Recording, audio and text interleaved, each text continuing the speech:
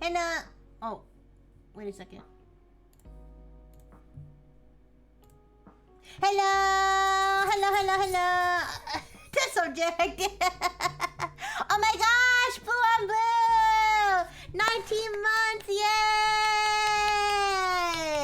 Only 2 more months and you can drink. You can drink from Rixie's fountain. Hi, Amatherius. Hi, Caesar. Hi, Georgia Phonies. Hi, Blue on Blue. Hi, JFF. Hi, Adora. Hi. Hi, Toaster. Hi, everybody. Oh my goodness, JFF. 19 months too. Wow. Subject's excited for you too. Oh my god, thank you so much for subscribing with Prime. 19 months. Yippee. No dying. From where? I don't know. Hi, Tilapico. Hi, Caesar. Hi, everybody. Okay, it's Neopets time. I don't know if they released another chapter yet. Also, I don't know why I'm here on the prizes pack thing or whatever, the adventure pack. But let's go to the new plot page. Thank you for the hydrated Dura. Hi, Dura. Hello. Oh yeah, it looks like there is a new story, I think. Yeah, we left off chapter 13, right? I think they're releasing like a chapter a week, right? Let me double check. Yeah. Let me make sure this is where we left off. Right? I forget. I think so. Yeah, I think so. Alright. Let's go to the new chapter. Hi, Michelle. Hi. Alright, more emo fairy lore? Yeah, well, more emo yerbil lore. And those shades are attacking. Don't worry, everything's gonna be okay. Also, I like the design of this fountain. See, the fountain is like the skirt. Yeah. Alright. Out of a rift in the ground, a writhing mass of snakes. A writhing mass snakes its way into reality. Void energy swirls around it and dissipates into mist, revealing an undulating tendril. The malevolent being cackles as a tendril, swings and crashes into nearby buildings, leveling it with one mighty blow. Oh boy, how big is this tendril? This ought to keep you occupied for a while. I can't have you interfering with my revenge, after all. Revenge? Goodbye, pests. Fairyland awaits. She's gonna fuck Queen Fiora in the ass! Oh my god!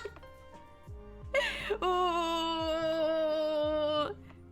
Alright, it says the malevolent being whisks the Great Pager away and heads to her destination, leaving Altador to fall to ruin. Out of a rift in the ground. Oh wait, isn't this what we just read? And then it says, take heed, Neopians. The otherworldly nether tendril boss fight has begun. Join fellow reservists on the front lines or donate your time at the Neopian hospital. Oh, we got they released a tendril beast. Tendril boss beast. Can I look at it? I think it's down here.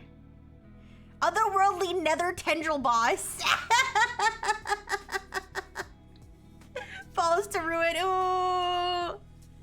Not the evil baddie. Yeah, who's undulating? I'm undulating. Yeah, otherworldly nether tendril, 600 HP. Unfortunately, Nexus Ghost is not...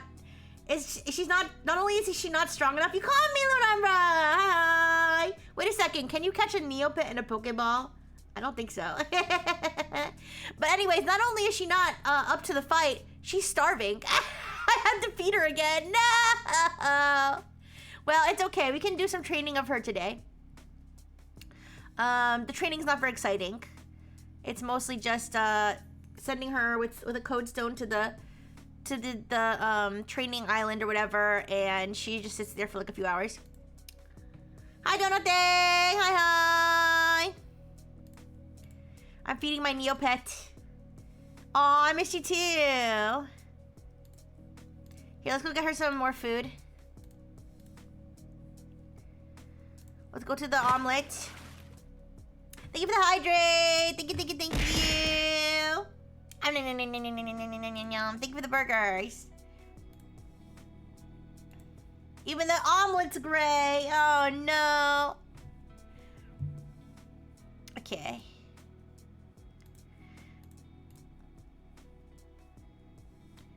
Finally, my shop is cleared. Spicy red pepper omelet. I'm gonna do a quick check to make sure that's not worth anything before I eat it. Nope, it's only worth 100 Neopoints.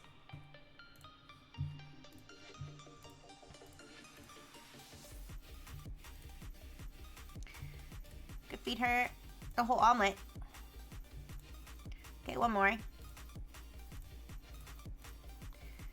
There, now she's fine.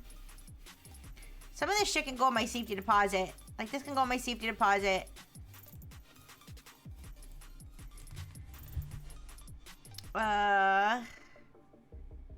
This can go in my safety deposit.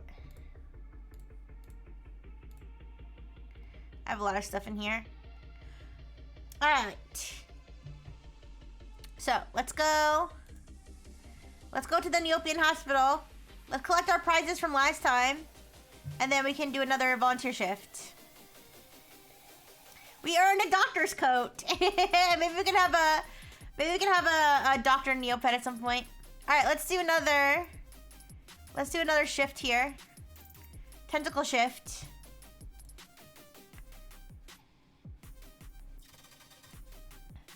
Thank you for volunteering. Alright, so we're doing our part over here. Now let's keep reading the story.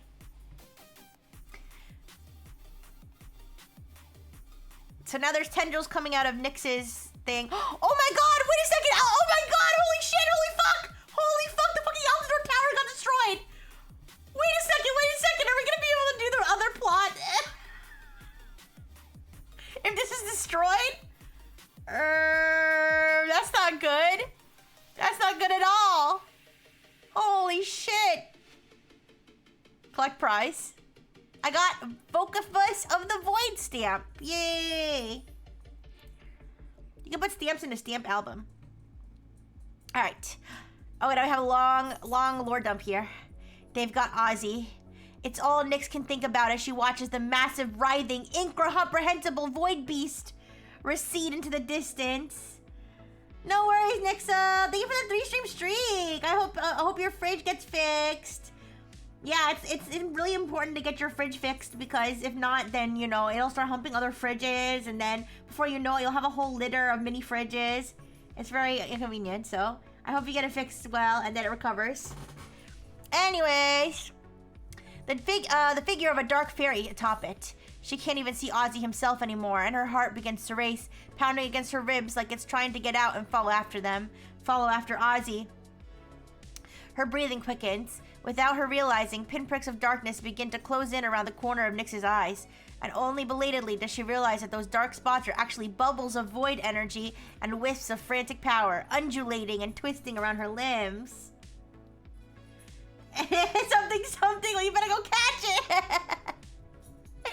She cries out, part in surprise, the rest in rage and desperation and grief, and extends her arm toward the beast. She can feel her feet about to leave the ground and the pull of the void's energy tugging on her arm like she's nothing more than an old Usuki being torn apart by a rambunctious child. If you don't know, Usuki's like Neopets' version of Barbie.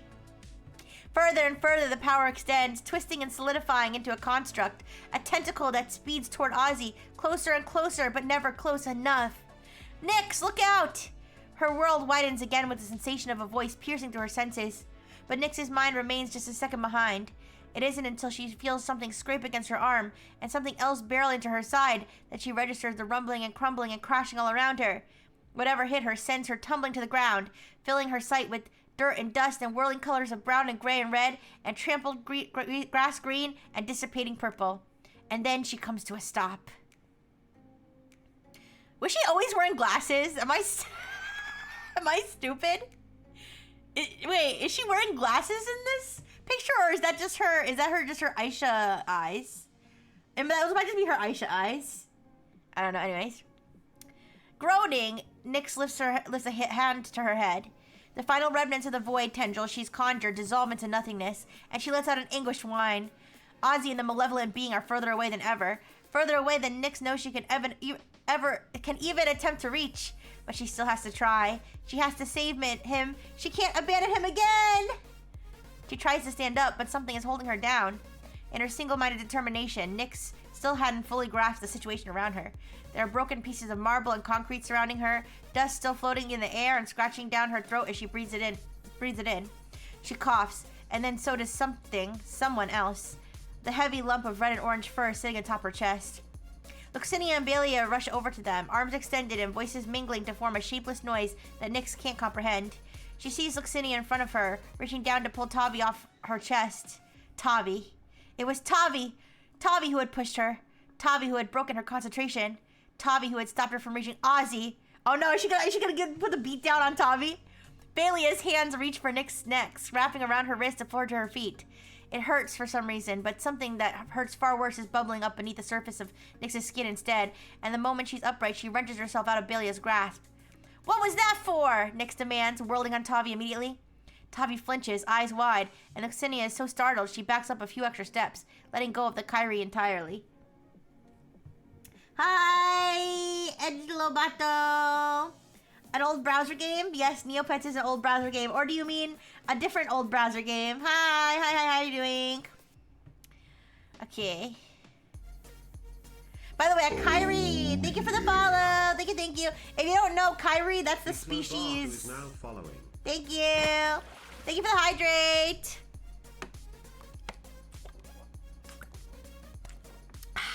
If you don't know, a Kyrie is a species of Neopet that Tavi is. What are you talking about? Tavi asks, stunned. Nyx, didn't you see? I almost had him. Nyx stomps her foot, jamming her finger up in the sky to point out where the void beast, Phosivus, the malevolent being had called it, is now little more than a wiggling speck. Just a little more and I could have saved my brother if only you hadn't... Nyx, Lucinia starts, but Tavi interrupts her gently with a raised hand. It's okay, Lux, she says, calm despite the obvious strain in her voice. Nyx, I know you're upset, but I was so close! No, you weren't. Tavi's voice is firm, her expression set, except for the slightest wobble in her lip. She steps forward, reaching a hand out for Nyx, but Nyx moves back, ducking out of the way of it. Tavi's arm hangs in the air for a second, her fingers still extended, but eventually she drops it, forming a trembling fist at her side. Nyx, please, I know how you feel. You have no idea how I feel, Nyx spits, and regrets it the moment the words are out. Tavi flinches again. Luxinia moves to stand in front of her. I decided I don't like Nyx. I agree with whoever it was who came in here and said that she hated Nyx. I see why now. Not you, Nyxel. Different Nyx. But it's like, wow, all of a sudden you want to get back to your brother after all those years of abandoning him. Anyways. Maybe not, but I do, the Life Fairy says. And I also know that Tavi is right, Nyx. You couldn't have reached Ozzy just then. The building next to you, it was coming down, and it would have crushed you if Tavi hadn't jumped in to save you. Nyx blinks. What? She looks to the side where, sure enough, the building she had been next to was standing just a moment ago. Now all she can see is a pile of dust and debris, the same dust she'd been coughing on as Balia had helped her to her feet. She looks up at Luxinia and then at Tavi. Nyx bites her lip then, and because she can't face the truth, she looks away. I didn't ask her to save me. Oh, what a bitch! What a bitch! Oh, yeah, so, okay, so if you die, is that not abandoning Ozzy again? If you fucking die? You fucking bitch. Oh, this seals it. That seals the deal for me. She's such a bitch. She is a disgrace to all Aisha kind. Okay, I don't claim her. Nexus Ghost doesn't claim her. Sorry, let me fix my Aisha ears a little bit. But yeah, I don't dig that at all. Okay, I guess my Aisha ears will be smaller now. There we go. Okay, anyways. Luxinia gasps. You don't mean that, Nyx. No, I do! With an anguished, aggravated groan, Nyx reaches up to her head and grabs her own ears, tugging them down to try and distract from the flood of emotions battering against the dam of her self-control. All I wanted to do was save my brother, but no one asked me what I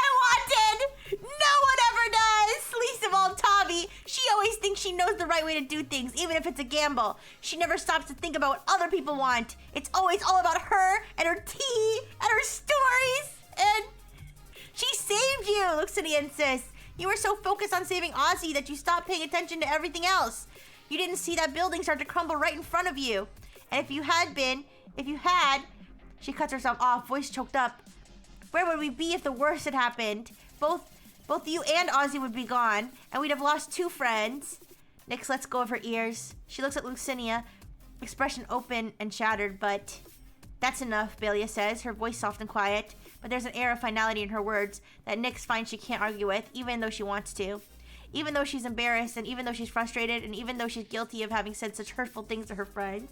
You guys, I swear... Okay, wait, my eyeshadow ears look way too small now. I feel inferior. Let me make them bigger again. Anyways, it was just a little cold, you guys. It was just a little cold. But I swear to God,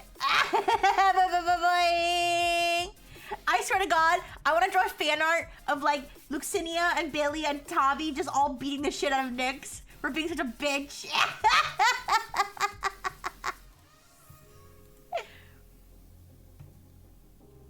Luxinia should beat her ass, is what she should do. I could. I'm sorry. I don't know that everyone is I'm sorry. I know that everyone is upset, but we're not going to get anywhere by arguing. Exactly. We have to go after them. Oh, I see. It's her. So the Aishas have those things around their eyes. That's why I thought it was glasses. She's fully regressed to her youthful self. She's getting deep into the Neopets story. Listen! I can't stand for this! That's not what We can't. Not in the state we're in. Look at yourself, Nyx. Tavi may have saved you, but you're bleeding. Hi, Osame! Hi! And poor Styx is hurt too. Yeah, she didn't even think about the poor puppy dog.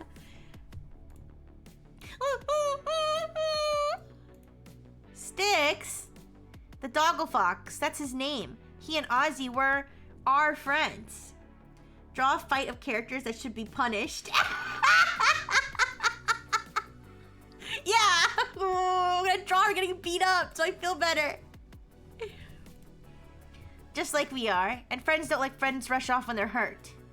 But... I don't care. The longer we sit here for nothing, the further away Ozzy gets. And we don't even have a way to chase after them. If we try to go on foot, it might take us days to catch up to them, and we don't have that much time.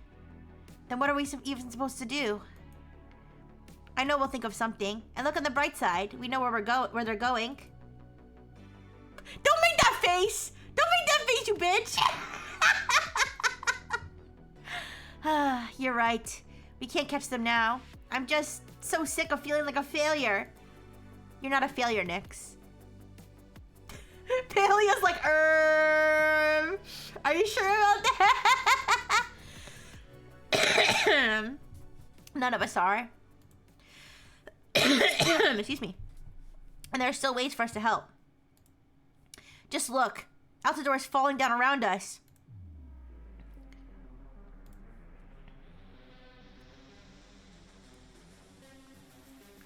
She's like one of those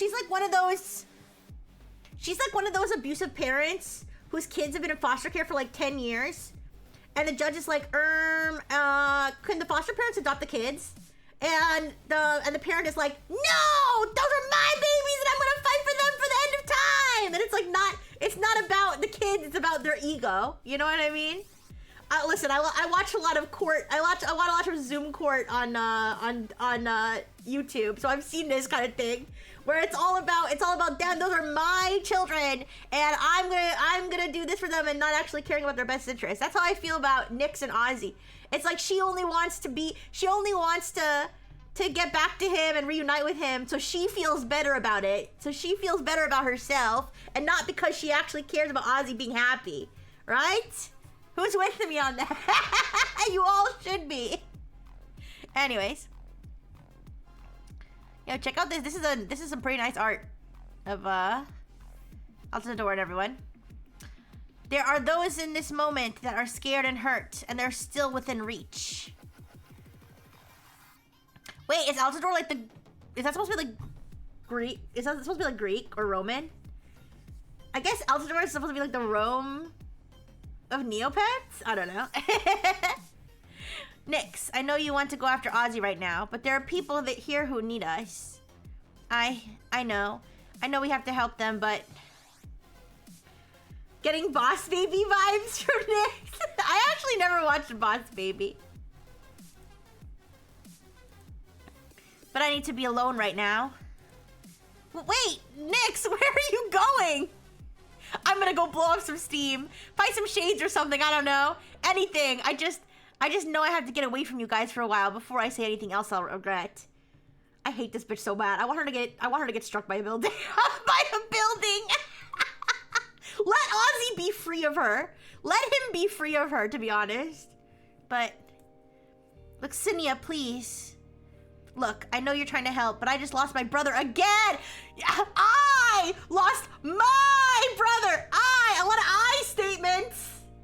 Nyx, you know you need to vote with the polycule before making such decisions. Ooh, I want to vote her out of the polycule. I want to kick her out of the polycule. I couldn't save him. I failed him over and over and over again, and I'm angry and frustrated. At yourself or at the fairies? It's better for me to be alone right now, and we can cover more ground that way. Anyway. Okay. Then Belia, Tavi, and I will go this way. Actually, Lux, I think I'm gonna go alone too. Tavi! Nyx is right. We can cover more ground if we split up. And I think I hear someone calling for help over there. I have to go help them. Tavi, wait!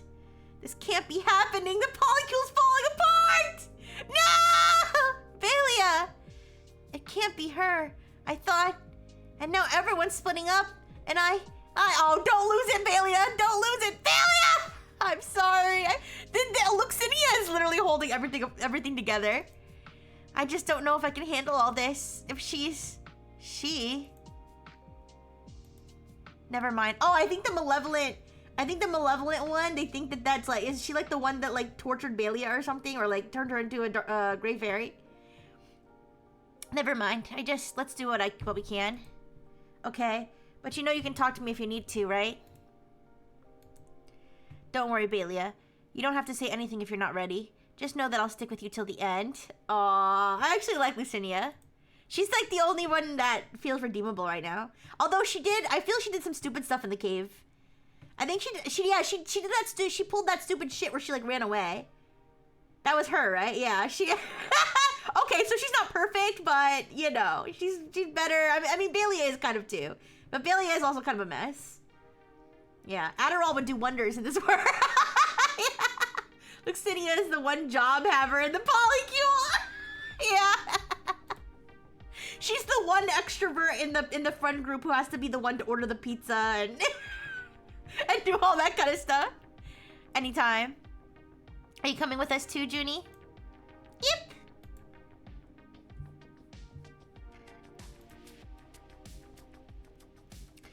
All right, next page.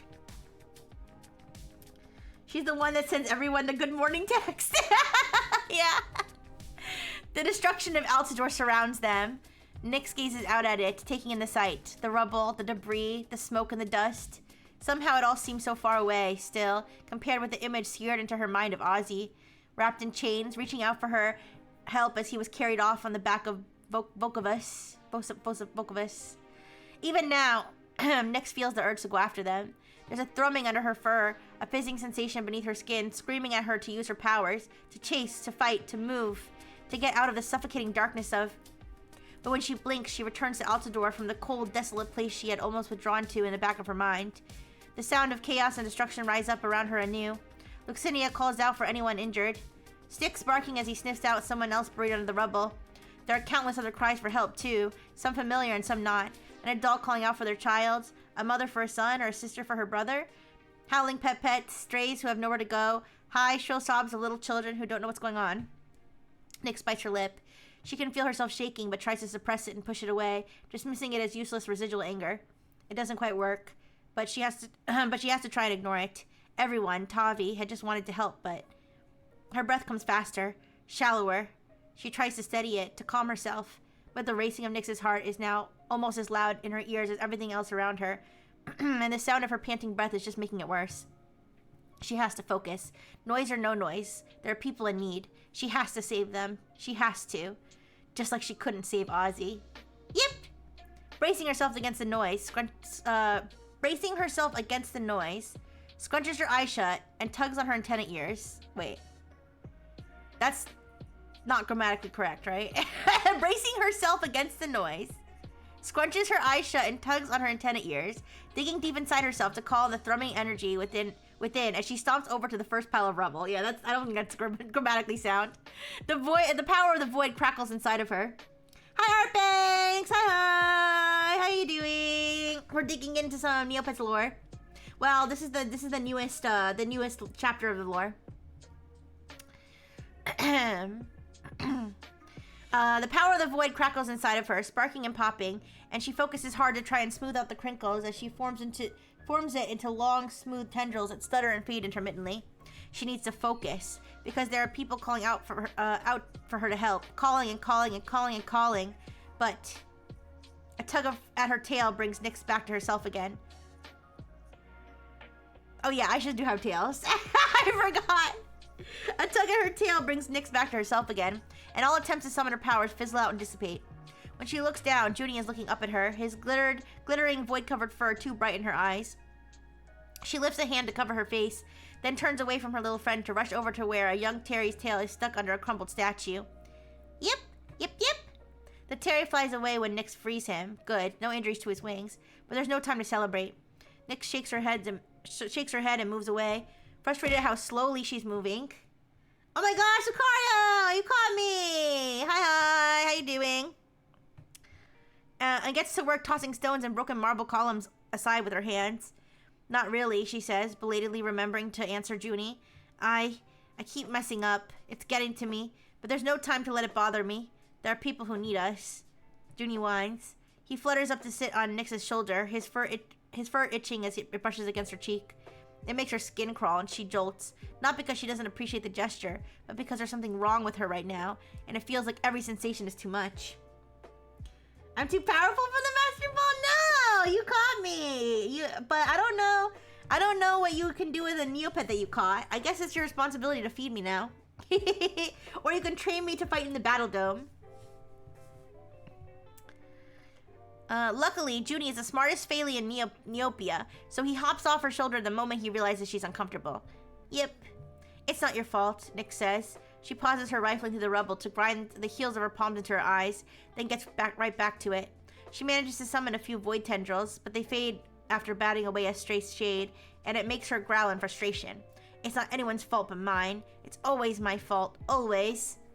Yip, yip, yip! Yip, yip!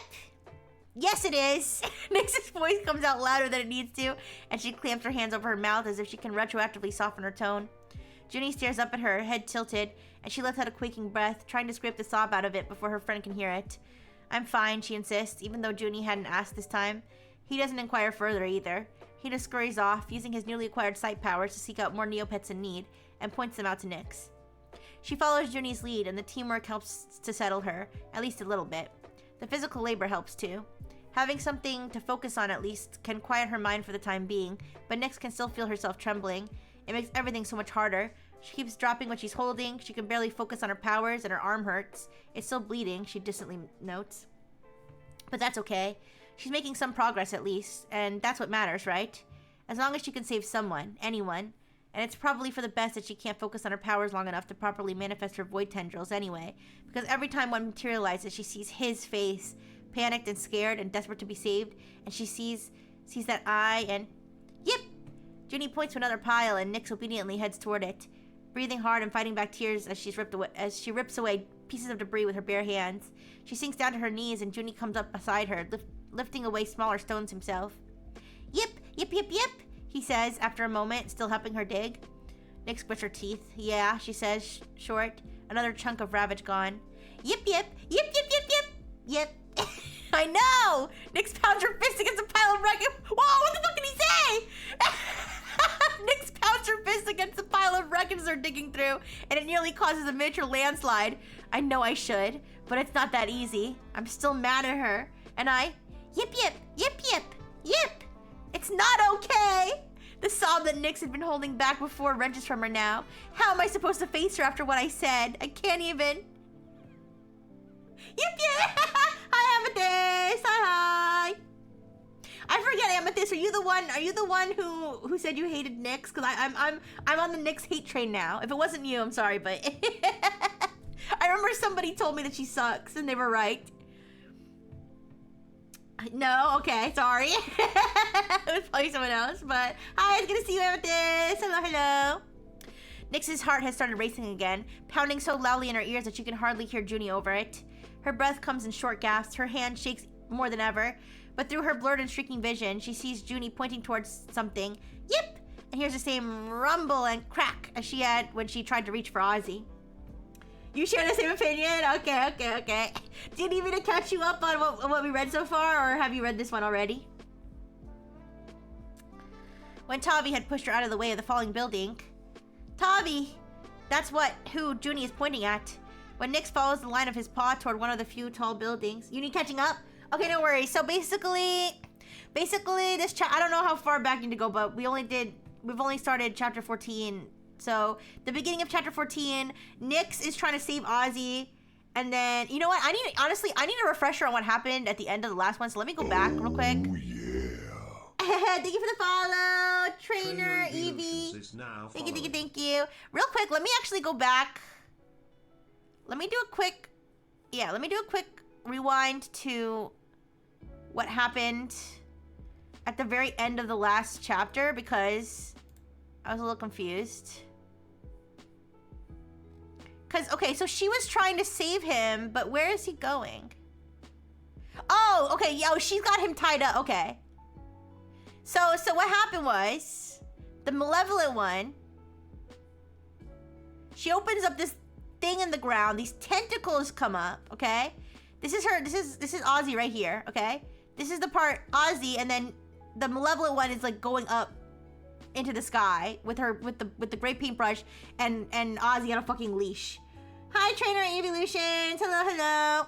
Okay, so that's the end of the last chapter. Now the beginning of this chapter. Sorry, let me go back to where I was. Sorry, I might jump ahead.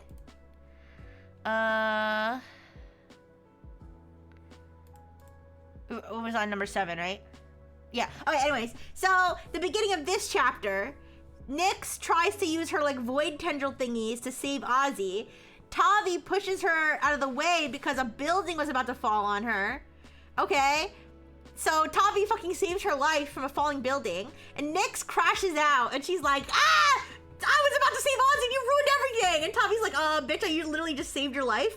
And she's like, I didn't ask you to save me! And then the fairies are like trying to calm her down. Luxinia's like, listen, we're all trying to help each other, love and peace. And Nyx is like, I just fail all the time. I just need to be with Ozzy. Oh, I want you all to leave me alone. And then she leaves. And then Tavi is all upset, so she splits up with them too. So the whole polycule of fairies and shit like splits up to go help people because also the tentacles, the giant tentacles that rose out of the ground fucking destroyed the entire Hall of Heroes in Altador. So that's all fucked up. And there's just ruin everywhere. So now Nyx is sulking. She's walking around trying to save people, but she's sulking the whole time. And just being a bitch. So, was that a pretty good summary, everybody? I don't know if anything else super important happened. That was basically the gist of it. But yeah. Okay, so, where was I? Anyways, Nyx's heart starts... Oh, wait, so Tavi, okay. That's who Junie's pointing at. When Nyx follows the line of his paw toward one of the few tall buildings left in Altador, she sees Tavi standing atop it, her arms wrapped around 2 small children who must have been stranded. No! Then she hears it, the telltale crack and boom of something giving away and breaking. Dust billows up from the ground at the base of the building Tavi stands on, where long, thick, jagged lines have cut through the clean white facade. On the roof, Tavi drops to her knees and pulls the children closer, bracing them. Suddenly, Nyx is gone, her mind transported somewhere else entirely. Oh no! Is she, the moment that Tavi needs her, she's having an empathy attack? She's having a flashback to her own childhood while Tavi's in danger? back of her mind. A split second of panic, and she's back out in the far reaches of space with Judy. The moments right before her ship had pitched wrong and its walls and windows began to crack under the pressure system's failures. She had pulled Judy to her chest, wrapping his tiny frame in her arms and curling around him, trying to shield his body from impact. See, she's the type of okay, see, now I'm getting overly angry at a fictional character, but she's the type of person who takes any situation and immediately makes it about herself and her trauma.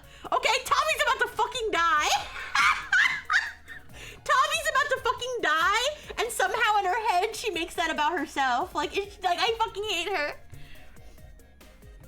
Anyways, she had pulled Judy to her chest, wrapping his tiny frame in her arms and curling around him, trying to shield his body from the impact. And then they had been lost, stranded in the emptiness of the universe, before being sucked into the void. Another rumble and a shrill scream. Nyx is back again then, her eyes wide and vision tunneling in to focus on Tavi and the children on the building's roof. And then, as if in slow motion, the building begins to fall. Tavi! With a leap and a flare of energy, Nyx takes off. She rockets past Junie, careening through the ruined streets to reach her destination. Shades fly at her, drawn in by the sudden movement, and without thinking, Nyx conjures up tendrils of void energy and bats them away with ease. They don't matter. Nothing else does. All that matters now is one thing, one person who needs her now, just like Ozzy had. She skids to a stop before the crumbling building, barely taking any stock of the situation. The ever-widening cracks in the front of the building don't even register to her, nor do the chips of stone and marble dropping from above. They should hurt, but Nyx can't feel any pain. All she can feel is the drive to move. The building tilts dramatically toward her, and Nyx backs up, stretching her arms out and conjuring the power of the void. Jump, she cries, reaching for her friend and the kid she's protecting with open arms and tendrils both. Tavi doesn't hesitate. She pulls the children with her and jumps off the roof of the building. Nyx leans up, begging and pleading with her powers to just stay stable long enough to save someone, just once. A tendril wraps around Tavi and the kids, curling safely and securely around the three of them. Nyx grimaces through the staring, but she's grinning too. They're safe. They're safe. There. She sits them down on the ground a short distance away, where nothing can get to any of them. Tavi straightens up, checking on the children to make sure they're all right, and then turns to Nyx, her eyes wide and teary. Nyx! Nyx releases the void energy and laughs as she starts to run toward her friend, relief flooding through her every bit as much as the renewed hysteria of almost losing someone else. But it's not over yet. Distantly, Nyx registers that pieces of the building are still coming down around her, pelting her skin like hail on concrete. She thinks it should hurt when she realizes what's happening, and she expects to feel the pain of their impact, but all she feels suddenly is a strange, otherworldly cold seeping in through her skin. The last thing Nyx sees before the building crumbles is Tavi reaching out to her. Please let her get fucking crushed. Please let her get crushed. Please. Oh, help our heroes find their way. Hi, Bingo. Hi. Everything is dark when Nyx awakens. She can't see and she can barely feel anything. The last thing she can remember is that a building fell on her, but when she tries to check for the injuries she knows should be there, she finds nothing where her body should be. Am I a ghost? She asks herself. Am I dead? No. Oh, good. She pauses. Wait, who said that?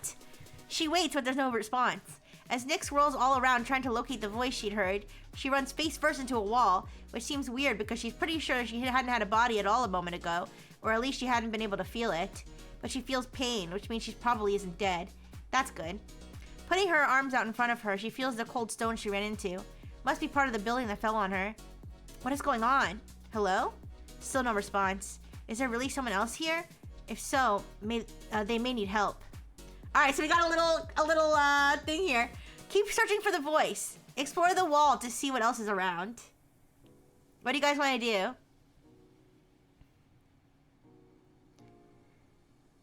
So it's like pitch black around her, right? I guess if she can't see anything, I guess she should explore the wall, right? I'm just excited to do something interactive.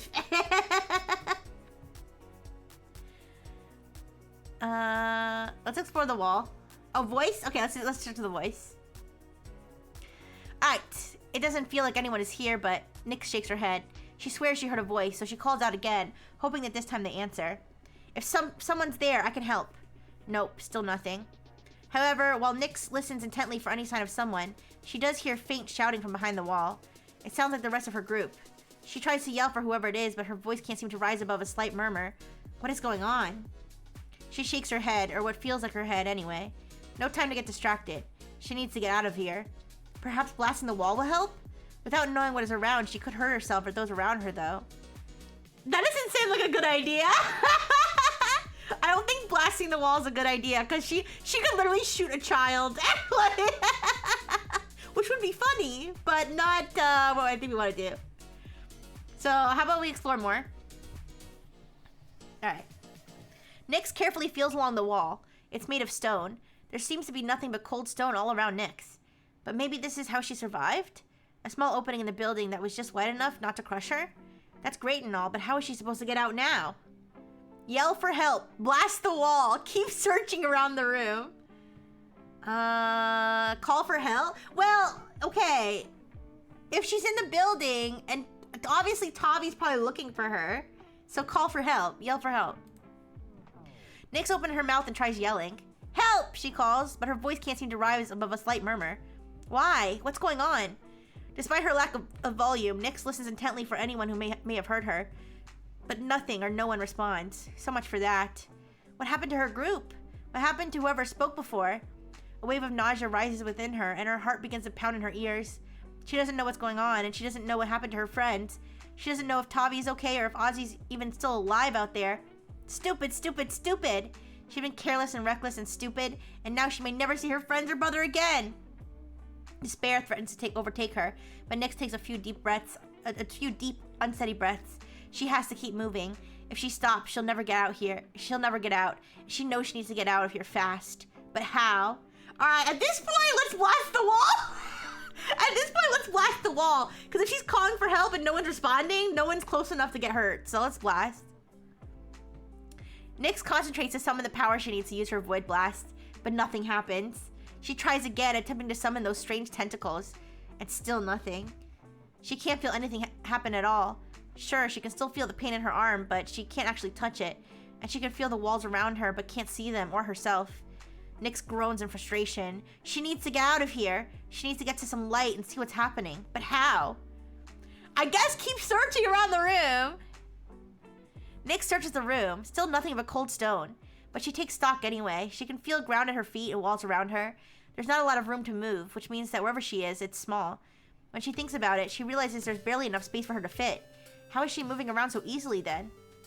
Her breath quickens, her heart beats faster. She's freaking out, and thinking about it is just making things worse. It's like she's wedged between the whole building that had fallen on her and the ground. She forces herself to swallow the rising panic within her and carries on. The only thing beside the flat walls she can feel is a small crack in the surface, and she traces over it with her fingertips. Maybe it's a weak spot? She doesn't know, but what she does know is that she needs to get out of here now. But how? Push on the crack in the wall! Nyx pushes on the cracked wall, but she can't get any leverage. The wall's definitely there. She can feel it, even though she can't feel her own body. But when she tries to exert any amount of pressure toward it, nothing happens. It's almost as if she has no corporeal form at all. And there's no room in here, so she can't even bang her fist against the wall. She tries to scream in anger instead, but that doesn't work either. Barely any noise escapes her lips. Out of frustration, Nyx tries to punch the wall. Anyway, to her surprise, her arm goes straight through the crack in the wall. Huh? She quickly pulls her arm back. Nothing in the wall has changed. It's still solid beside the crack. Her arm hadn't felt different either, and still doesn't, but she knows it had indeed passed through the tiny little space in front of her. Can all of her body do that? Should she try? Attempt to go through the opening. There's no point staying here, especially with that strange ooze on the walls. Nyx needs to get out, and staying still and waiting won't help. So she pushes forward against the crack in the wall. Her whole body, consciousness, whatever, passes through the opening. Finally, progress! Her excitement is short-lived. See, little does she know that room was purgatory, and when she cracks out, she's going straight to hell. Her excitement is short-lived, though, because the crack in the wall has led to nothing but more darkness. Nyx resists the urge to groan in frustration and to punch the wall, even though that had helped her before. Then again, she's not sure she can even reach a wall right now, because wherever she is feels much bigger than the last room she had been in. Just to be sure, she reaches out in front of her. And sure enough, her hands don't touch anything. That's reassuring, though. No more ooze to deal with, at least for now. She's not out of the woods yet, but whatever's going on, she is making progress. Or at least she hopes she is. Okay, taking stock. Nyx goes over what she can and can't feel. There's a wall to her back, but nothing in front of her. What she can see anyway. Maybe she could follow the wall to find out where it leads? Or perhaps moving forward is best, so she doesn't fall in or through any more cracks. What should she do? If she walked into the unknown, she could fall to the floor, couldn't she? Or trip on something. Follow the wall. Well, you said make dangerous decisions. Aww. Alright, let's walk into the unknown. Let's walk into the unknown.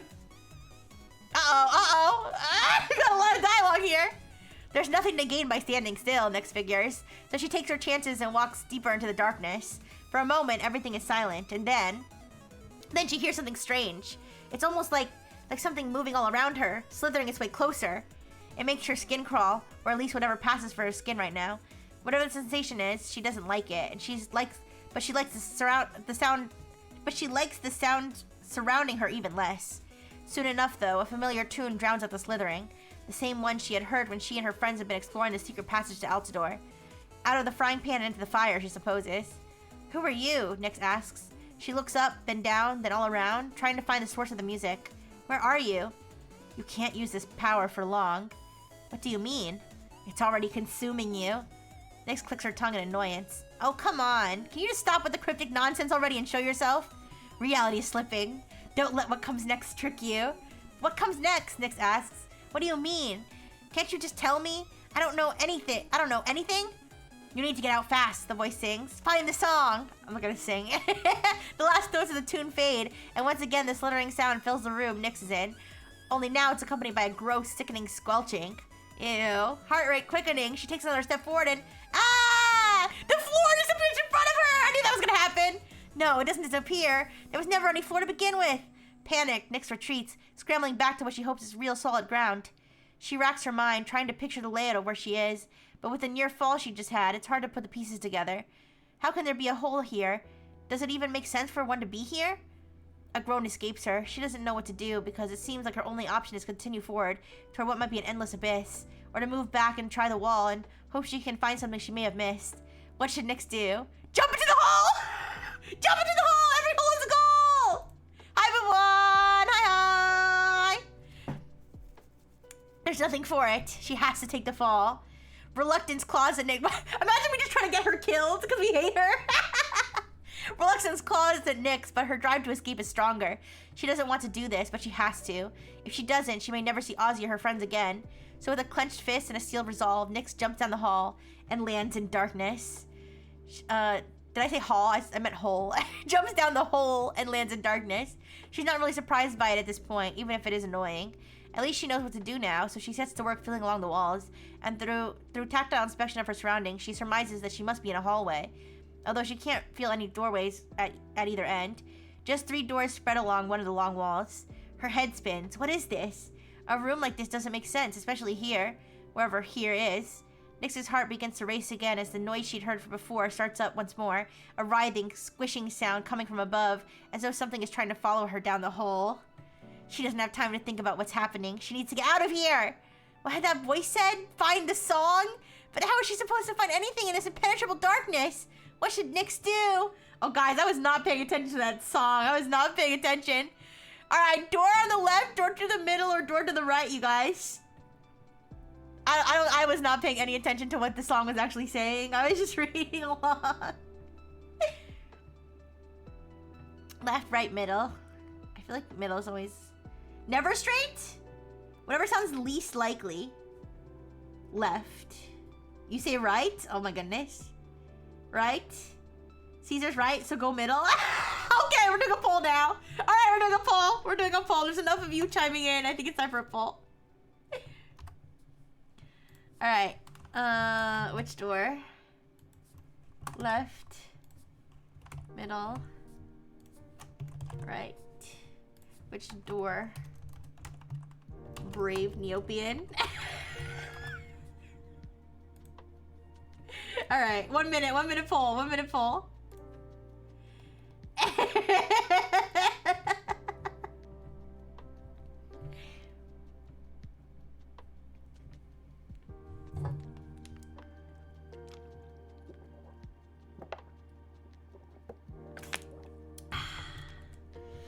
High pull opportunities. Hey!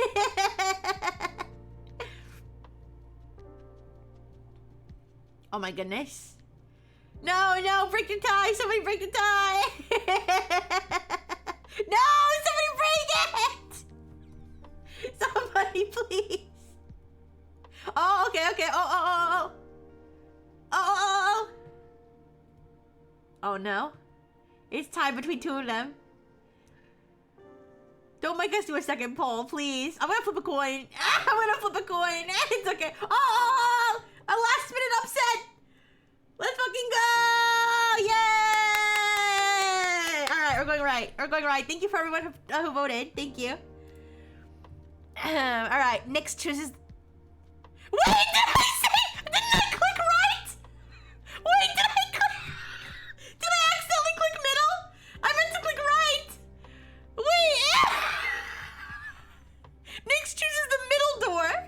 Was that a mistake? Wait, was that my mistake or is this their mistake? I swear I clicked the right door. Okay, whatever. Nyx chooses the middle door. She turns the handle, but it's locked, so it won't open. She tries to slip through its keyhole, but can't. It's plugged up with something. Maybe she can squeeze through the cracks in the door? She tries, but it's no use. They're solid too. She tries to find some other way to enter, but they messed up, not me. Okay, thank you, Michelle. Thank you for the reassurance. I could have sworn I picked right. As she drags her hand along the wall, she realizes there's no door there after all. What should Nyx do? All right, the other two were a tie, but the middle was winning for a while, so... I mean, sorry, the left was winning for a while. So let's go with left. The door on the left seemed as good as any. Nyx feels along it and finds a keyhole, which makes her suspect the door is locked. But wait, if she can slip through the cracks in the wall, then... She tries to move toward the keyhole and finds she's able to slip through it, only to enter another hallway. Nyx swallows down a groan and gets to work searching this hall too. After more tactile inspection, she discovers that this one is similar to the one before, but now there are only two doors. What kind of building has a layout like this? Dizziness overcomes her for a second, dredging up a ripple of nausea from deep within Nyx's core. Her heart is starting to pound again. Is she ever going to get out of this? She's starting to doubt it. And what could she even do anyway? Her friends are in danger, and her brother is in the clutches of that horrible, malevolent being, all while she's here, stuck in this weird, dark labyrinth and unable to do anything, unable to help anyone. Again! She's helpless, just like she always is. Where'd Junie go, by the way? Is Junie, like, fucking dead? I mean, he can fly, so he probably flew away. With a cry of anguish that stays frustratingly quiet, Nyx pounds her fist against the wall, right between the two doors. She wants to cry, but just like she can't use her powers or make her voice rise higher than a murmur, she can't seem to summon any tears either. Feeling sensations like she has a body, but not actually seeming to have a body is the worst. You're not used to this yet, so it's trying to trick you. Nyx gasps. There's a voice again. This time she doesn't bother to look for who spoke to her, because it sounded like the source of the voice is coming from behind one of the doors. You're lost in more ways than one. Hastily, Nyx runs between the two doors, but she can't determine which one the voice came from. Left, right? Don't give in and don't give up. As the voice fades away, the writhing sound starts back up, behind her this time. Nyx is definitely being followed, and she doesn't want to give whatever it is time to catch up. Follow the song, she reminds herself. But how can she do that? Which way should she go? Go left, go go right. This feels like the plot of a hentai game. Something squelching with tentacles is chasing behind you. And then we get a nice CG if if we pick the wrong door. I'm gonna pick this one just because it's goofy. Go wrecked. Nyx tries to open the door on her right, but she can't seem to get a grip on the door handle, let alone turn it. Which seems strange because she feels that one exists, so she tries again to find a keyhole. There, she's able to quickly slip through the keyhole. What a relief. Man, she's just slipping through all kinds of holes. As she goes through it, she finds another hallway. No, this can't be right. What's going on? Is she dreaming? Did she hit her head when the building collapsed on her and now she's hallucinating everything? No, it can't be. Everything before this had seemed real enough. Oh, it's real. And also not. Nyx nearly sobs. What is that supposed to mean? You're trapped both by the building and by your head. Nyx shakes her head. It hurts like she's developing a migraine. How though? She pleads. I still don't understand. I don't want you here. I want you gone. Now, find the song. What song? How is she supposed to find anything in this maze? What she needs is to get to her friends. What she needs is to find her way out and to get to her brother, not search for some intangible song. Or maybe she should just stay here. Give up. She's been in here long anyway. Maybe she's not even meant to escape. Maybe. No. Nyx shakes her head again, wildly, trying to snap out of it. She can feel her breath coming hard and fast, and she tries to steady it, but it's an uphill battle. And as Nyx's panic grows, the darkness presses in on her ever more intensely, insistently.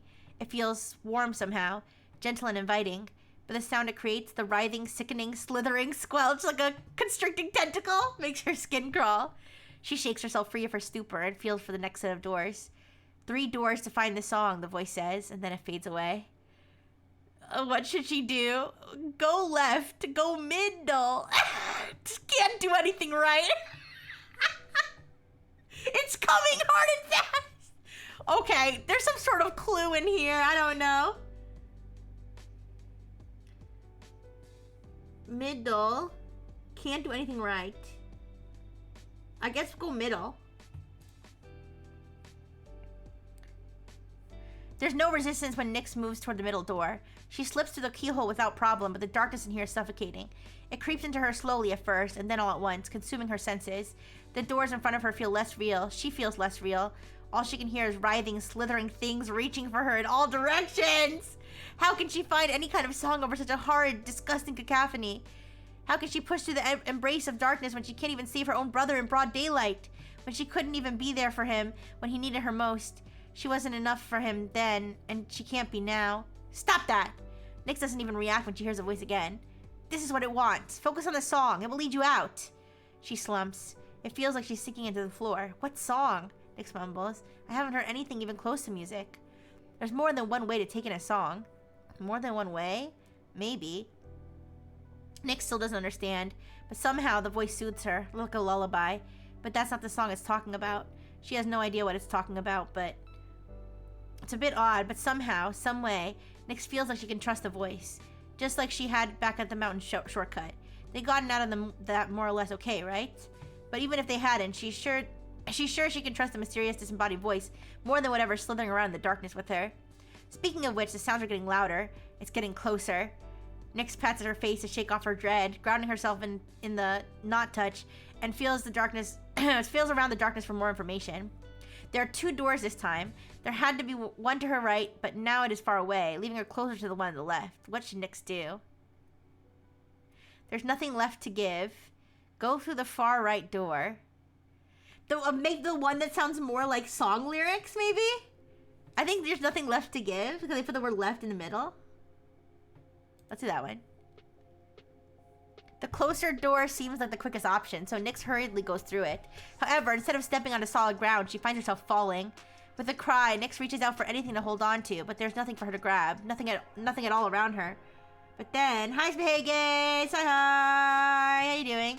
Something touches her. Oh no! The tendrils are coming! Oh no, the H scene's about to start!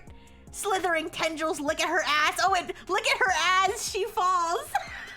Coiling around her limbs, her torso, her neck, trying to ensnare her. Oh no! Pixelated! Put the black bars over it. Ooh, yabai!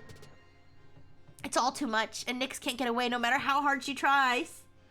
No, you came at just the right time. As the tendrils pull her deeper into the darkness, she can't help think about her friends, her brother. Wait, don't think of your brother at this time. That's not... She hopes they'll be all right without her. Dead end. Oh no, I think I lost. No! Nyx tries to shout in a moment of clarity. She won't let herself give up. She can fight this. She struggles against the tendrils and lashes out, kicking as best as she can to trying to reach back out for something, anything to get out of this. She'll take on as many of these disgusting abominations trying to grab her as she has to. I'll fuck as many tentacle monsters as I have to save my brother. We're just breeding some Neopets.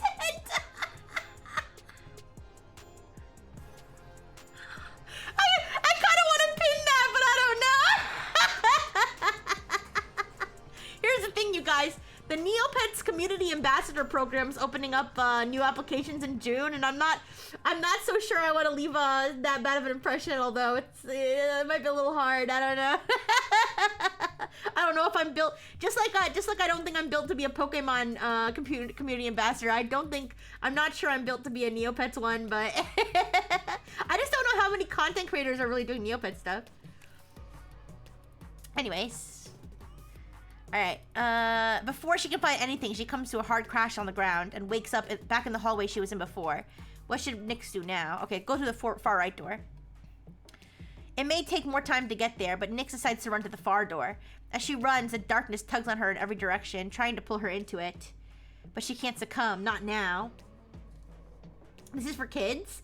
I don't know that it's for kids anymore. I think it's probably more for, like, nostalgic adults, to be honest. All the Neopets writers are furries? Okay, that doesn't mean that they're as out of pocket as I am. You're my OG Neopets creator, and they should allow you to release the freak. That would be nice. I mean, who knows? I guess it wouldn't hurt to apply, right? Anyways, she slips through the door into another hallway, but the darkness is even stronger here, and it's no longer just tugging at her, it's trying to drag her away. If it wants her to stay, she could feel it, and it's so inviting. It would be easy to give into it. She had been so selfish before. She'd hurt Ozzy so much by leaving. She had hurt her friends over and over again with her temper. Maybe she deserves this. Maybe she'd be better off staying here. No, even if she had failed them before, they still need her now. Don't they? Nyx charges forward. Despite the darkness closing in on her, she fights back long enough to feel for the new doors. There they are! Nyx gasps. Their texture throws her off for a moment, and she thinks maybe she messed up, but no. These are definitely doors. One door is somehow spiky, while the other is soft. What should Nyx do? Go to the spiky door, or go to the soft door? How am I supposed to know the answer? Was there a clue that I missed? Both sound like a good time. Spiky sounds funnier. Alright, let's do spiky then. Let's get him paid. Oh, fuck!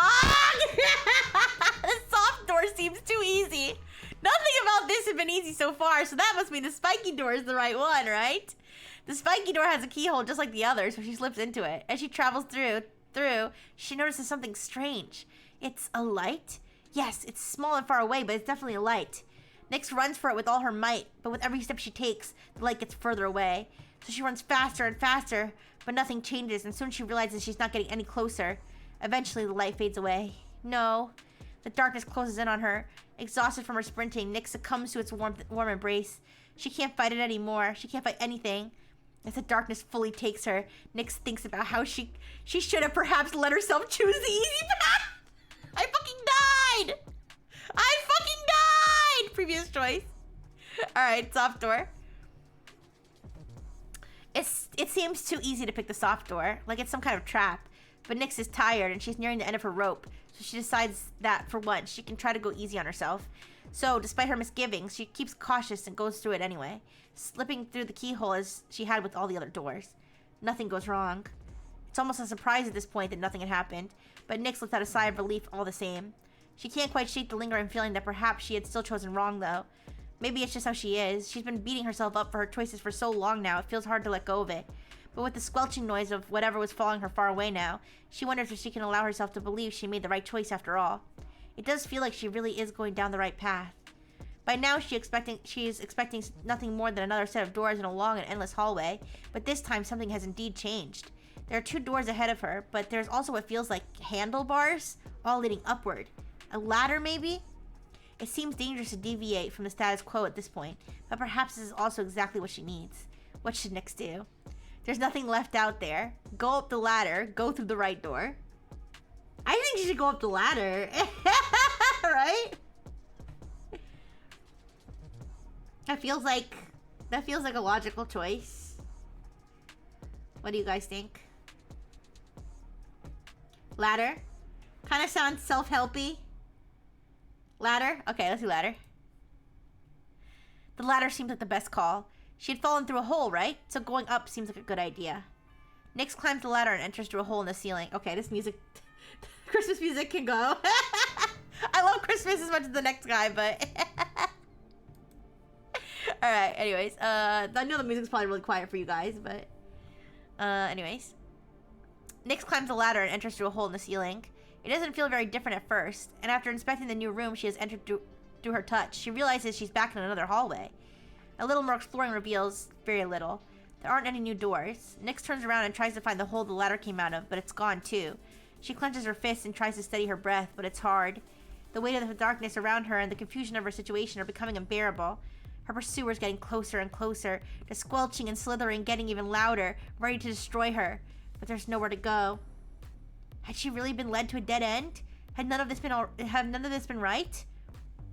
I'm sorry, you guys, Nyx whispered. I failed you. Again.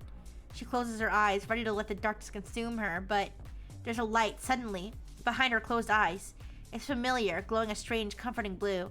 One light, then two, then more, each of them morphing into a shape. A circle with a line coming out of the top. Music notes! There are music notes floating in her closed-eyed vision. Could this be a song? Had she been following it all along? Trust in the song. Follow its next step. What should Nyx do now? Don't Tifa? Well, we went to a soft door. Went to a soft door. So. Ladder. So la. T. Wait. We went to the far right. Fa. So la. T. Oh, shit. I'm a genius. She finds the note she wants and Nyx takes one final step. Music starts playing all around her, lilting and crescendoing and flowing between movements. Her heart rate increases to match the rhythm, giving the music a steady drumbeat. It feels like it's about to burst out of her chest, but not with the same panic she had felt before. No, this is different. Do you think there's anybody who had figured that out before they actually started giving real notes? Because I feel smart, but the only way I could have felt smarter is if I'd figured it out beforehand. Her head still spins, and she still feels disoriented. For a moment, she worries that she's about to lose consciousness, but just before she feels that final lurch down into darkness, something else bright suddenly appears through her eyelids. It's not just the music notes anymore. Nyx opened her eyes. Light pours in from a crack at the end of the hallway, seemingly from underneath a door. She runs toward it, and the sense of self, mind and body both, that she had felt slipping away come rushing back to her as she moves.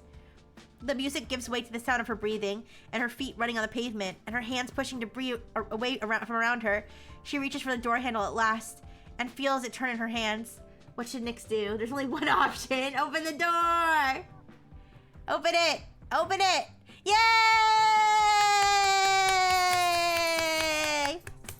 I earn a prize! Nyx in Voidland. A book. I think it's a book.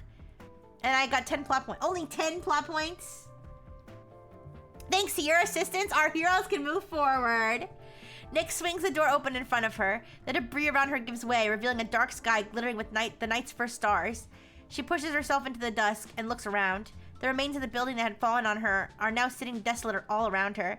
But as she looks over her body, which she notes is in fact fully corporeal now, she sees no new injuries. Not only that, but her old injuries seem to have healed a little. Her arm no longer hurts as much. But never mind that, she needs to find her friends. Junie, she calls out. Lux, Balia, Tavi. There's no answer. No one's around. The only sign anyone had been here at all is some unsettled dust on the ground in the shape of footprints. It's time to take stock of the situation. To Nyx's relief, she doesn't have to feel around to get to get a read on things now, though. She can just see it. Time had certainly passed while she was away, as the sky had grown darker and the dust from the battle had settled. It's quiet and Altador is in ruins, but it's still undeniably Altador. There's no time to waste. She needs to find her friends. Can you imagine 10 more years have passed? Or 20 more years have passed since the building fell on her? Everybody's fucking old. Tavi's like, you abandoned me! Just like you abandoned your brother! You helped Nyx successfully navigate the dark and return to the world. Take this reward for all your hard work. While this is all you need to continue, there may be another secret hidden among the dark, so we recommend playing again to see if you can find it. Well, now I want to play again. Let's play again. We don't have to read every word, obviously.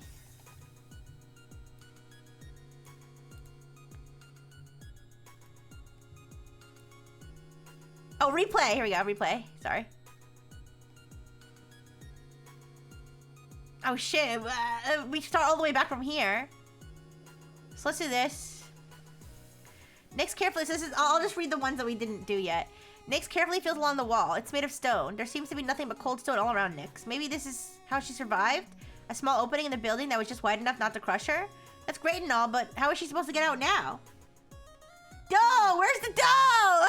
Let's keep searching. Push on the crack. Finger the crack. Attempt to go through. Well, we didn't do stay here. With a sigh, Nyx backs away from the slight opening. There's no way her arm could actually move through a space that small. It must have been in her head, right? She'll have to find another way out. But how? Alright, we'll do searching. Okay, careful, Nyx gasps. There's that voice again. Who's there, she asks, rolling around as best as she can in the small space, searching for whoever spoke to her, because she knows she definitely heard something this time. But how can there be anyone else here when she can barely fit herself? Can't stay long, the voice says. Where are you? Nyx asks. She reaches out again, fingertips sliding against the wall. They're as solid and cold as ever, but that's all she can feel in any direction. Until... Nyx recoils her whole body, or what she could feel of it. Anyway, shuddering. Oh yeah, this is what she was talking about with the ooze. I was confused. I was like, I don't remember anything oozing. This is what's oozing. Her hands brush up against something sticky. The texture's familiar, but she can't quite place it, and soon she feels more.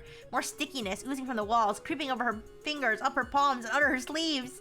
Or what she thinks are her sleeves, anyway. It almost prickles, but more than that, it makes her stomach churn. She feels nauseous. Her heart beats faster and faster, pounding in her consciousness and threatening to drown out what little sound she can still hear. Where's the voice? Where's the... If you stay too long... Nyx shivers and shakes, trying to throw the sticky substance off her arms. She needs to do something. She needs to get out of there. Alright, let's go through the opening. Alright, so we did that. But then we didn't follow the wall before. Wait, go through the cracks and the debris? Okay. So since exploring the room is probably the best call of action now, Nyx decides. She slides her hand along the wall behind her, following along its length. As Nyx feels along the wall, she gets a slightly clearer mental map of the room's layout.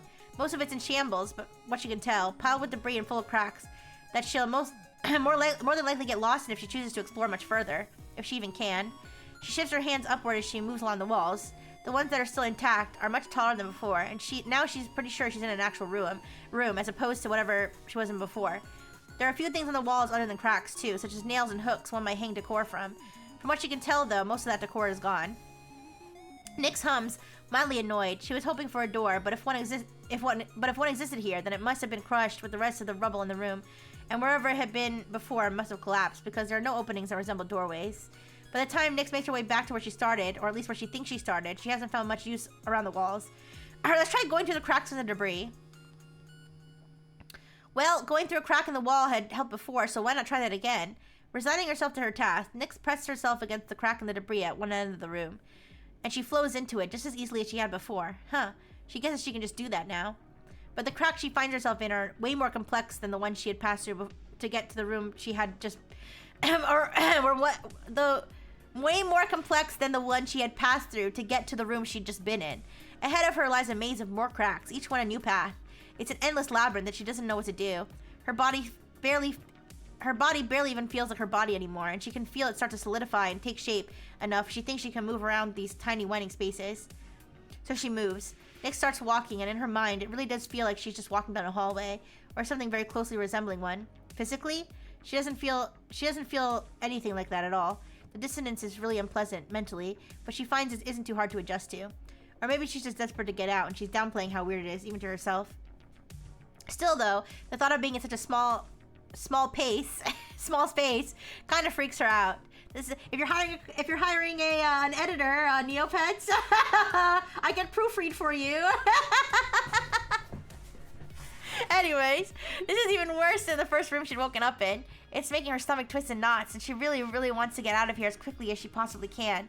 Which way should she go? All right, so this is like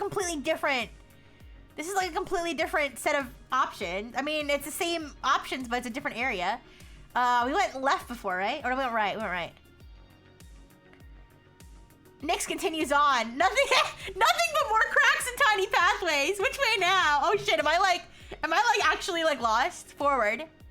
Still more cracks, forward. Cracks all the way down. Forward. Oh, you grabbed this from the Rebel Lost Nyx doll. Keep going, there's more to see. Okay, now she's really starting to freak out. Every direction she moves, every crack she moves through just leads to more and more cracks. Maybe that's all there is from now on. Just cracks and cracks and cracks! And she'll never get out! She'll never get to see Ozzy again. An eternity of cracking, you guys. I know.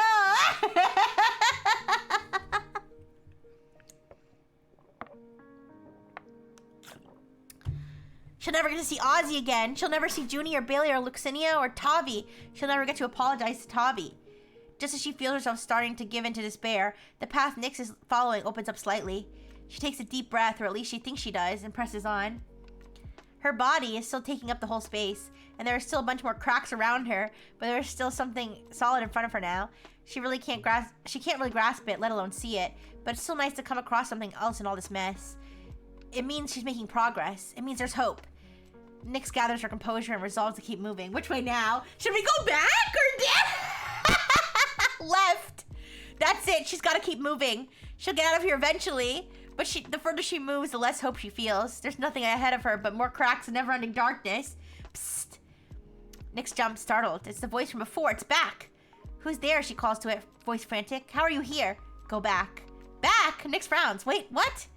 The voice has gone silent again. There's no response. What should he do? Okay, let's go back. She has to go back. That's all she can do now. And so, taking a deep, trembling breath, Nyx turns around and moves back the way she came, half walking, half crawling. It takes some maneuvering, but eventually she ends up back in a large, dark room she had been before. What should she do now? All right, walk into the unknown. All right, so we read all this already. All right, let's jump into the hole. All right, so now we're back to this door. So let's go to the left this time. All right, so the door on the left seems as good as any. Nyx feels along it and finds a keyhole, which makes her suspect the door is locked. But wait, if she could slip through the cracks in the wall then... Wait, did we read this already? No, yeah, we did. Let's go left again. Okay, left were before, so she might as well try that again. Another keyhole meets her pseudo-touch when she inspects it, so she tries to slip through this one too. It works. She's through the left door. Can't save you often. There are two more doors in front of her, huh? They feel pretty similar to the one she'd just seen. One to the left and one to the right. She tries to move to another door, but somehow, no matter which way she turns, both of them suddenly seems to always be at her right. She really is losing it. You're welcome. What should Nyx do now? Go left. Go right. Go left. Okay, so this is another dialogue we've already seen. So the middle is the right answer. But let's go right. Okay, so this is a dead end. I'll read this. It takes a moment, but Nyx eventually decides to go through the right door. She has a good feeling about this one. So she pushes through the keyhole in, and that's it. Her friends are on the other side waiting for her. She did it! She didn't fail again! She blinks and no, wait, that's not right. No one is there at all. It's dark, and Nyx can't see a thing. She shudders. The darkness tightens its grip around her. It's inescapable, just like her constant failures.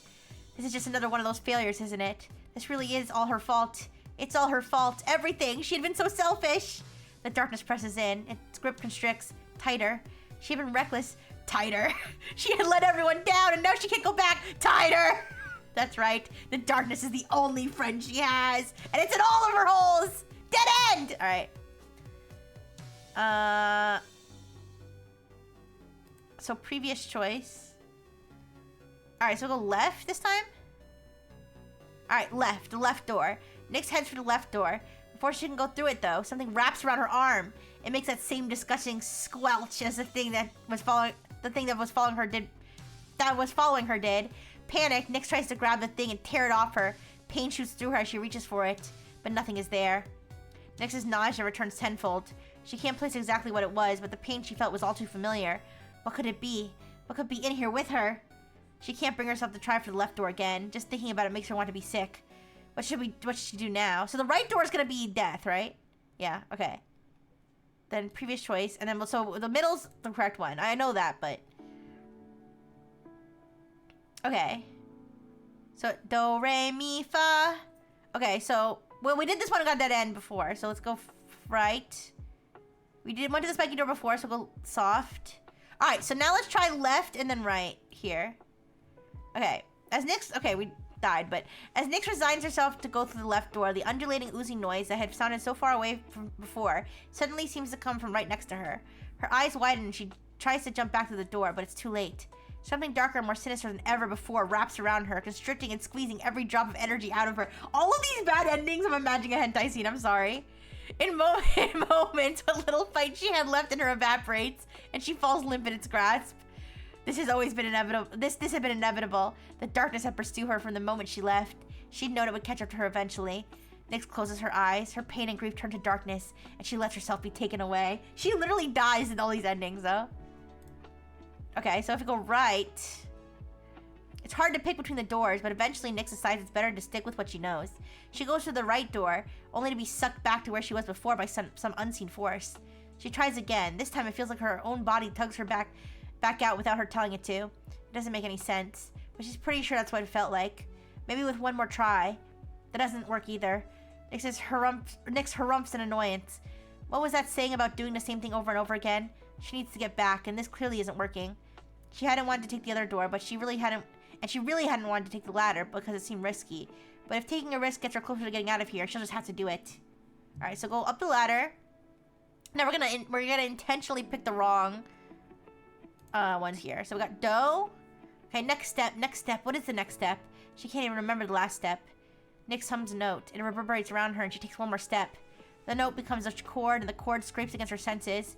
It rings and echoes all around her, louder and louder, mixing and melding with the squelching and oozing from before and she walks right into a mess of sticky, slimy, writhing tentacles, and they pull her into the darkness! Yo! Tentacle ending! Let's fucking go! Alright. And then we go fa. Next step. Oh, that's the same one. Alright. Tentacles in all directions. Alright. Okay, wait. Okay, that's the end again. We're still missing one thing? There's one other path we didn't go. Here, I'll do this real quick. Okay. So, if I do this one. What if I keep blasting? What if I just, like, keep blasting? No? What if I exhaust all other... Blast it. Yell for help. Like, what if I go on a loop? Try another way? Oh, okay. Like if I just, yeah, blast it. Okay. Alright, what if I stay here forever then? What if I I just keep going in a loop here? Stay here. More ooze seeps from the walls. It drips onto Nyx's body, coating her and crawling over her like it's alive. Like it's hungry.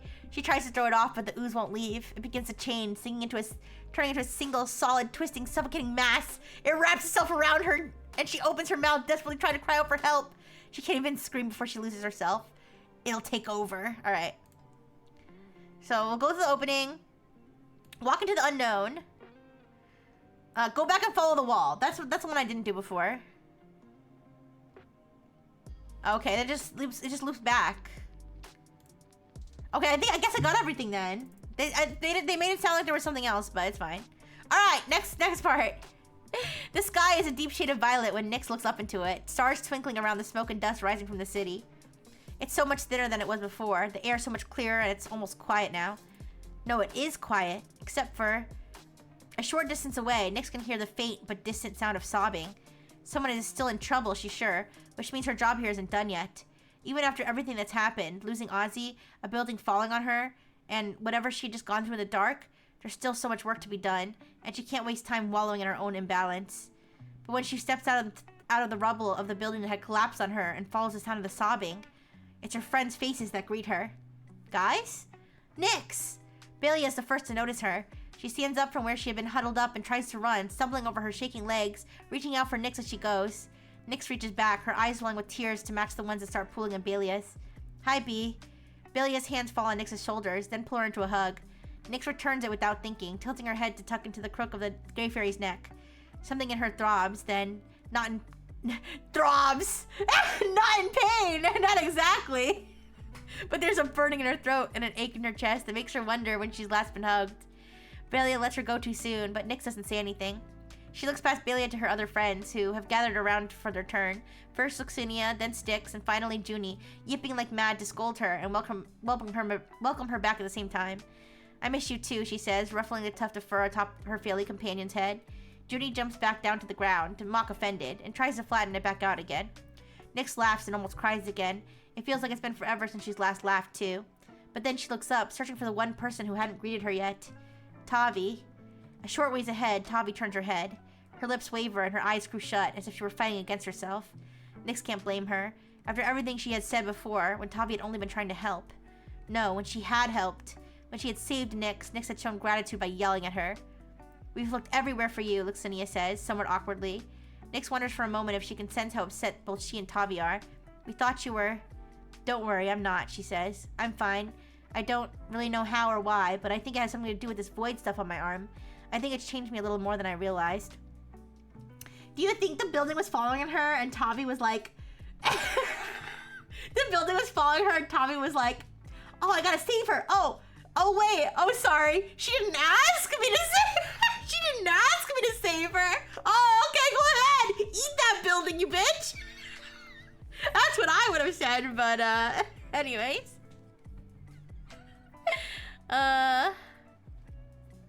Where was I? Okay, before anyone can ask anything further about it, she shakes her head to stop them, because she doesn't really want to relive everything that had just happened. How is everyone else, though? The others exchange a glance. We're all fine, Luxinia says, biting her lip. After what happened to you, well, we and many others helped to get as many people out of the city as possible. It's another Christmas song. Alright. Nyx swallows. How many? She looks at Junie, trusting him to give her a fair, accurate, and mostly unbiased report, even though Nyx isn't really sure what she wants the answer, but she has to know. When Junie's ears droop, Nyx's stomach sinks. It's what she'd expected, but not enough, Bailey whispers, just to confirm. Luxinia jumps in. But you know, a whole building fell on you, she says, aiming for Chipper, but just falling flat. Nyx doesn't know how to feel about that. You made it out of that okay, right? There's no telling, you know? I guess, Nyx sighs. I'm sorry, this is my fault. If I hadn't gotten so mad and gone off on my own, maybe we could have worked together to save more people. Wait, a whole bunch of people just fucking died in Altador? That's so sad. Oh, Nyx. No, Lux. Don't tell me that isn't true. I know it is. I thought I'd been growing. I thought I was trying to be better, but I keep getting angry and look where it's gotten us. Ozzy's gone. I upset you all, and so many more people have been hurt, all because I was selfish. Yeah, no, they're right. Nyx fucked up again. Yeah, like she literally can't stop. She literally can't stop. Like it's literally one after the other, like a cascade of fuck ups. She probably, like, honestly, for everyone's good, she probably should have just stayed in the fucking darkness. Like, that's great. Anyways. But Nyx, stop it, both of you. Yeah, honestly, stop enabling her, to be honest. Nyx and Luxinia turn. It's Tavi who had spoken this time. She's looking right at Nyx, her whole body shaking. You did the best you could. We saved as many as we could. Now we need to go save someone else, don't we? She tries to force herself to smile, but Nyx doesn't need Lucinia's powers to know that it's fake. Lux was just telling us that she knows a way to get us to Fairyland. So go on, Lux, tell us. Right, Luxinia says, her eyes darting from Navi to Nyx and back again until they settle on Nyx. You remember my friend, the giant Waylene? Where's the... Oh, there he is. I was like, where's the... Look, tell me they're not a couple. Look at them. Look at Luxinia had told them her plan. Construct a giant horn to summon the Waylene that brought them to Neopets Central at the beginning of their journey, using pieces scavenged from the rubble. Billy had reassured them that she could make one. Not quite easily, but she could do it.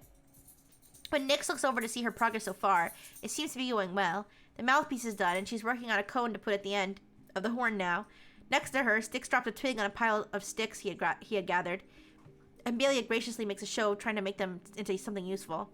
Everyone else is scattered to dig through the wreckage for anything they can find. Luxinia is using her lantern to search from above, and Junie is scanning the rubble with his new sight powers, which they've decided to call Nether Sight. That leaves Nyx alone to use her void tendrils to sort through the debris. They're working again, albeit with slight flickers here and there. And Tavi? Nyx puts down the brick she had just lifted, deeming it useless. She glances over her shoulder at where Tavi's poking around the rubble, but it doesn't look like the Kyrie has accomplished much. Nyx takes a breath and resolves to go over there, even though a tight knot in her chest warns her that Tavi probably doesn't want to come here right now, or maybe she doesn't want her, or maybe just doesn't want hers. She goes over anyway.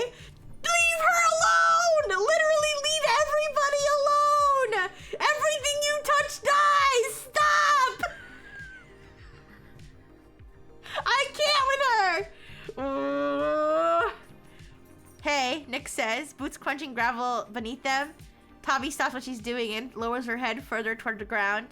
Hey, she says back without looking up. Nick swallows. Tavi, she starts, voice wavering. Get in the chair. I just wanted to say that I'm so. Oh my god, it's gonna be like Squidward in that episode where he's trying to apologize, but he can't bring himself to do it. He's like, I'm sorry. Hee-haw. That's her right now. I wanted to say, I'm so. Before she can finish, Nyx is knocked right off her feet. The breath punched from her lungs. She lands flat on her back with a small oof and scrambles for a moment and then realizes she's trapped where she is because there's a warm, soft, shaking red Kyrie on top of her. I know Kyrie's like, I know Tavi's like hugging her right now, but I honestly wish Tavi just punched her in the face. And that Kyrie's crying. Tavi, don't you dare apologize, Tavi sobs, lifting her head and pounding a little painfully on Nyx's chest. I'm the one who should apologize. Oh, you should both fucking apologize to me for having to read this story. I was upset and I took a risk I shouldn't have, just like I used to. And the last thing I would have said to you was that you shouldn't have saved your brother, and then we were just going to leave because we thought we'd lost you. She heaves one more great trembling breath, squeezes her eyes and mouth shut, and then shuffles off of Nyx, wiping at the tears staining her fur. Can I fight Nyx in the battle dome? I want to beat this bitch up so bad. I will train Nyx's ghost to be the greatest warrior in all of Neopia, so I can beat Nyx's ass in the battle dome every fucking day to get my fucking daily battle dome Neo points. I can't stand this bitch. Anyways,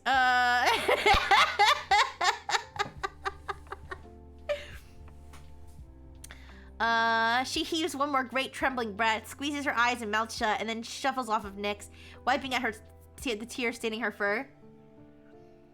Nyx sits up too, letting Tavi cry for a second, because she doesn't know what to say. And then, I yelled at you, she says softly, because I didn't know how to feel about the fact you'd saved me. Nobody has ever done anything like that for me before, and I don't really know how to have friends. Tavi opens her mouth to protest, but Nyx lifts a hand to stop her before she can get the words out. She doesn't want to make Tavi lie and say she really is a good friend. She isn't. But she wants to be. I blamed you when I shouldn't have, Nyx continues. It was easier than blaming myself for being too slow or for not being there when Ozzy needed me. Again. I couldn't control my emotions and I panicked. I said a lot of things I shouldn't have and a lot of things I didn't mean. Tavi sniffles. You were upset. I didn't take it personally. Yeah, you did. But anyways, but that's just it. In the moment, it was personal. Nyx reaches out for Tavi, but stops just shy of taking her hand. I decided to be mad at you because I was mad at me, so I lashed out and nearly lost one of the best friends I've ever had because of it. There's silence between them, just for a moment. Tavi sniffles again, then smiles, a real smile, not forced this time, and laughs, a hiccup more than anything else, before closing the distance between their hands to entwine their fingers together. No, I don't want this kind of Yuri. Listen, toxic Yuri, it could be okay sometimes, but not like this. Not like this. You know, I'm loving all this self-realization, and I appreciate your apology. But the truth is that you could have shot me with one of your void blasty things instead of just yelling at me, and I still wouldn't care right now. I'm just so glad you're alive. I'm glad I am too, Nyx says, and that I'm not. The myth of consensual apologies. I consent. Is there a VTuber you forgot to include? Ooh. Anyways. Where was I? I'm glad I am too, Nyx says, and that you're safe and sound. Thank you for saving me, Tavi. And I don't just mean from that building. Tavi turns her head, trying and failing to hide the flush staining her cheeks beneath her fur. Aw, I know you'd have done the same for me. And you did. So I'd say we're about even now. I don't know about that, Nyx mutters, but she accepts the concession anyway. There's one more thing on her mind, though. So, are we good, Tavi? Tavi nods. We're more than good, she says, squeezing Nyx's hand. And we're gonna make things right. Not just between us, but between you and Ozzy, too. So come on. She grins and stands up, pulling Nyx to her feet beside her. Let's find whatever B needs. Call that giant Waylene and get our butts to Fairyland. Boo! Boo! I hate this. Boo. Alright. So we got, meanwhile, yeah, please don't get us away from that bullshit.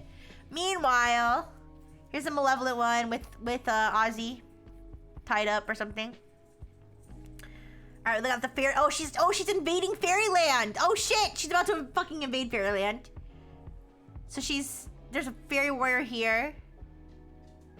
Oh god, she killed a bunch of fucking fairy guards. There's a cougar there. How nice it is to be back. Hello again, Fifi. Drakara! It really is you. Wait, Drakara? Who the fuck is Drakara? I got Battle Fairy Lunchbox. Yay!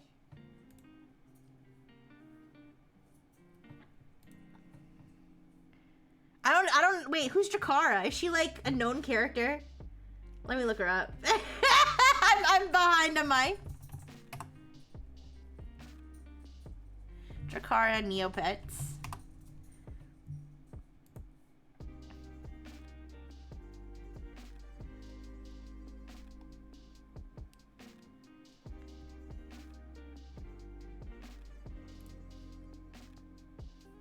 Apparently, maybe she existed before, but she doesn't. It seems like she doesn't have much lore.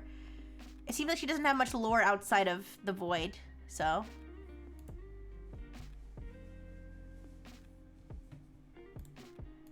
Sorry, I'm looking her up.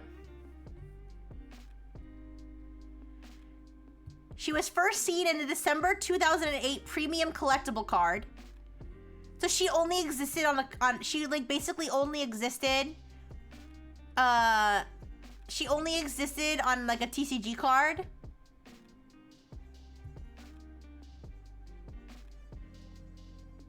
Until now. Okay. Okay. Good to know.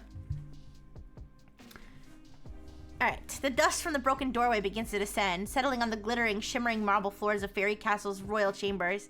A fitting image, Drakara thinks as she steps over the crumpled, supine form of the battle fairy, hardly sparing her a glance. Let her lie there. Fiora had already broken her right hand. Let the left one shatter too. Fiora herself, though, the foolish queen, risks a glance at the fallen battle fairy, then returns her gaze to where it should be, where it should always have been, where it always should have been, right on Drakara. We stand a TCG exclusive queen in this house. Yeah, imagine your only existence being on a trading card fucking 20 years ago, and now you're the main villain.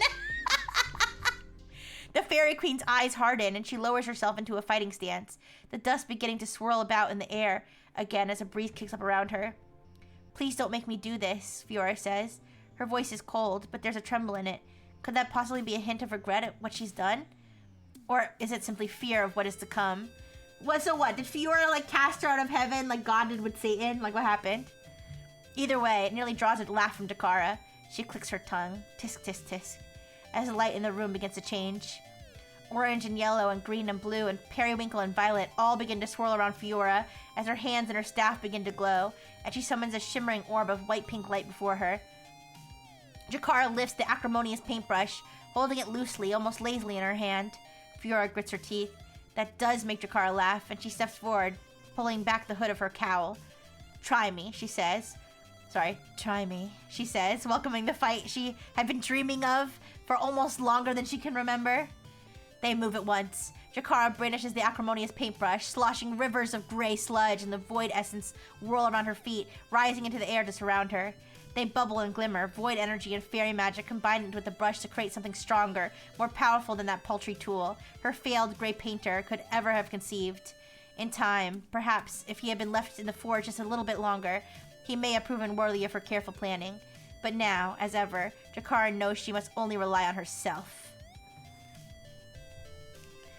The streams of gray and void and magic converge into a wave, and Drakara sends it rushing toward Fiora with a cackle of glee.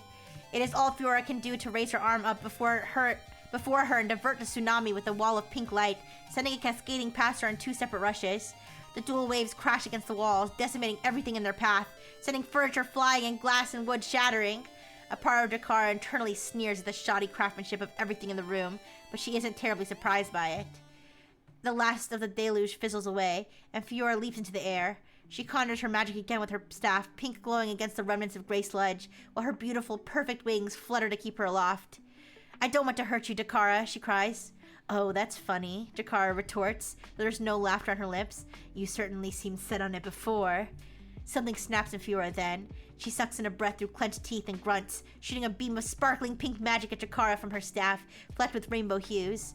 It's child's play compared to the power Jakara now wields, and she sends another wave of gray magic at the Fairy Queen, meeting her head-on. The two beams of energy collide, erupting in a flare of power that sends both fairies careening back.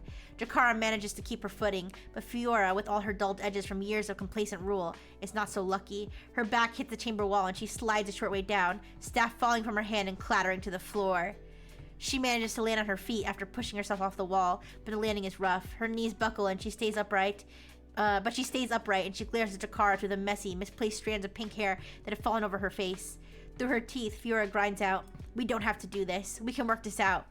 Another deluge of gray slings itself at Fiora, nearly knocking her back off her feet. At this last second, she manages to pull up another barrier, without the aid of her staff this time, but it isn't enough. The gray energy is supplemented now, with tendrils of void energy, each and every one of them lashing against the barrier like greedy, starving tongues. "Oh, like that's ever been your strong suit," Jakara sneers, pushing harder against Fiora's barrier. Harder, harder, harder! More and more force applied, a hammer striking at a crack, a whittle carving around a flaw, until the barrier shatters and Fiora is once more sent staggering back. Jakara advances, one step at a time, the steady ring of a struck anvil sounding with every click of her boots.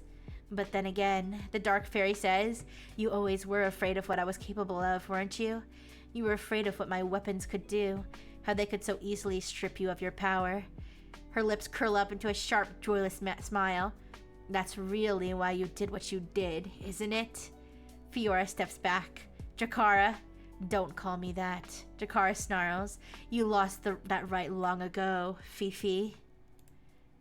What's the history? What happened? Were they lovers? Catch it, catch it!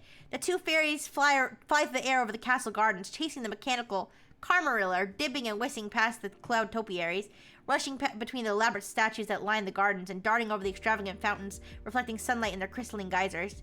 One trailed behind the other, just slightly, her wings sparking with the effort of keeping pace with her friend, sending bright orange embers flecking behind her, only for those sparks to rise into the air and fizzle out before they could ignite. Is this a flashback? Meanwhile, the one ahead, an air fairy, swift and clever and decisive as a southeast wind, laughed as she rolled out of the way of the oncoming gush of the fountain water, her pink and blue hair swirling about her. "Look out," she called back, her pale blue wings glittering. Belatedly, the fire fairy leaned to the side and spun into a proper roll, nearly rocketing through the fountain instead of around it, and the end of her dress wasn't lucky enough to make it out of the roll entirely dry, but she didn't mind. The strength of her flames would make everything right again. More importantly, her friend had pulled ahead of her. "Wait up, Fifi!" Jakara sped in the air, extended her arms to cut through the wind resistance. Fiora laughed, rising up higher, and the two of them continued their pursuit. The tiny mechanical Carmarilla was just ahead of them now, and they were gaining fast. So wait, so Jakara was a fire fairy, and Fiora was an air fairy? Also, let me look what a Carmarilla looks like. Thank you for the hydrate.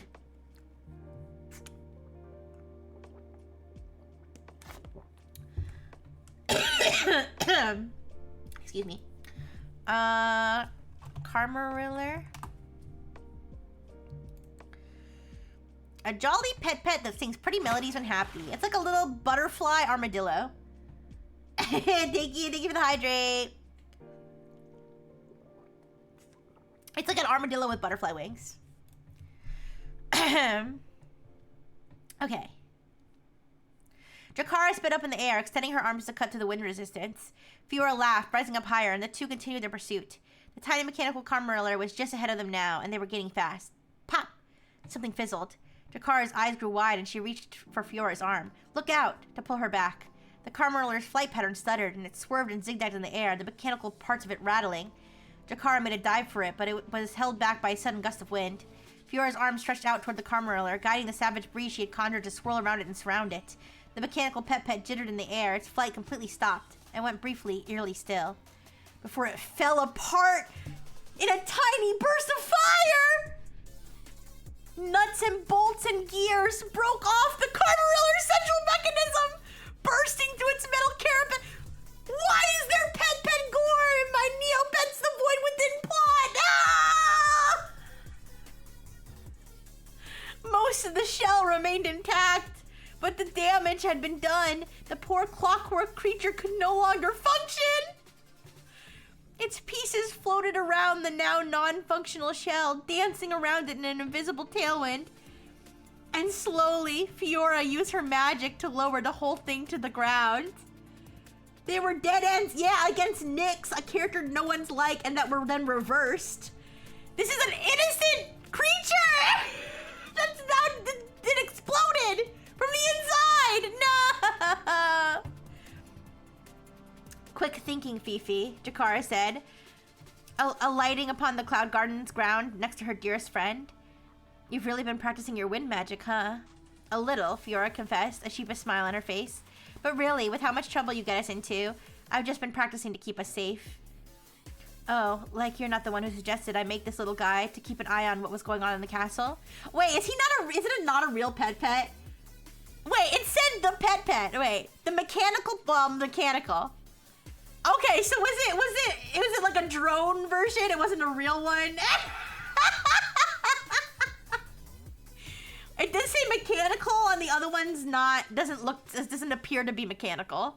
So maybe it was a toy. Guys, it was just a toy pet, okay?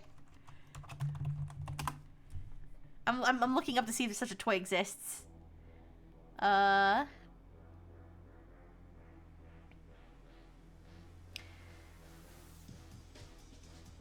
a lot of different variants. There's a robot Carmariller.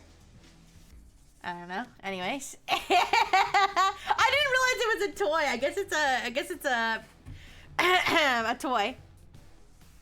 All right. Okay. Oh, like you're not the one who suggested I make this little guy to keep an eye on what was going on in the castle. Jakara laughed, laying a hand on Fiora's shoulder. I don't know what you were hoping to achieve with that anyway. Me neither, truth be told, Fiora said. But there has to be something going on. It feels like something big is coming, like the queen is hiding something, or like there's unrest in the court. Can't you feel it too, Jakara? Wait, I wonder who the queen was before Fiora. Jakara looked away, down at the broken Carmariller. She forced herself to smile and walked over to pick it back up. I don't know, but if something's coming. She turned to Fiora and her smile became real. We'll stick together through it all, won't we? Is this Doomed Yuri? Is this Doomed Yuri? Did they break up? And that's why Jakara wants revenge to destroy everything? Fucking destroys the entire Tower of Altador. Congratulations, Fifi. The voice came from somewhere behind her, echoing throughout the chamber. Fiora drew her attention away from the mirror, from her own as yet unfamiliar reflection staring back at her. Her wings, no longer the beautiful hue of the morning sky. Her hair, fully pink now, without a single strand of blue left. Or should I say, Queen Fiora? Fiora didn't know how to feel about it, but she did know how to feel when Jakara came into her line of sight, leaning against the grand archway that made up her new bedroom door.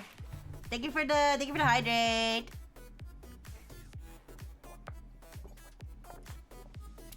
Relief washed over her, blooming in the form of a smile.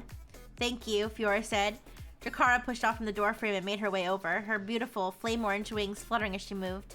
The tiniest crackles of fire danced in their iridescence, and Fiora felt her smile grow wider. Jakara's energy had always been infectious, and she could practically see the excitement dancing beneath her skin. She came to a stop before Fiora and reached out, running her long, calloused fingers through the ends of Fiora's hair. This'll take some getting used to, she said, in that teasing, clever way she sometimes would. And so will this. Her hand danced up to trace the contours of the crown now sitting atop Fiora's head. For a moment, she just lingered there, staring, but then she drew her hand away and turned toward the bed, making herself at home and sitting on the edge of it. How does it feel? Strange, Fiora admitted. She looked at herself in the mirror again. But not wrong. I feel like this was meant to be. Like I've become more like myself. We always knew you were destined for greatness, Dakara said. And so are you. Fiora stood and made her way over to her friend, reaching out to take her hand. Maybe. Jakara looked away in what Fiora could only assume was a play at modesty. Modesty? Oh, modesty. Oh, modesty like not being proud versus the other form of modesty. Got it, got it. That staff I made you did do a lot to get us where we are now. Exactly. You're the one who said every queen needs a scepter, Fiora teased. I mean it, Drakara. We're going to do a lot of good together. I won't be able to do this without you. Drink check? I have water. I have water. Oh. I have water in a water bottle. I don't know how to explain it, but I felt like drinking specifically out of a water bottle. I always drink, I don't have a problem drinking tap water. I'm not one of those kind of people like always drinks bottled water and the water here's fine. But I just really felt like wanted the sensation of drinking out of a water bottle. So I bought water bottles. That is my explanation of what I'm drinking today. Drakara smiled. All hail the queen, she said, and squeezed Fiora's hand. How could everything have gone so wrong? The edge of Fairyland was cold, the wind screaming into Drakara's ears. Below, she could see the rolling oceans of Neopia, the hills and trees and mountains that made up the world that they were supposed to protect. She glanced back behind her to measure the distance, unable to contain her fear. A fall from this height, without wings? One of the guards stepped forward, a dull box in her hand that may have once been silver. Dark smoke unfurled from the seams of it, drawing all light and color out of the surrounding area. Please, Drakara begged, her eyes fixated on the box. Please, no. Behind the guard, Fiora approached. The shimmering pink of her wings seemed duller as she stepped next to her guard, next to the box, that dreadful, colorless box, and her expression was set, drawn tight, carefully, blank. Yeah, exactly! And also, like, soda that you drink out of a can versus soda that you drink out of a bottle versus soda that you drink out of one of those fast food cups. Like, it's different!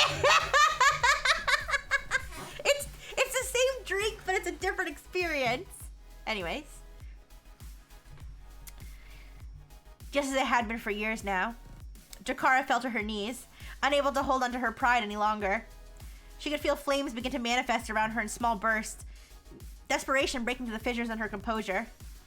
You can't do this. Fifi, please.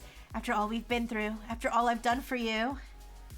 Fast food cup is better than a bottle, which is better than a cake. Exactly! So right. Yes. Versus a cup that you pour for yourself, which is the worst, because you have to sit there and pour it. And then you have to refill it, and it probably doesn't even have ice in it.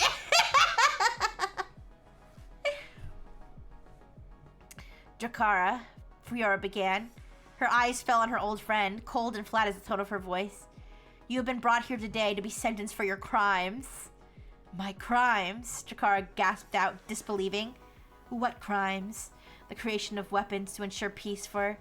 A deep breath interrupted her, Fiora closing her eyes to force herself back into the stoicism she had adopted as queen of the fairies. For the creation of unfathomably dangerous weapons, and for the continued pursuit of magics forbidden to fairy kind. What? Oh, so they don't have the right to bear arms in Fairyland? No, Drakara protested. I did it for. I made those weapons to keep us safe. To keep you safe. Didn't she make her scepter? So it's good enough for you when she makes you your weapon. Fiora swallowed. Her eyes opened. There was a waver in her stony facade now, a wobble in her lip. A flaw that needed to be mended. You disobeyed warnings. Repeated warnings. You endangered all of Fairyland with your research and your subterfuge. You endangered yourself. Here she took another breath, swallowing thickly. You knew the risk of your work. The same risk that the warlock, Bertrand Ashby, took and lost his life for. Bertrand Ashby? Is that a person? Is that a name I should know?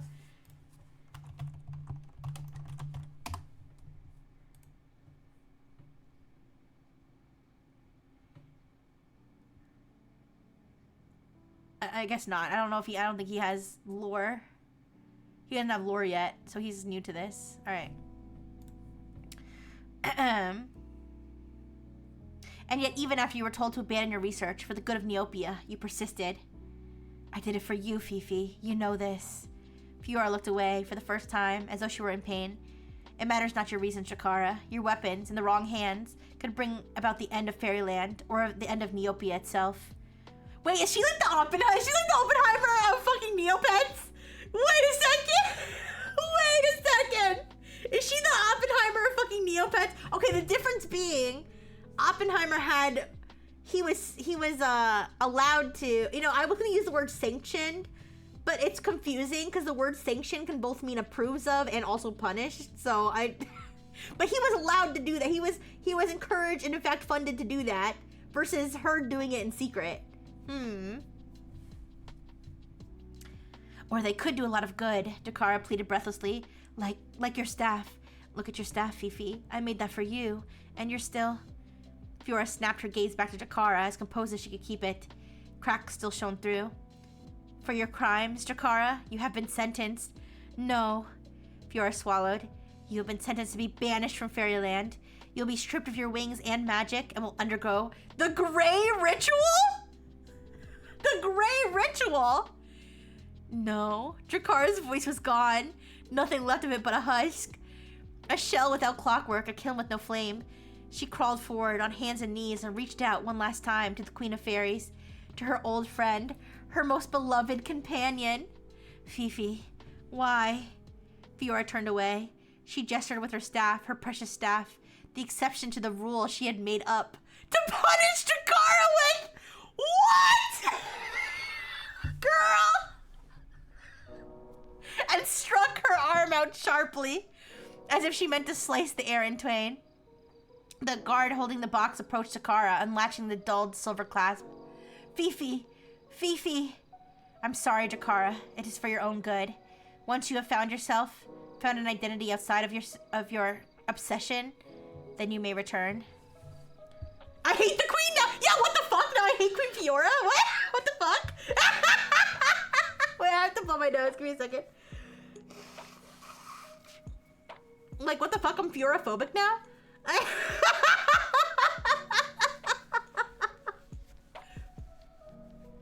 I need more information. Exactly what kind of weapons was she making? What kind of weapons was she making that were so dangerous? Not only did she need to take the bitch's wings and her magic, but she needed to undergo the Grey Ritual, the ritual of forcing you to become depressed and ugly. That's cruel and unusual. I'm sorry, Jakara. It's for your own good. Once you have found yourself... Oh, yeah, I read that already. Jakara scrambled forward, desperately reaching for Fiora. Another fairy, the new battle fairy, with her violet hair and her brilliant ice and fire sword, stepped before the queen, shield raised and blade at the ready. Jakara's eyes flitted from her to Fiora, and in that moment, she realized she was truly, and forever would be, alone. The guards approached. Jakara tried to fight, but in the end, the box opened, ripping the color and magic from her. Her wings shattered and fell away, dissipating into the air like smoke rising from dying flames, as she was torn from all that she had loved. I don't know if that was necessary, you guys. I don't know. It says, oh, the summary, like, is from Jakara's point of view. What's going on, Fifi? We used to be the closest of friends. We used to be happy. But I threw that all away. She was there through it all. Wait, is this Fifi's voice? Wait. She was there through it all. When we were young, this is Fiora. Sorry, this is Fiora. She was there through it all, always by my side. When we were young, when I became queen, and when I needed her protection. No matter how justified my actions were in banishing her and subjecting her to the Grey Ritual, I cannot help but feel as though it was all a mistake. Now Jakara has come to reap the seeds of tragedy that I myself has sown. Energy rolls off the acrimonious paintbrush in waves as Jakara raises it in front of her. So now I'm rooting for the bitch who turned everyone gray. I don't. I mean, no, she shouldn't have turned everyone gray. I don't agree with that. But she smiles at it, admiring her handiwork, and then turns her burning gaze onto Fiora once more. The precious thing, she's wounded and outmatched, but there's still determination in her eyes, fierceness in the set of her jaw. That jaw has begun to waver slightly now, though. A crack in her shell that Jakara's keen eye homes in on as though she were wielding a chisel, not a brush. You know, Fifi, she croons, advancing slowly. I never quite understood what you said when you took the throne. What you meant by becoming more like yourself. Do you remember telling me that? Nothing but snakes! Yeah, nothing but snakes! In the Neopian plot! Nothing but hissies! Nothing but hissies and cobras! Oh wait, Cobra is a Pokemon. What's the fucking Cobra pet? Oh wait, maybe Cobra. Wait, Cobra. No, I was right. I was right. Cobral's a Neopet. I mean, sorry, not a Neopet. A pet. Yeah, I don't think my Pidgey's in Cobrals. See, now I'm mixing up my Pokemon and my pets. Pink violet eyes narrow and Fiora grits her teeth. Of course I remember. I remember everything. As do I. Jakara's smile falls, but she quickly replaces it. But memory is all we share now, isn't it?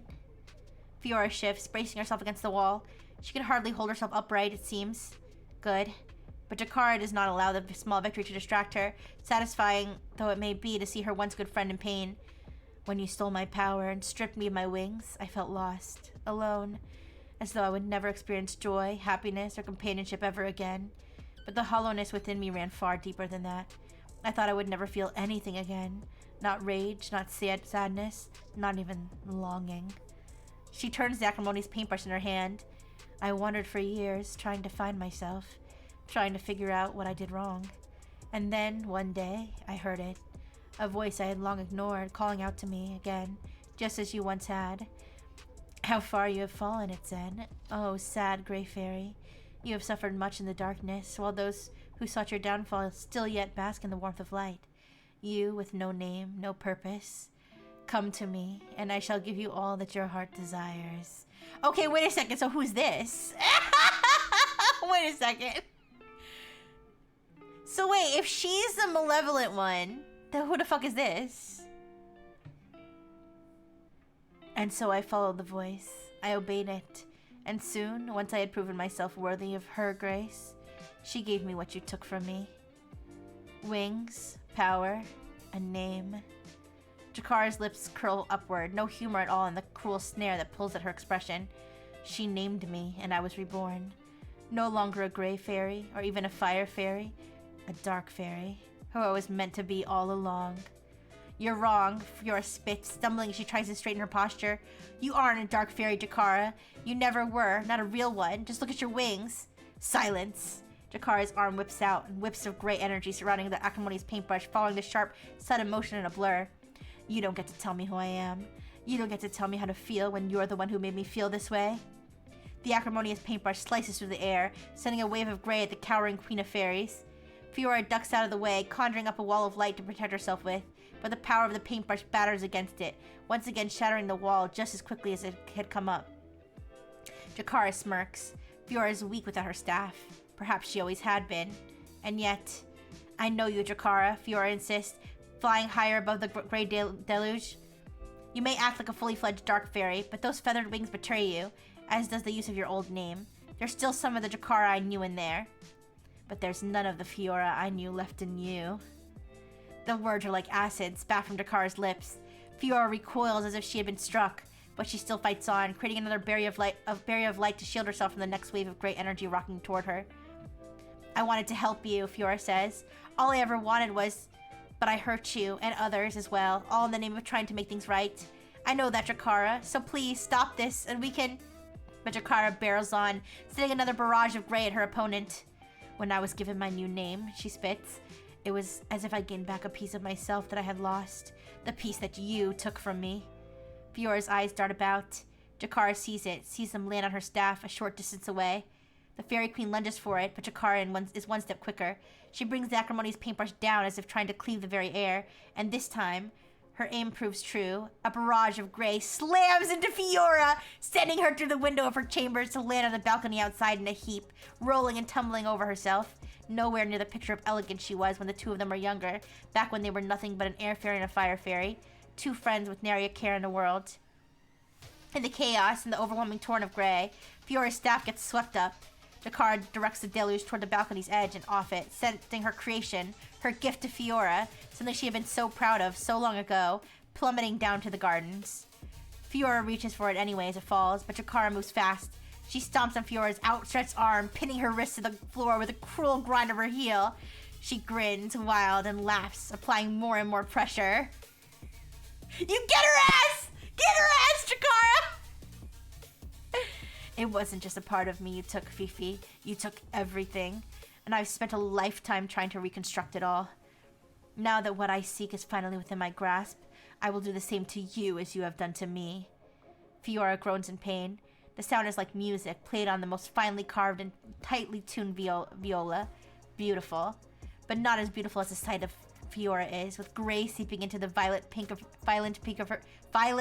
her dress and slowly crawling across the surface of her skin. Even the tips of her wings are starting to lose their color and vibrancy.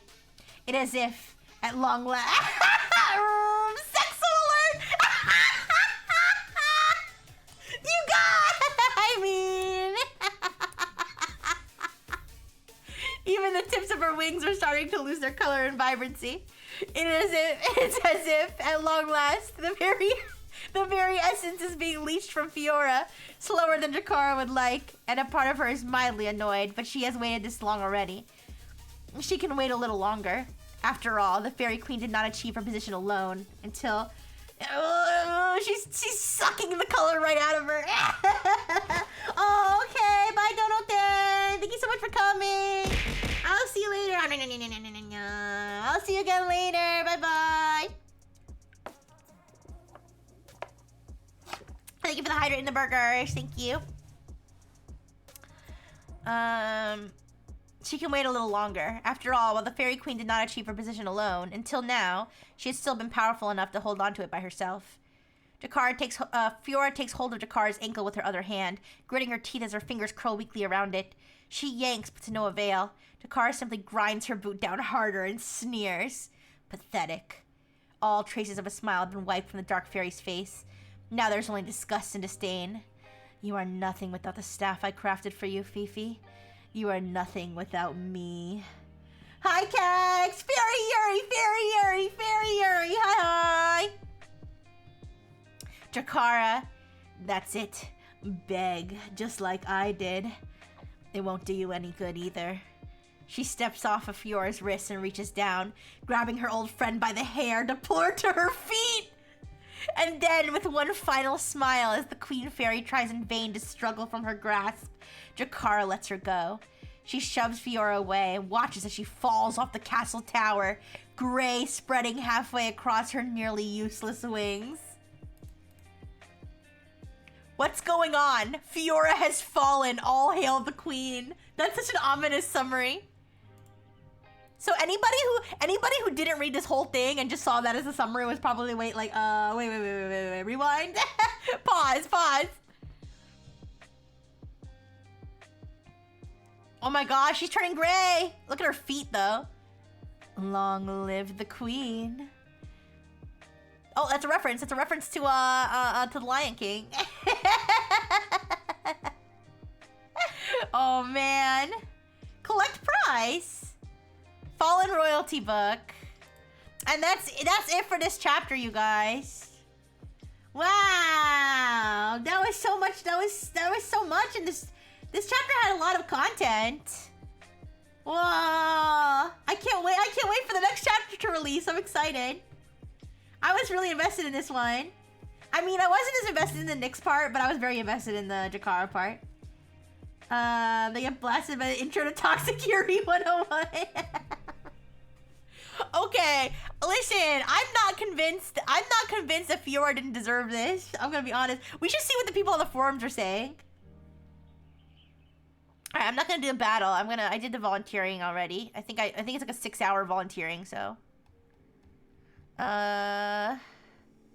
Rewards. Do we have any rewards to collect? Okay, I got 10 points for that.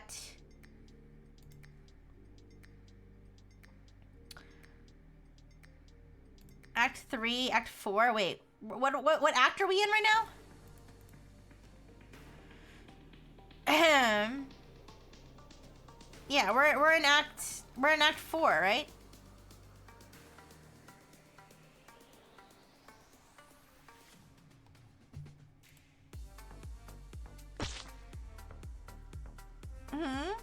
I don't hate helping. I just my Neopet's not strong enough.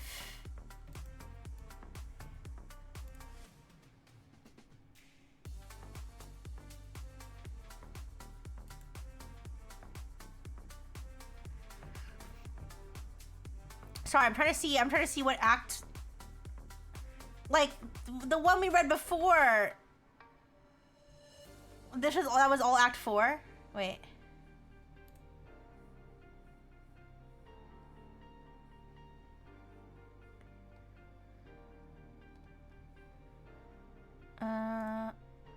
If I go to story.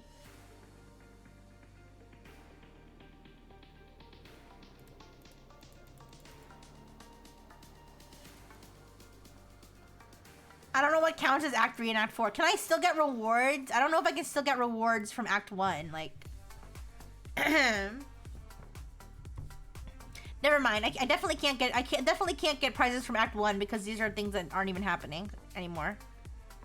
These are the ones. Yeah, these are the ones that I'm wondering if I can actually still do. Like, complete 3 perfect games of Dr. Landelbrot's Void Works. I might still be able to do those. All right, but let's look at the ones here. Jigsaw Journey. Complete every puzzles of the past. Puzzles of the past. Participate in all Altador fights or volunteer shifts. What's the puzzles of the past? Fight the malevolent being. Yeah, see, I can't do that. All right. I'm not gonna spend my points right now. Let me look up puzzles of the past.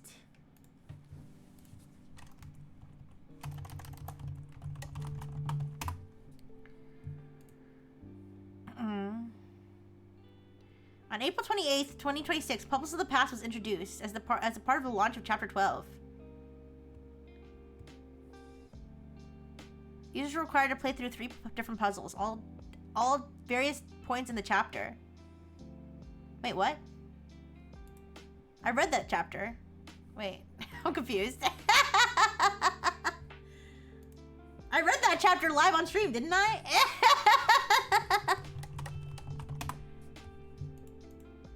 I didn't have to solve no puzzles. Am I confused?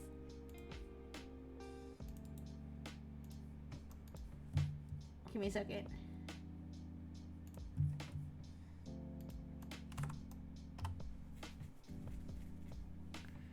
Puzzles of the past. What is this? Oh, I'm sorry if the Dark Queen is this powerful. Why did she let gravity decide the fate of the Fairy Queen instead of killing her right away? Yes, her wings are useless, but why risk it? I don't know. It would have been sexier if she killed her with her bare hands. Maybe she doesn't want her to die. Maybe she wants her to suffer. Puzzles of the past. Help Luxinia and Belia navigate the Grave Painter's memories. Choose a puzzle and assemble the pieces to paint a clear picture of the past. Oh! Wait! I remember these, but they were already done when we... The puzzles were already complete when we read the chapter. So maybe this was from before. Alright, no worries. Well, let's do these. Alright. Jigsaw puzzle time. Sorry you guys can't do it with me like... Sorry you guys can't do it with me like the other puzzles, but... Alright, it looks like there's... But it looks like we don't have to rotate them, so...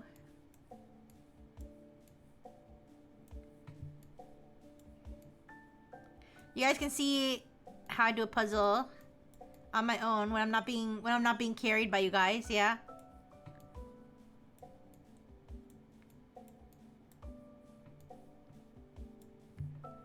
I full screen this.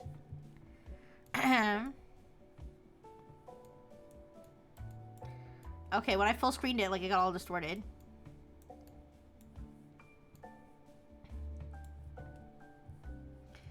Emotional support, but I want a color sort of P. Aww.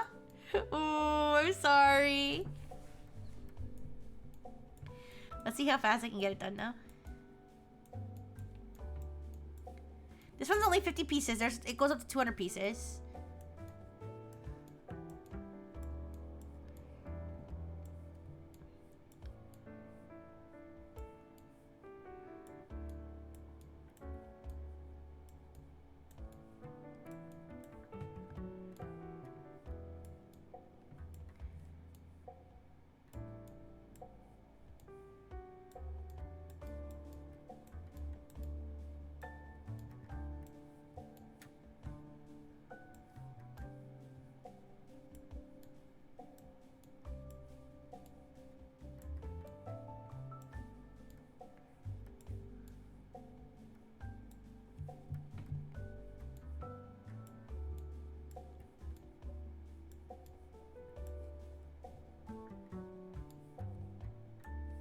should do the edge pieces first.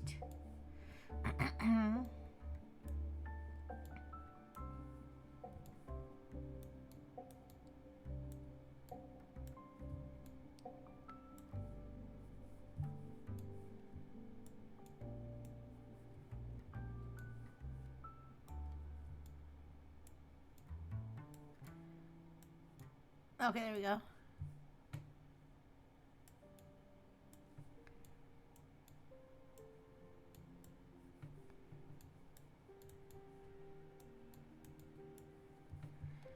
Alright, I missed some of the some of the edge pieces. There we go. Almost done. This is baby stuff. Mia's trained me to do puzzles way too much. It's easy. Oh, I made a new Neopet after years of only having my one from childhood, and I made a new one a boy. Had to get more creative with the name because I didn't want to spam numbers. I have matured from that. Yeah. I heard like pound pets with good like with good names that don't have like numbers and hyphens and stuff are like in high demand.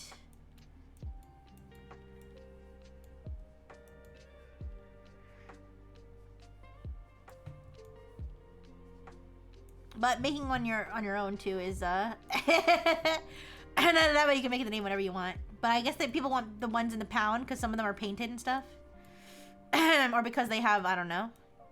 So they have better stats.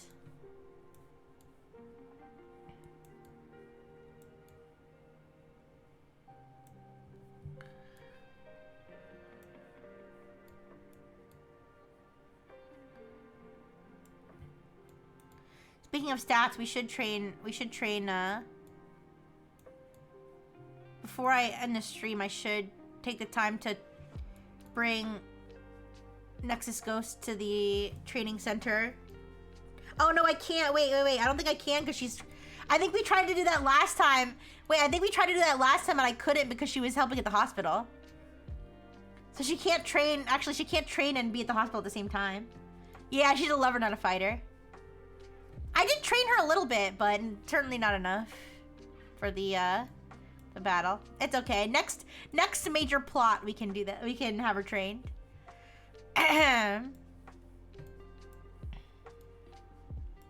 But you guys, I think... Oh, there's one more.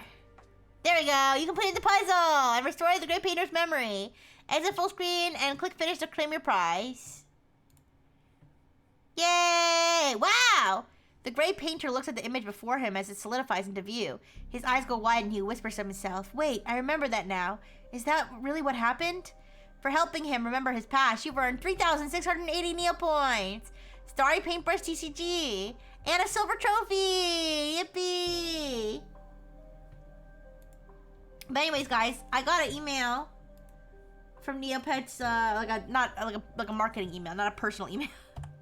But they sent out an email detailing like a bunch of stuff going on, and one of the things that caught my eye, let me pull it up now.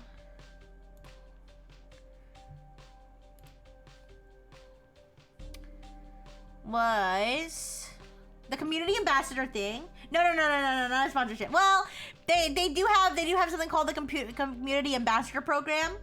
No. It was a marketing email. Everybody got it. Everybody who signed up, to receive these emails got it. But they are opening the community ambassador program up to new applications in June. So I imagine it wouldn't hurt to apply. I might be a little too spicy for their tastes, but like I said, it wouldn't hurt. And then the other thing is they're adding sex to Neopets. No, I don't know about that one. All right, let's see.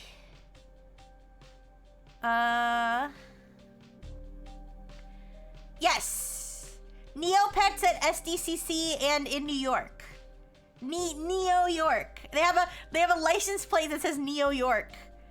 We are excited to confirm that Neopets will be returning to SDCC 2026 in July, And for our friends on the East Coast, we haven't forgotten you. Save the date, as Neopets will be opening our first ever pop-up store in New York City from August 21st to August 23rd. Yay! Oh no, wait.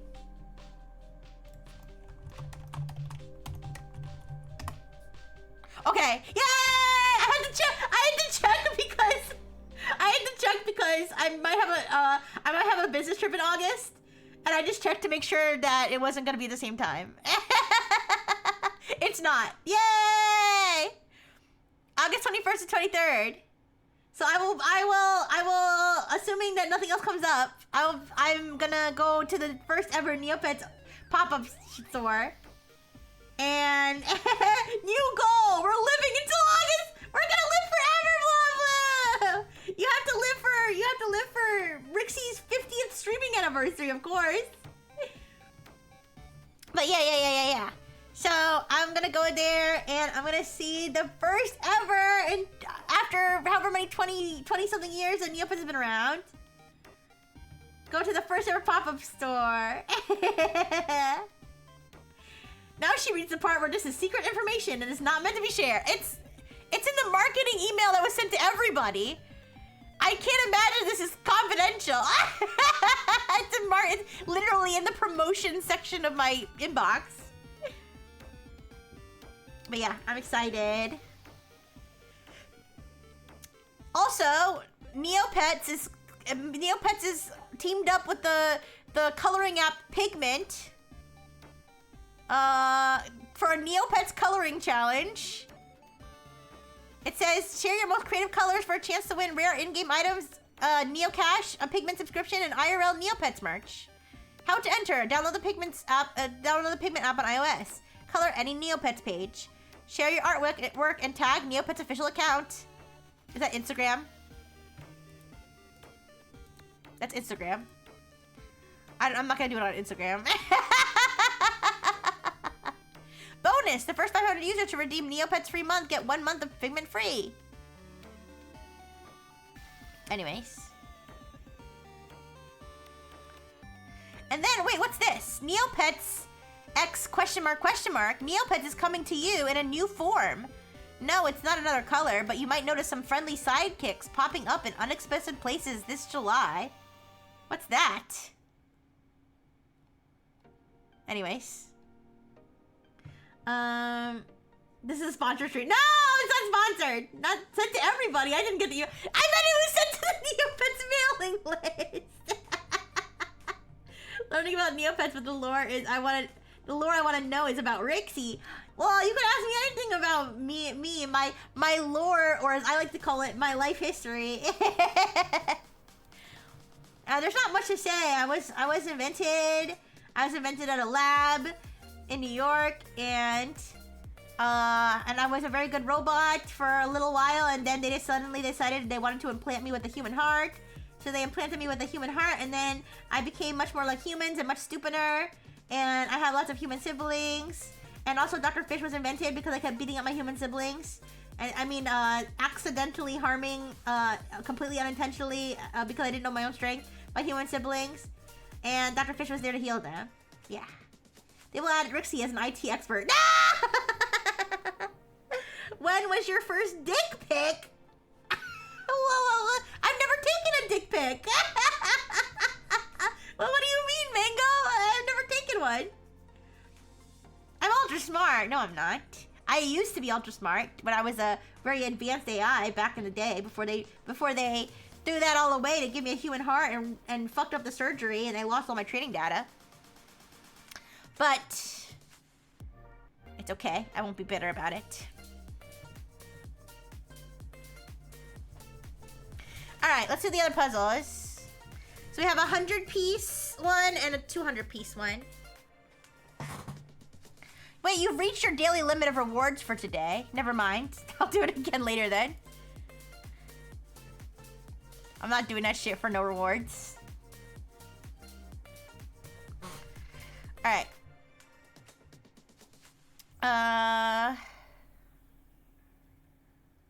Facing the past, villain rush, paint the town red, not a bright idea. These are like hidden ones. I'm sure somebody's figured them out, though. Pet the doggle fox. Pet the doggle fox? Do I go to the doggle fetch game and pet the doggle fox? Maybe? Alright, games. A mouse introduced itself to me, so I bolted out of my room. Oh no, not the mouse! That's the worst. I don't like having mice either. Sometimes I have them though. Can I pet it? I tried to pet it. Oh. Okay, never mind. Wait, how do you... I don't know what they mean by pet the doggo fox. If I need to look it up later, I'll look it up. Mice are cute. I mean, I guess. Okay, being cute doesn't get you immune to instant death by mousetrap. Sticky traps under the door and around your room. Yeah. Okay. Those things are nasty. They poop everywhere. Okay, these are Attack on Altador quests. Find the 0 to 7. Find the 7 hidden notes relating to the secret tunnel. Yeah, I don't. Well, let's just not even bother with these. And then Act 2. Tavi's. We can do Tavi's quests. We can do these games. Wait, we need to check on Altador. I better have you watch out for mouse traps than Rixie. Yeah, but I may be in your walls, but I won't poop everywhere. Guys, we need to check on Altador. Is Altador really destroyed?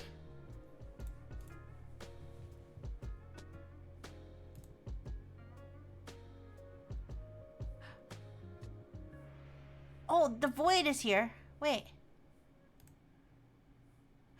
Well spotted, Eerie Eye. You quickly delivered the void essence to Dr. Landelbrot before it fizzles out of existence, earning you a tidy 5 plot points. Tired of collecting all that void essence manually? Dr. Landelbrot's void attractor prototype can help you with that. Check out the NC Mall. The NC Mall is where you pay real money. I'm not going to pay real money to have them play the game for me. Oh, so if I collect these all around Neopia, I get plot points? That's good. So wait, is the Hall of Heroes... Okay, so the Hall of Heroes is not destroyed. Okay. It's fine. Everything's fine. But we can go around, we can explore to find more void essence. So let's go to Fairyland. Fairyland looks like it's not actually doing too bad for everything that just happened. There's the Waylene. Here, let's go to Neopia Central. Pretend this emote is eligible for black and white. Oh no! You know why? It's because I ran out of slots and I had to make it that would make sense because he would be gray. I'm not gonna change it right now, but I could change around the... Oh, that's an unfortunate side effect of scamming the system. Because I made it it's static, but I made it animated because I ran out of slots.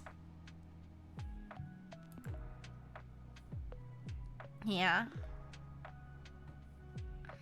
Neopets MLP crossover wouldn't be out of place if they haven't done one already. Honestly, you're right. I could see that.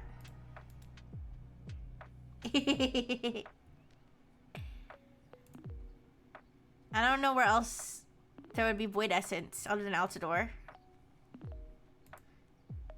Altador to Fairyland and Neopia Central. Oh, Meridell and Brightvale. Or not.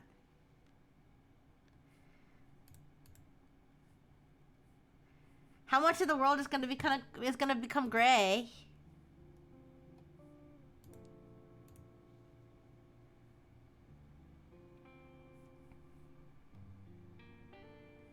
Void Essence Collection. Must collect 80% of Void Essence to earn weekly bonus reward. part of the plot, you can collect this essence around Neopia land maps to help. Can you give me a hint of where the void essence will spawn? We don't want to give too much away, but void essence will pop up on land maps that are getting affected by the void. Be sure to follow the story. Okay.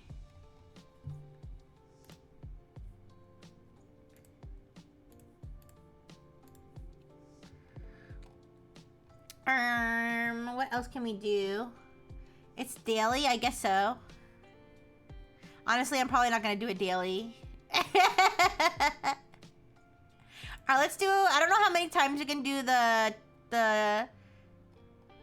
don't know how many times we can do the tea time Atavi a day, but we could do at least one.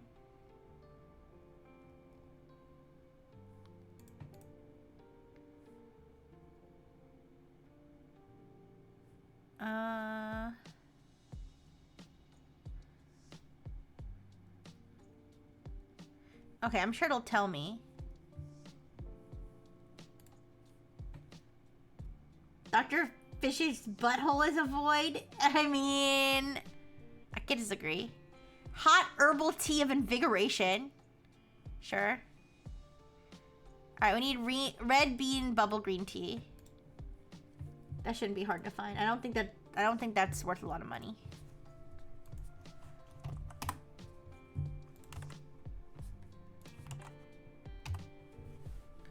Yeah, it's 18, well, it's a little more than I thought, but it's fine.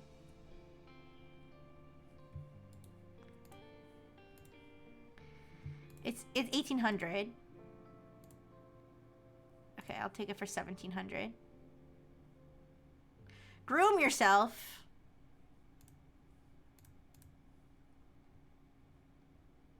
Okay.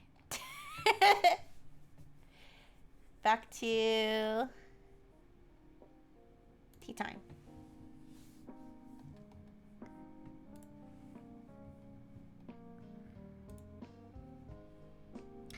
Yippee! Oh, I got a red Kyrie plushie. Nice, nice. Oh, we can do it again? How many times a day can we do it? Firestorm bottle? I don't think that's worth that much. Let me see how much this one's worth. This is another Christmas song. What the fuck? This song is named Sultry Forest. I'll turn the music up a little bit so you can hear the music I'm talking about. Because I know it's pretty quiet. The song is called Sultry Forest. Yo, I'm trying to go to your mom's sultry forest. I'm trying to forage in your mom's sultry forest. Hunting and gathering in your mom's sultry forest. Favorite tea or hot beverage? Well, I think my favorite tea would probably be taro bubble tea. This one goes out to Kaylee. I think, I'll have to look at our records. But whenever she's supposed to be out of hiatus, I'll bring her back. Don't worry. Don't worry. In fact, I'm gonna check now because it has been a while. It has been a while. But I felt like it made sense to since I had so many other things I wanted to do. All right, let's see.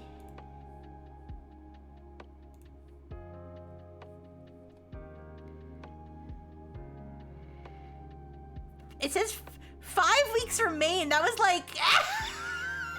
She's supposed to be out of hiatus right now. I'll let you guys next week. Wait, let me double check that.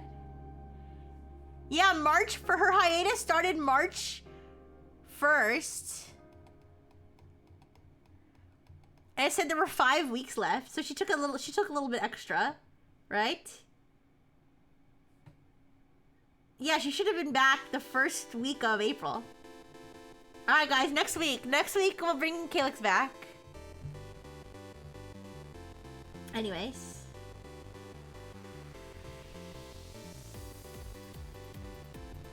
Cause I think I have the space now because, yeah, because I took 3 days to do Tomodachi Life this week, so next week I can do 2 Tomodachi Life, and then bring back Calyx. Yeah. Alright.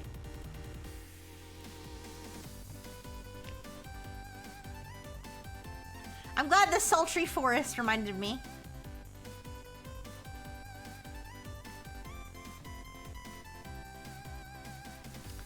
Okay.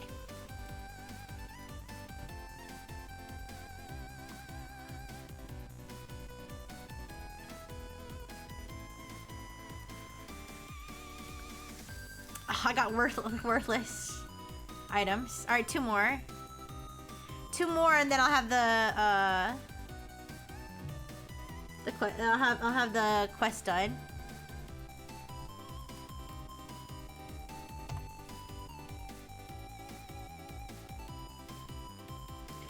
Cinnamon roll, 120 Neopoints. What soup, baby girl? How you doing? I'm doing good. How you doing? Is what soup? Is that like you know how people used to say worm? Like a word, instead of saying a word, it's a worm. That's like a very Gen Z thing. Is it like a new Gen Z thing? You say, instead of saying what's up, you say what soup?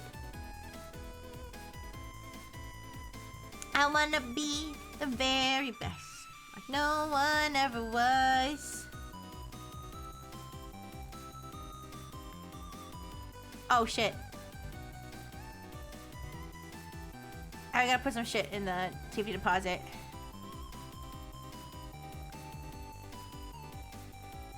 Where's my quick stock?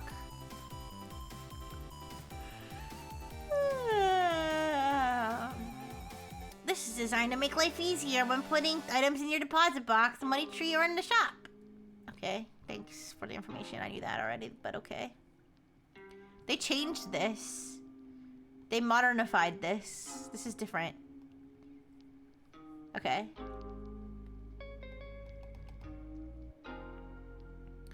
Let's put all this in a safety deposit box.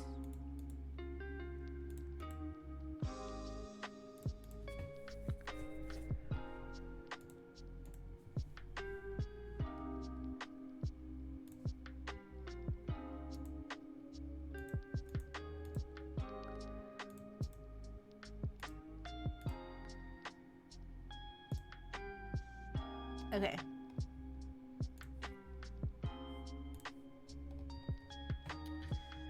My yawn's infectious. Oh, hi, Persevere. Hi.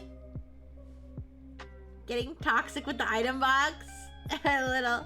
My friend told me that my thick-ass accent makes me sound like I say what soup instead of what's up, so I just stick with it. Oh, that's pretty funny. Nice.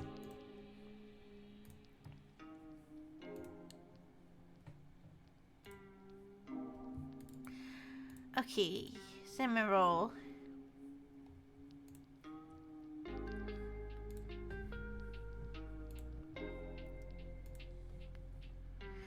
Are you here to answer my negs list ad? If you don't know, a neg is like, it's like a, it's a plant that's shaped like an egg. It's like a thing in Neopets. It's like, they're like very valuable. But wait, do the kids these days know about Craigslist? Wait, does Craigslist still exist? Anyways. Alright, let's go.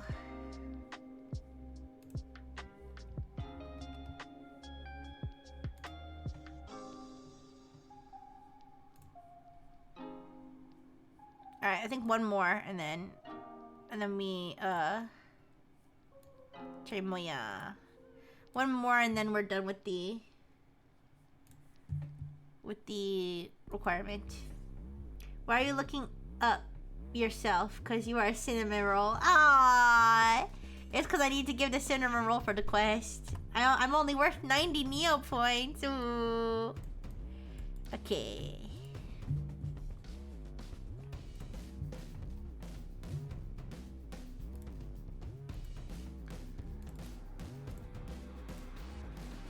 I don't know how you would turn a cinnamon roll into a tea, though. Thank you, Cax, or Aisha ears. Oh, and wait, to answer the other part of your question, you said my favorite hot tea or hot drink. My favorite cold tea would be taro bubble tea. My favorite warm tea would be jasmine tea. And then my favorite other warm drink would probably be hot chocolate. Yeah, have you ever heard of a rich bitch? A rich bitch hot chocolate? A rich bitch is when you put 2 packets of the powder in.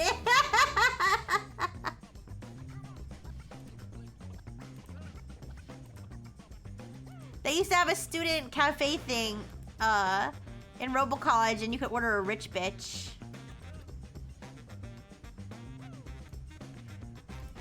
Man, I just got nostalgic for the old student cafe.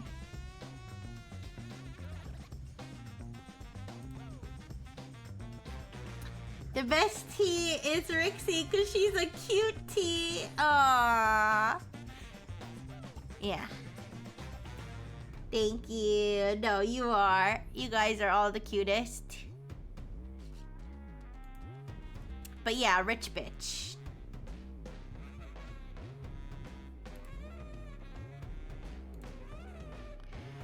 Very Aisha tea. Is that worth anything? I definitely lost more Neo points in this endeavor than I gained. It's worth 35 Neo points. Alright, but the reason I did that was because I wanted to get the award. There we go. Terrific. 10 plot points for completing this deed. Okay, thank you. Wait! Now I have to do it 10 times. Alright, I'm not doing that again. Let's play Landelbrot's Voidworks and see if we can get a perfect game or two. This is just a pipe game. I get piped by Professor Landelbrot, or Dr. Landelbrot. Oh, it has its own music. Oh yeah, this shit. Okay.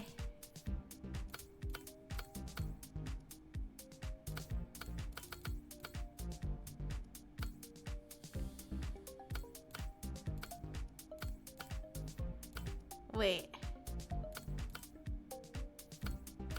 How is that even possible?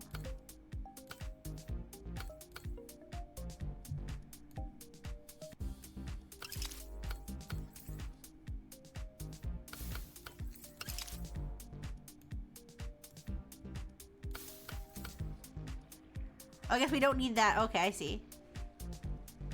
Oh, I won a prize. Was that a perfect game? I don't know if that was considered to be a perfect game. BioShock flashback? Did they have a game like that in BioShock? I played BioShock way back in the day. I never finished it, but I played it back in the day. And I remember I would like kill all the little girl things. And then I found out later that I didn't finish the game, but I think I found out later. Oops, wait. That you have a better outcome in the end if you don't kill them. I was like, then why even give me a choice? If you're gonna punish me for doing the right the right thing.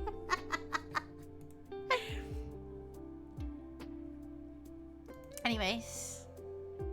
Least surprising your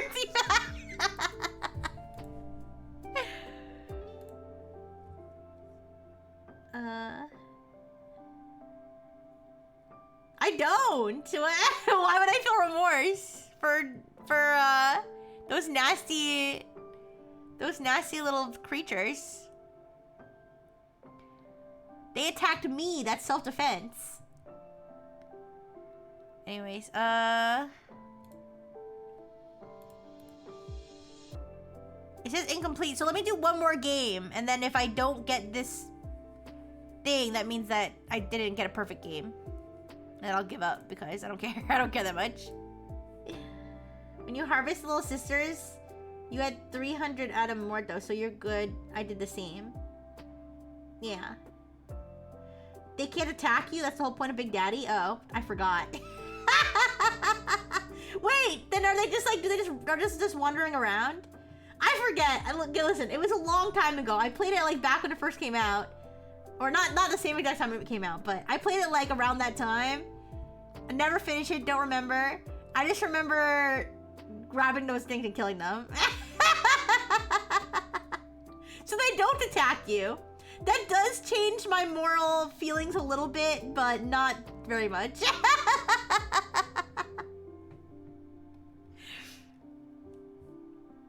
Alright.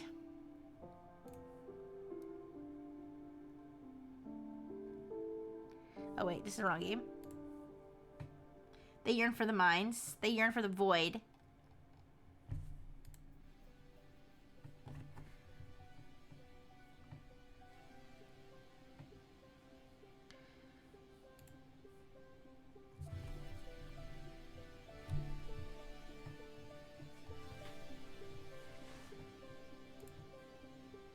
Ooh. Oh wait, it says you already helped the... Oh, you can't come... I should learn to read. You've already helped Dr. Landelbrot today. Come back tomorrow and complete another puzzle. Okay.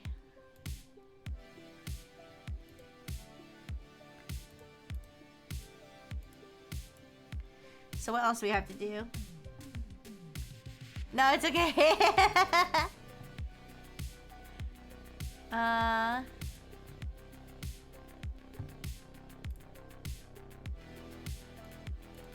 I think we did, like, everything we can.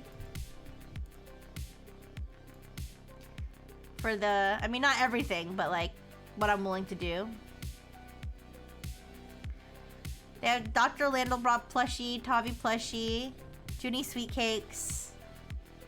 Oh, I remember what I wanted to do. Festering Void Remnant plushie. Do they have a burger? Do they have a Void burger? I'll be interested if there's a Void burger. Pastel Chombi plushie. They have the bully.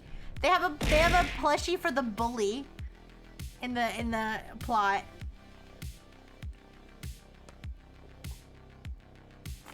I thought this said your guide to spanking. I was like, I'm sorry, excuse me? Your guide to spelunking. Junie's favorite music mixtape. Nix and Junie memory book. Reasons to be gray. The art of crying. Tavi bottlehead. Bobblehead. Spider Grundo plushie.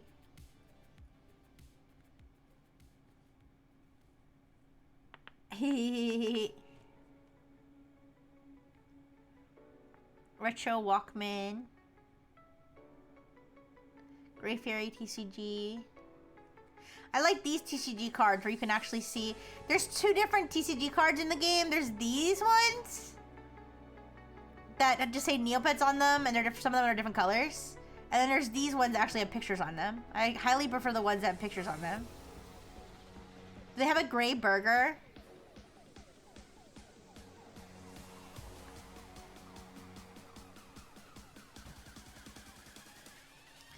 I'm looking through all the prizes. This music slaps. Void Judy bobblehead.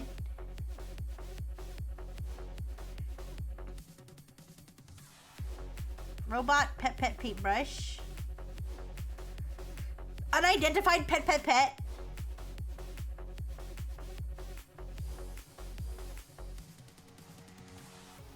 Space prom date Asuki reject. Oh, I thought it was like prom date reject, but Asuki rejects are Asukis that were like never released, I think, is the lore behind those.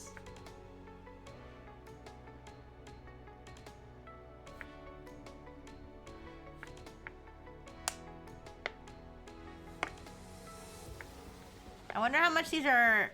Vaporwave Hacker Foreground. How much is that worth? I wonder if these are worth a lot. These ones that are like higher up.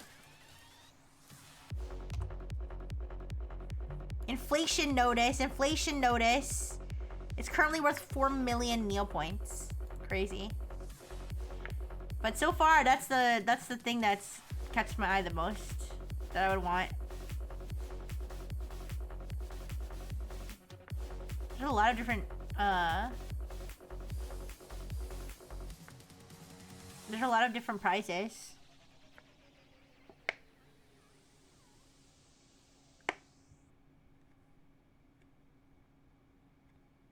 but no burgers. No burgers, so we'll go for the vaporwave. I thought the clack to be a... Holy, it looks like a set of ovaries. Wait, what does? Wait. Wait. What? Which one looks like? Which one looks like a set of ovaries? What are you talking about? Middle row, the Neopet, the Neopet called Clack. It's a pet, but yeah. Actually, it's a pet. Oh, this one, Glack. I think Glack is a pet. It's not even a pet, it's a pet. It's a wormoeba. Alright, anyways. So, after browsing the prizes, let's go check the forum, see what people are saying about the new plot. There's my one Neo friend. Furry looking ass VR Neopet avatar. I didn't know they made avatars like that. That's furry as hell. No offense to my Neo friend, Scratch Cosmo, but I didn't even know they made avatars like that. Thank you for the hydrate. Thank you.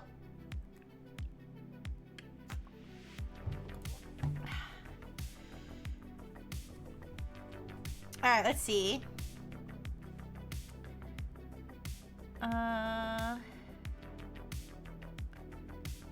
The new Fairy Queen. TNT, keep Fiora dead! We've all been waiting for this. I'm so happy right now. LOL. Dead. Out of power for good. Something. Odds are she'll be restored to power or something, but you have the chance to do something good here. Maybe even roll it into a plot of the Neopets being tired of fairies and chasing them off of Neopia. Report this message! I'm reporting this message for hatred toward fairies. Anyways. I don't think we've all been waiting for this, but I'm glad you're happy.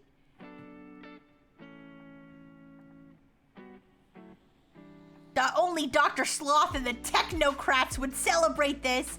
I stand for hope, color, and light. Restore our queen and inherit the true kingdom of Neopia for the betterment of all civilization. Report that guy for homophobia.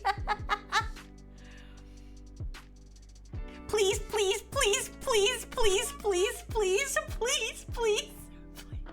Hi, Rebel. Hi.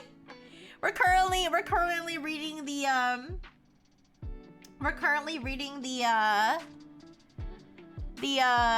Neo Forum's reaction to the latest plot that we just read, and I know I keep pointing it out, but look, this person has a he/him signature. I had a quote about drag queens as my signature way back in the day, and I got banned for that. Or not banned. I got what's it when you put in timeout? Frozen. I got my account frozen for like a week. Because I had like a RuPaul quote in my fucking signature. Anyways. I'm happy now that people can express themselves on the Neo boards. I'm not like, no, they need to bring back the homophobia so everybody can suffer. But anyways.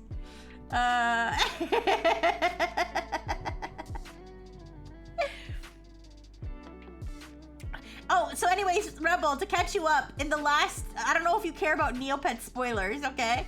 But in the last plot point, the Queen of Fairies, Fiora, was thrown from a tower. And there was like a cliffhanger of what would happen to her. And this person, we just opened this thread that says, keep Fiora dead. We've all been waiting for this, they said. So people are arguing about whether Fiora needs to stay dead. Are people role-playing now? Wait a second. This person is just role-playing, I think? I don't know. Down with fairies, Zandra for queen. Okay, is this about Sloth or Fiora? Because I'm losing the plot right now. If they killed her... See, this person's been around for 200 months. They instinctively censored the word killed. Because that also would get you in trouble on Neopets. They killed her off. If they killed her off, would they have enough lore knowledge for the next plot?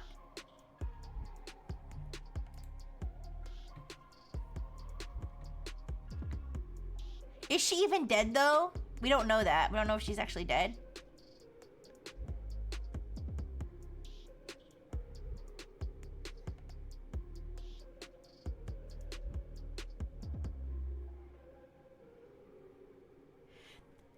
There were male fairies, then Fiora killed them off except for Sloth, who she disfigured as he escaped. He was once a happiness fairy, and that alter ego is the poor man reliving his once joyful past. I don't know if that's just something someone's making up. Someone said the extermination of the male fairies is why the Tiki Tak man can't show his face. The Tiki Tak man is, this character that's been around for forever. He runs the Tombola, or whatever it's called.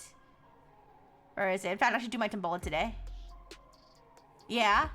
So they're saying he used to be a male fairy and then he went into hiding. Dried apricots, yay! Alright, anyways.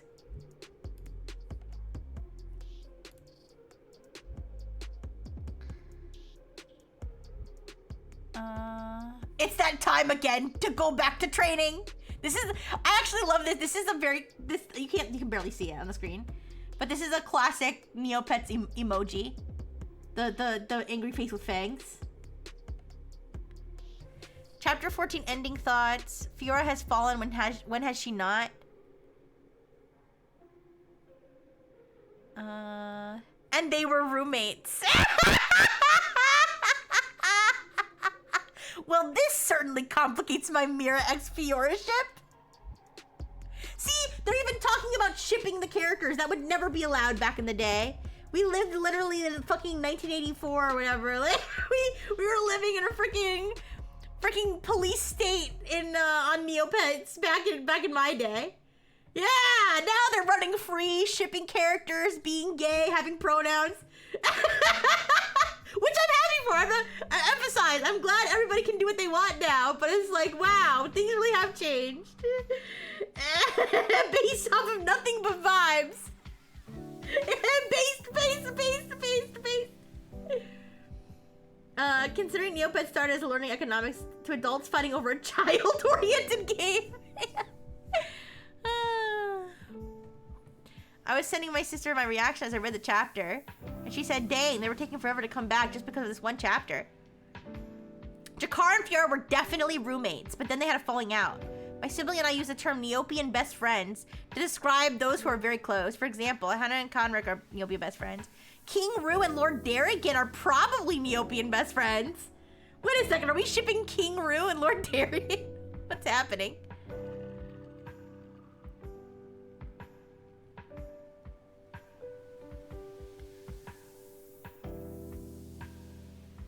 No, King Rue and Lord Darrigan were roommates, actually.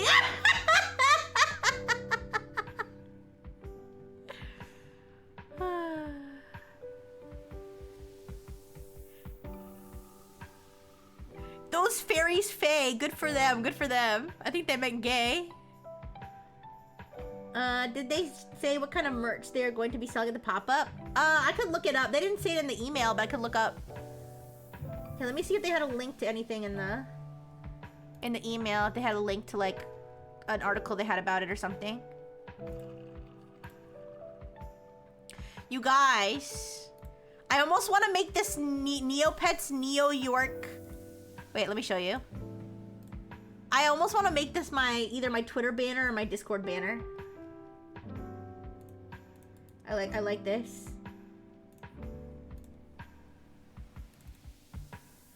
I'll crop out the part that says stay tuned. Wait.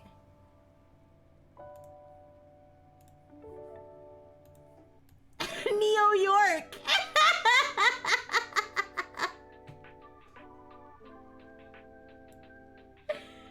That's so cute. I love that. New York. Anyways. Okay, they don't have a link, but let me look up. I could look up Neopets pop-up shop and see if there are any details. I just hope there aren't scalpers who are gonna like, you know, clear out the place in like 1 hour. Fairies are fae, lol. I would sacrifice a goat at the witching hour to be able to make a post with this much aura! Neopets pop-up shop. Cause I heard, so I was, well, I sent my maternal unit on a mission to go get me something at the, when they were doing the bubble tea collab, cause she just happened to be in the area where they were doing, like, she happened to be in an area that had this store that they were doing it at. So I was like, since you're there, can you find that store and get me one? And she forgot. But I was looking online and they said that like people had scalped like all the plushies that they were giving at the bubble tea place. That they had like scalped them like within a day. I hate scalpers. Even though I'm part of the problem by being a reseller on in-game. I'm an in-game scalper. So is everybody else who makes any money in the game, okay? But not with real products. Ooh. Maybe I'll give up my my reselling ways and I'll find other ways to make money on Neopets. In-game, not in the real world with real money. Everybody, I'm sorry, it's a game and that's the meta. I don't know. What do you guys think? Am I being morally inconsistent by being mad that people are scalping the Neopets merch, but not being mad that I'm a reseller on Neopets? Listen, I see Neopets as a game and reselling as the meta. Okay, is the game. So I guess if you see life as a game,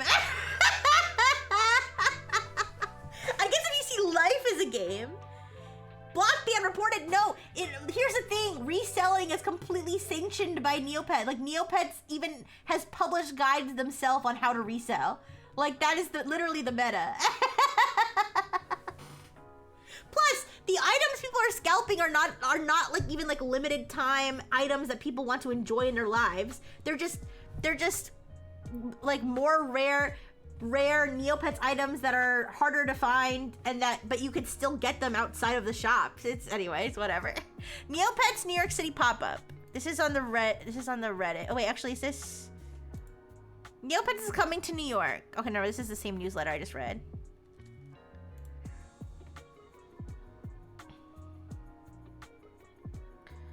As one of the co-founders for Neo York City Meats, I want to confirm we have a meat plan for all of you with some goodies. This is on Reddit. I wonder how scalper heavy it'll be is the top fucking comment. Someone said I would fly from LA for this, but I always assume scalpers. That would be so sad.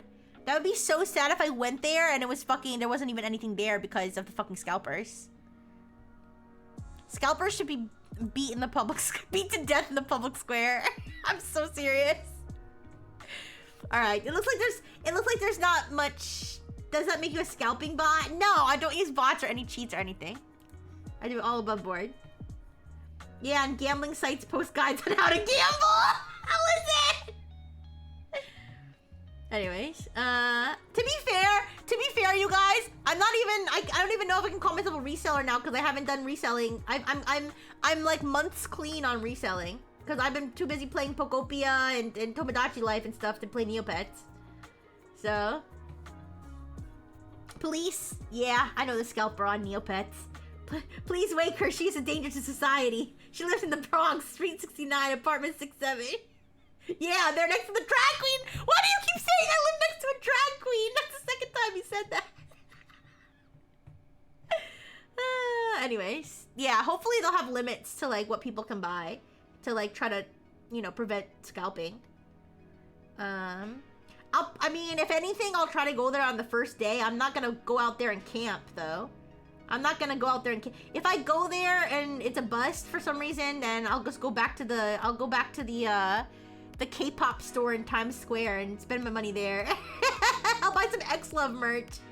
I don't have any X-Love merch. One of my new favorite K-pop groups.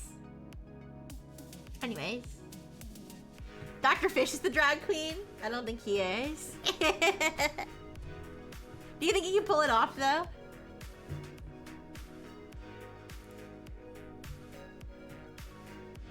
I misread that as please wake her, she has anxiety, which is true.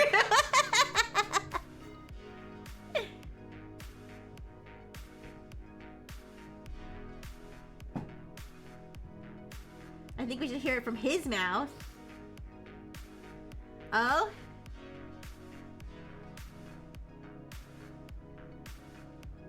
Jakara did nothing wrong!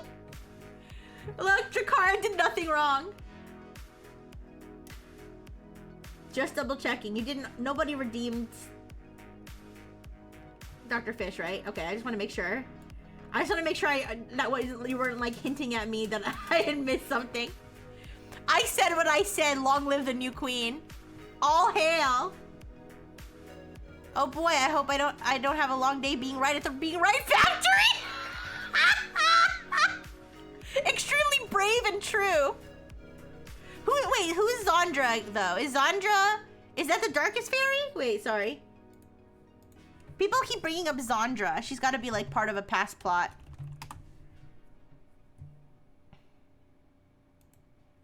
Oh, Zandra was the main antagonist in the fairies ruin plot. Okay. The plot that made Fairyland fall to the ground. Okay. I misread the number of points it took to summon Dr. Fish. Oh yeah, it's expensive. It's expensive because you know he's kind of shy. He doesn't always like to really talk on stream. I know every time I let him talk on stream, he starts being all finally she let me talk, but he's just playing. I'm not forcing him to be silent just so I can take all you guys' batteries. That's definitely not a thing. So yeah, he's just really shy, that's all.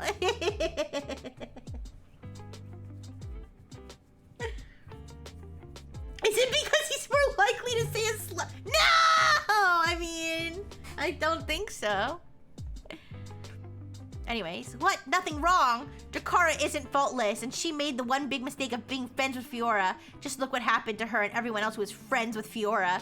Glad Girly finally turned it around and tossed Fiora out of her ivory tower.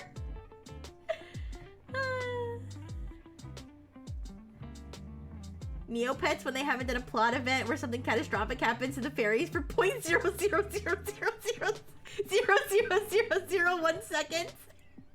Would have been that one. I like reading people's thoughts on support Fiora only has one comment. Darkest Fairy versus Eudora when? All hail Queen Jakara.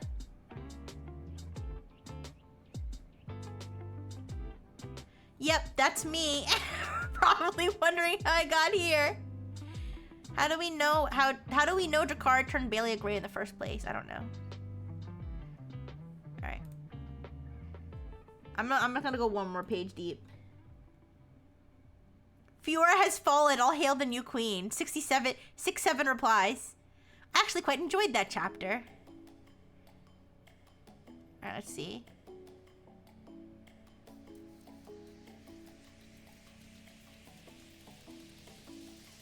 Just ding dong, the witch is dead.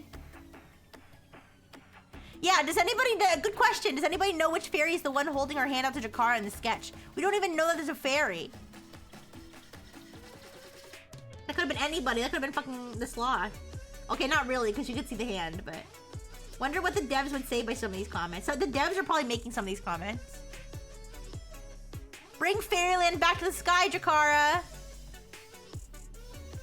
No, guys, Fiora's fine. I checked the hidden tower. Oh, yeah, wait, the hidden... People were saying... I saw a thing that said, Neopets should take down the hidden tower. Because there's a location in Neopets called the Hidden Tower. Where if you like did certain achievements or something, you can buy certain items. And Fiora apparently still there at the tower. The devs posted the roommates thread. I see the vision. Yeah. Wild, loved it. Always been iffy on Fiora. The Grey Ritual is barbaric. I agree. The Grey Ritual sounds like a cult thing. Like that does like the existence of the Grey Ritual like, does not give me faith that Fiora is on the right side of history. The fact that most of the reactions on the forum is being anti-Fiora tells me a lot. I do find it interesting that nobody's pointing out that the fucking Hall of Heroes got fucking destroyed in the battle. Nobody's pointing it out. Everybody's talking about the Fiora part, and nobody's talking about the Hall of Heroes being fucking destroyed.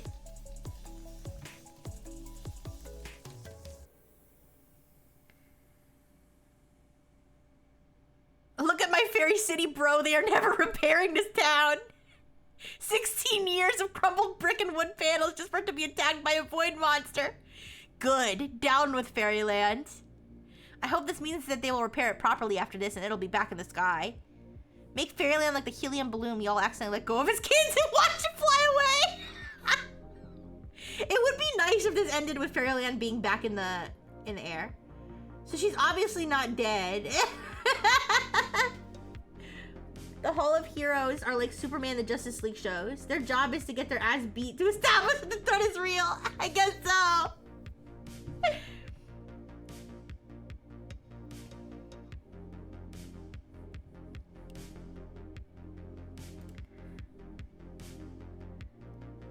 Okay, let's see.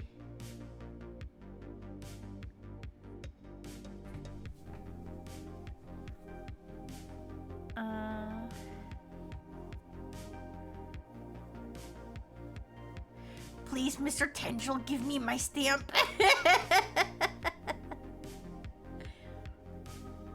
We the weak need guidance on how to defeat the Tendril. Why is Fiora in Fairyland right now? Fifi? Alright, most people are kind of talking about the most people are only talking about the battles and stuff, but alright, I think I can wrap up here. But that was a good one. That was a good chapter. We had a lot of action. I was a little pissed at first that it was so focused on a character I hated, but then once it switched to the fairy stuff. Also, wait a second.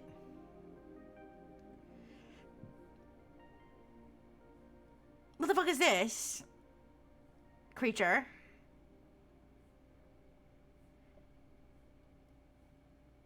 Is that the tentacle? Is that no? The tentacle is different.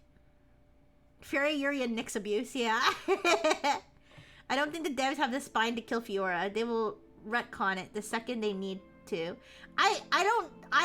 Has there ever been a case where they killed off a major character? Distressingly, little Balia. That's true. She kind of was just there, like sniveling. Who wrote this chapter and how horny were they? Please stay. Ooh. I don't know. I mean, I wish I could stay, but I do have work and everything. I know. It sucks. I was like very heavily fantasizing today about back when I was unemployed and I could just do shit. Like, yes, I did spend like, you know, I spent a decent amount of time applying for jobs, but I'll be honest, I didn't spend a whole full-time I didn't spend a whole full-time hours worth applying for jobs, okay? That would be a waste. That would be a waste of my unemployment, okay? back when I was unemployed, I could just do shit. I could watch a whole movie. I could play any video game anytime. I could go out. I could do shit. I can't do shit no more. But actually, the one thing I couldn't do when I was employed, spend a lot of money. That's clear. Couldn't spend a lot of money. I did have to not eat out, and you know, when I did go out, did not spend much. But other than that, I mean, I imagine Rixie became a writer for Neopets and makes something like this. Time to sneak in an hour of Tomodachi Life now. But yeah, being a writer for Neopets is something fun. I don't think I'm good enough at writing though. I don't have the skill set. I feel like I could probably be good at like editing and proofreading. I've done stuff like that, like you know, in the office from time to time. Oh, I didn't finish it, Blue on Blue. I don't know if you watched, but I gave up at the end. Although I was thinking, honestly, I enjoyed the game. I feel like it was I enjoyed the game a lot, but I feel like it was the type of game that I feel like I'd probably perform better if I did it off stream, so I could like sit and obsessively like write everything down. Yeah. So I was thinking I might play it off stream and just tell you guys how I did. I might start from the beginning. I might replay it. I might start from the beginning because like the way my brain works, I feel like if I could branch out from the beginning, I feel like I'd have a better grasp on things. But anyways, what if we ask very politely? I'm stalling a little bit, but I mean I can do some of my Neopets dailies. I can do some of my dailies. We can go collect my bank interest.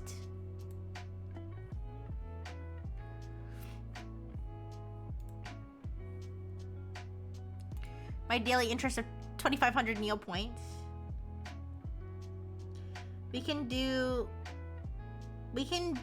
your job for you tomorrow if you stay. Oh, don't worry, I did my Duolingo. I did. I wish you could do my job for me. I wish. I mean, I'm sure, I don't mean like you couldn't like skill-wise, like you definitely could, but you know, logistically, I don't think that would work.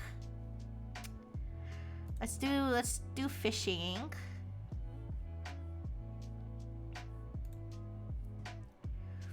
Let's see what I get from the whirlpool today. Oh, not the whirlpool, sorry. Wrong one. It's behind the whirlpool. Underwater fishing. Old rotten boot. Thanks a lot. Forever. I wish. Ooh, of course. Oh, and thank you again, Kex, for the gift on Steam, you guys. We're gonna be playing Rusty Lake Hotel. Rusty Lake Hotel on Saturday, thanks to Kex, because he gifted me the game. I think that's a good... I've played some Rusty Lake games. I don't think I played Rusty Lake Hotel, though. But I played some Rusty Lake games before. I think they're a good vibe for a Saturday night. I did the Tombola already. Let's do Colton Shrine.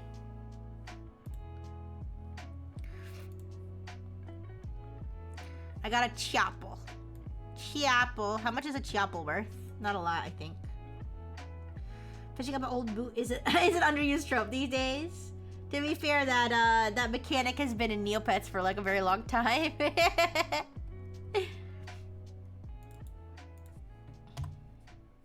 Chiapple's worth 50 Neo points. Yes, of course, of course. Alright, what else could we do? We already did the omelet. What other dailies are there? The discarded Grundo plushie? I forget where he is. I forgot where the discarded Grundo plushie is. I'm so used to just clicking it. I'm so used to...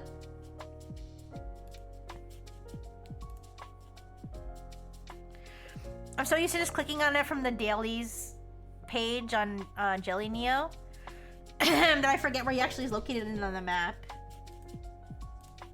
Here, let me look up Neopets dailies.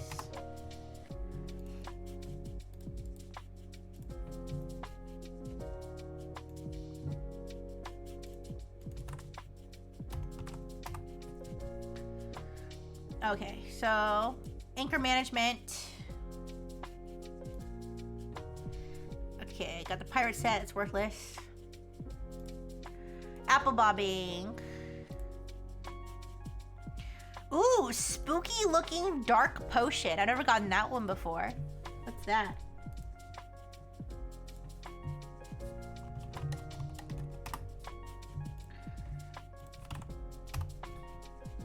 It's worth 2 Neo points. Okay. Got a little too excited there. Listen, potions are hit or miss. Imbibe the evil ass potion. I don't even know what it does. Potion may heal your Neopet. Then again, it may do something quite nasty. No! I think I'm gonna sell this evil ass potion. I'm gonna put it into my shop.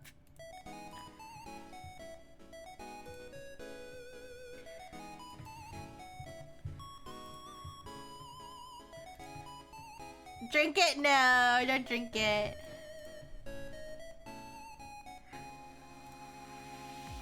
Alright.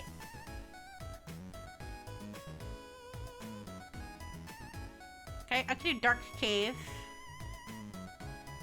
Oh, never mind, I can't do the Dark Cave.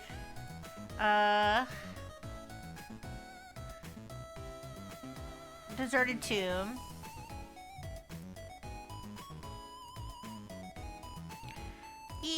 Okay, got nothing. Forgotten Shore. Got Neopoints. 2,000 Neopoints. Yay. Alright, Fruit Machine. Fruit Machine. I heard that's where your parents got you, at the Fruit Machine. Anyways. Giant Jelly. Thank you for the Hydrate Toaster. Thank you, thank you. Oops. I clicked it twice. Let me see what I got.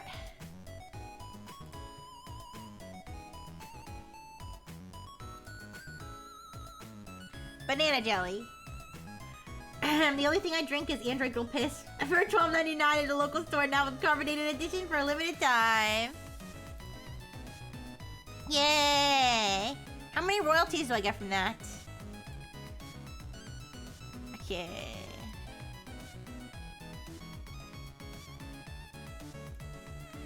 Send him back into the dark hole. The grumpy old king. We could just throw some bullshit in here. It literally does not matter what you put in here. I remember when I was a kid and I used to actually like choose things to say. Okay. Had no effect. That's okay. Can I do Lost in the Dark? Is that what I can do? Yes. I just gotta go right every time. Oh, wrong turn. Lunar Temple. No, I don't. Actually, maybe you guys can help me with the Lunar Temple. Can you guys help me with the Lunar Temple?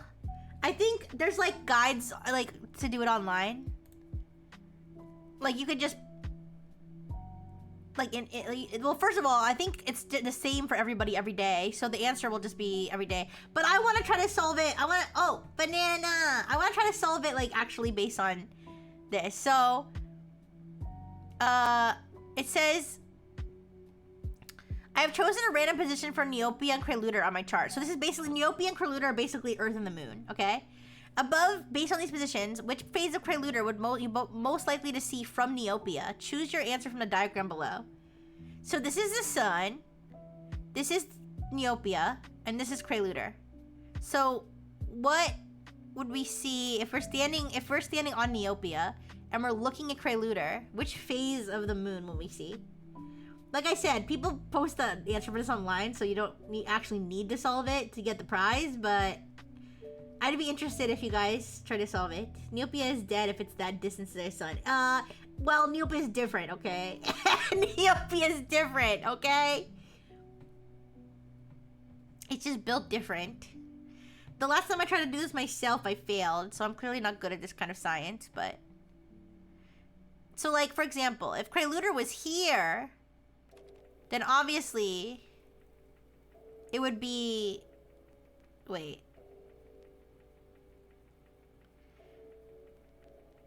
If Crayluder was here, I guess you would see the whole moon? Where are we standing? Oh, good question. I guess assuming we're perpendicular, maybe? Actually, I'm not sure. It just says from Neopia. I don't know if there's a way to solve it without the method I found online. You think you think you can't solve it scientifically? That might make sense because Caesar has a good point. Where are we standing? First row, last or second to last? So yeah, so let's say if it was here, it would be this one, right? So if it's here, I'm like doing it like from what I know, and then so if it was here, then we would see half. So if it's here, then we can see how much. If we're at the front, we see nothing. Well, yeah, I guess, unless the moon was right here. But like I'm assuming we're standing here and we're looking at it this way. Right?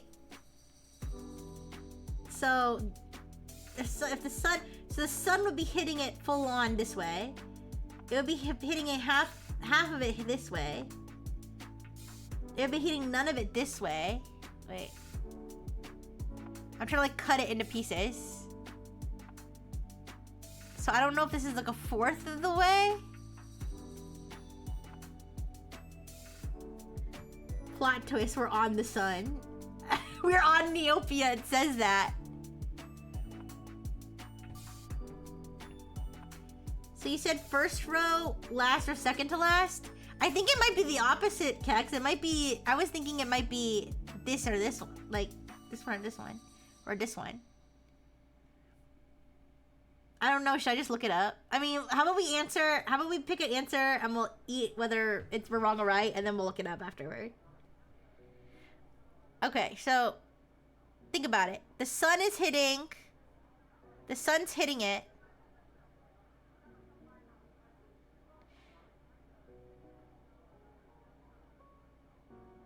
And then this part of it's dark. Wait.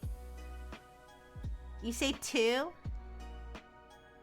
So if we're looking at it this way, wouldn't the right, if we're looking at it facing this way, wouldn't the right side of it be lit up?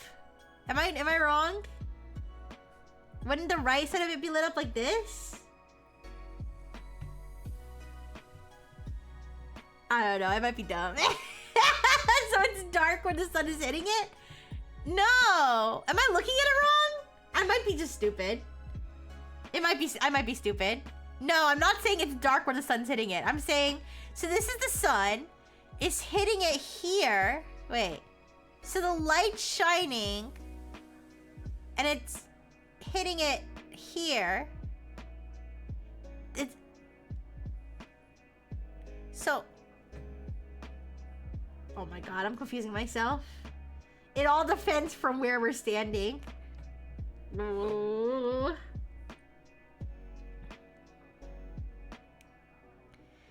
Does the earth cast a shadow on it? Like here? I'm thinking the light's like hitting and then like the earth's like Neopia is casting a shadow on it like here. So I would think only a sliver on the right side would be visible. Top row 2 or 3. Okay. All right. So it sounds like, oh, bottom row. Okay, now we're. Okay, that's what I think. I think Keck said top row 2 or 3, and then Caesar said top row first or second. Ooh. All right, I'm gonna say, let me see. It might be this one. Let me think. Let me try to cut it in half again. So if this is half, this is a quarter. This is an eighth. So it's like in between. So half, quarter, eighth. Wait, full. Half? 1/4 Do we know the orbit direction? I don't know. Okay, I'm gonna go with this one. No! I'm sorry, that is incorrect. Keep studying the lunar chart. No. All right, let's look up what the answer. Okay, wait. Let's look up what the answer was.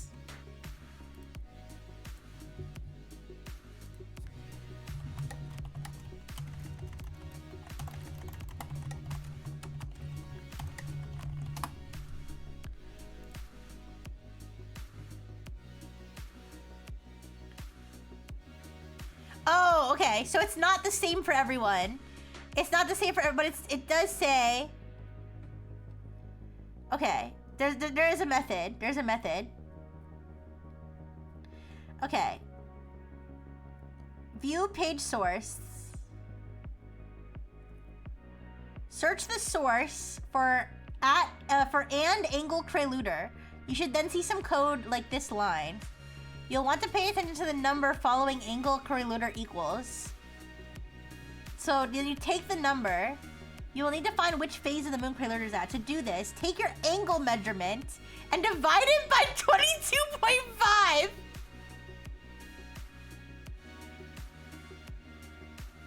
Take your angle measurement and divide it by 22.5. If it is a decimal, round to the nearest whole number.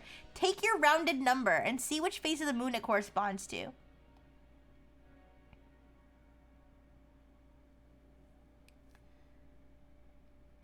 Okay, so let me do that. 1 second.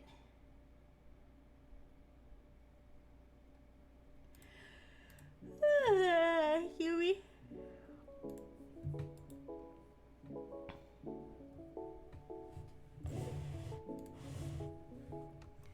Okay. All right, the angle's 52.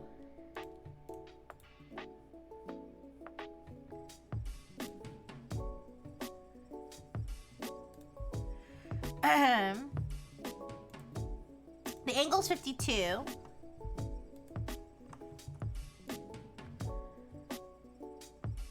And so 52 divided by 22.5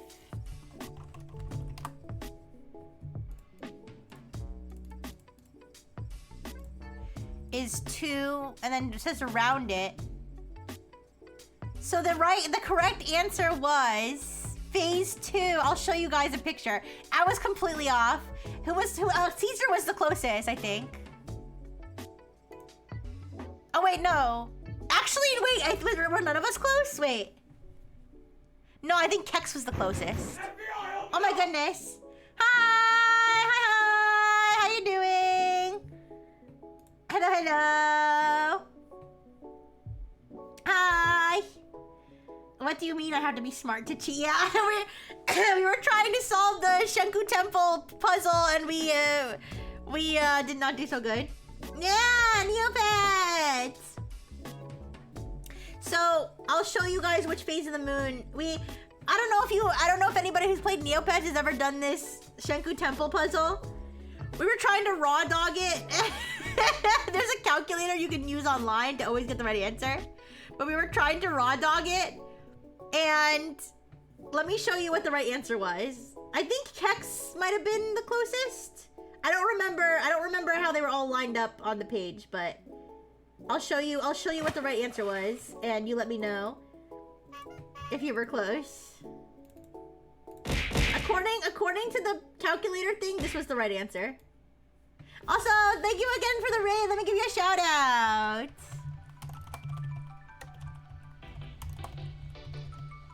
Thank you. And thank you for the burgers.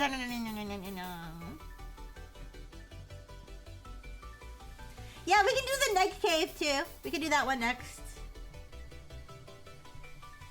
That's the opposite of what you said. It's the opposite of what it's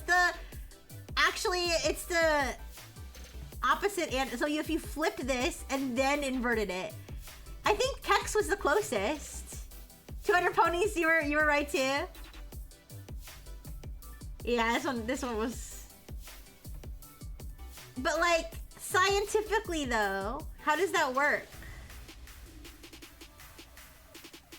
Oh, this song is called Wave Push by Stream Beats by Harris Heller. All of my basic background music is Stream Beats by Harris Heller, and this song is called Wave Push. So wait, so this is Preluder, which is the moon.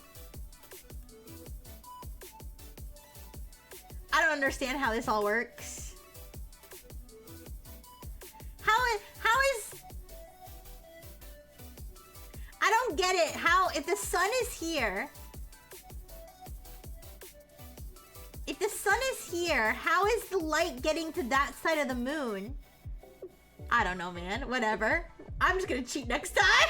I don't trust it. Does the Elder Scrolls 5 Skyrim count? It for sure has more lore than Neopets. I don't know. Maybe the entire Elder Scrolls series. Probably the entire Elder Scrolls series probably has more lore than Neopets. You have to take into account that Neopets has been around for, I mean, Elder Scrolls, how long has Elder Scrolls been around? Maybe the same, maybe longer. It's been around since like the 1990s, and it's very, very lore heavy. So, I would say the Elder Scrolls probably has more lore than Neopets. I'll say that. When I say lore heavy, it's very wordy. The lore is very wordy. We just did one chapter of the current plot today, the most recent chapter, and it took us like 2.5 hours to read the whole chapter. So, I mean, that may not sound like a lot in the grand scheme of things, but when you think about how long Neopets has been around and how many plots there's been, the lore of the current plot, the Void Within plot. Yeah. I'll show you. I have to get out of classic mode though. Alright. Yeah, this is the latest Neopets plot. So this is the story. Over the last 3 or 4 streams, we've done all these chapters. So there's 14 chapters so far. There's 4 that haven't been published yet. So it has like, they have the comics, and then they have long written passages with like art and stuff. Yeah. Maybe we did think too much about the astrology in a fictional furry bait game on the internet. Maybe we did. Okay, assume you're on the opposite side of the planet from the sun. Since the planet blocks the light, you see most of the moon lit up. The planet's shadow only covers a slight part of the moon. Okay. I think I'm just still stupid. I'll look up later how to read lunar charts. I don't even know. What you're saying makes sense, I think. I just can't like parse it in my brain. Alright, anyways. But yeah, I don't know. I don't know if anybody sat down. I don't know if anybody sat down and been like, if you were to take all Neopets lore and like condensed it into like a book, how many pages would be in the book, you know? Alright, I was gonna do my other dailies.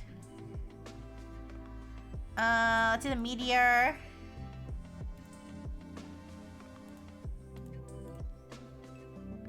Nothing happened. As an experiment, go outside. What shape is of the moon you see? Oh, I'll go check. I'll be right back. I think I'll be able to see the moon.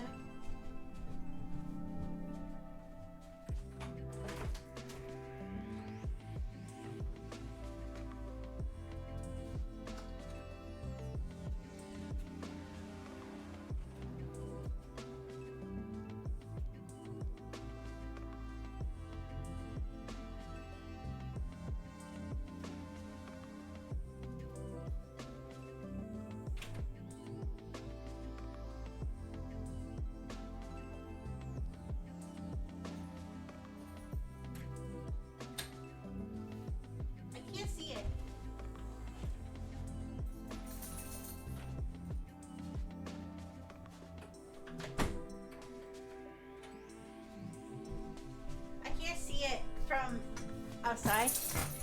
It's behind the trees, I think. I couldn't see it.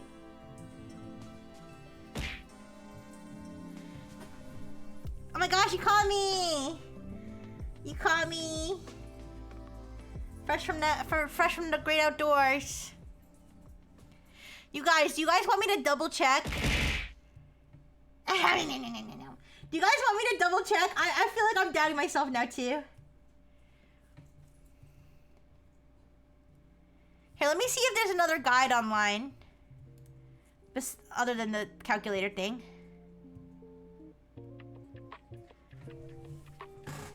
Wait. Somebody made like a mock-up thingy here.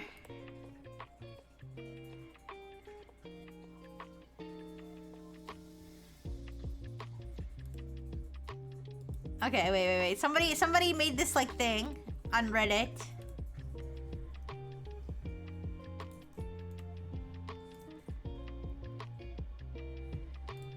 I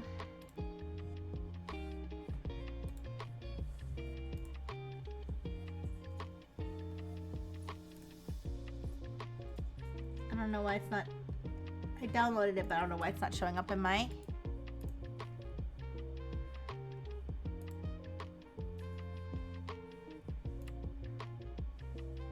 Insecure download blocked. No, it's fine. Keep. Alright, anyways. Alright, let me give credit to whoever this was that made this. Karumosa on the Neopets subreddit. KHARUMOSA made this.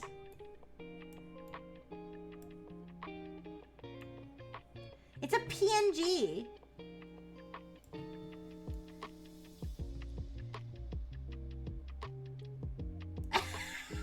Okay, what are we looking at here?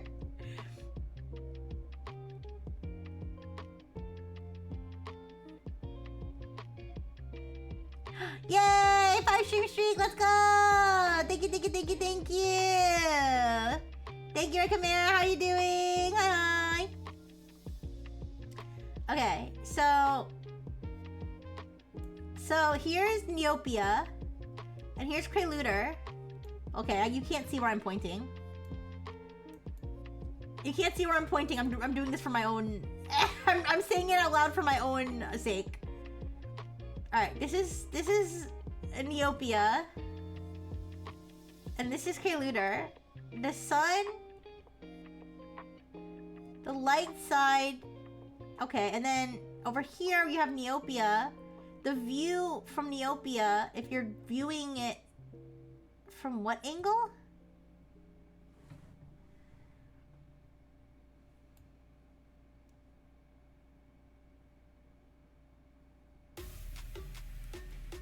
Freemason shit, and it's just basic Neopian astronomy, okay?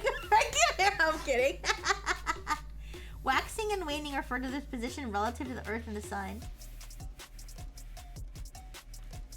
You hate this bunny? He's actually called a Norbu, is the species. I think he's actually more like a llama or like an alpaca or paca.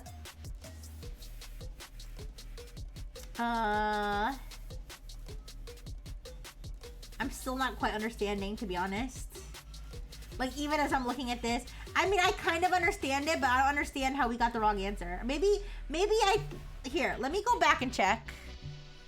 I either need to go back and double check, or I need to find somebody, who got the same exact configuration as us and see what the answer was for them. That's what I need to figure out. I will call him Bunny as a slur against him. Okay. Alright, let's go back to the Shunku Temple. The Lunar Temple. Okay. Alright, let me do the page source. Let me do the page source method again, okay? Give me a second. Let me double check that I'm getting the right part. Getting the right thing. Alright, let me read the instructions carefully.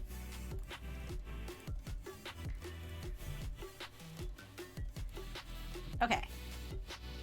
As a first step, make sure you click the link to view the actual puzzle page. Not doing so will leave you with the incorrect angle information. I think I am in fact on the puzzle page, but I'll double check. Oh, darn it. Wait, sorry, give me a second.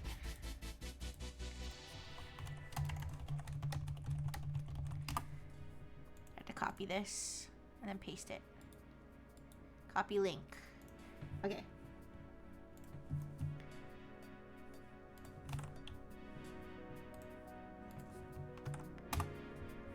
Okay, I am on the puzzle page. Okay. Then, as Craylunar moves around Neopia, it forms an angle between 3 points. 0 degrees is a straight line from the sun through Neopia to Craylunar. As the moon orbits clockwise around Neopia, the angle increases. To find your exact angle measurement, you must dig through Neopets source code. To do this, the most common method is to click on the blank area of the page and select View Page Source or something similar. This will depend on what browser you use. Now search the source for and angle Craylunar. You should then see some code that looks like this line. Angle Neopia equals 144 and angle Craylunar equals 169 and a view ID equals 2. Alright, so let's take a look. Page source. Okay, I'm gonna search it for and angle Craylunar. So I have angle Neopia equals 138 and angle Craylunar equals 52. That's what I have. So you will want to pay attention to the number following angle Craylunar equals. Calculations. Now you will need to find which phase of the moon Craylunar is at. To do this, take your angle measurement found in the above step and divide it by 22.5. So I had 52, right? I got 20 and the dealer's showing 7. Do I spit or stand? Stand. Stand. Alright, so take 52 divided by 22. 22.5, sorry.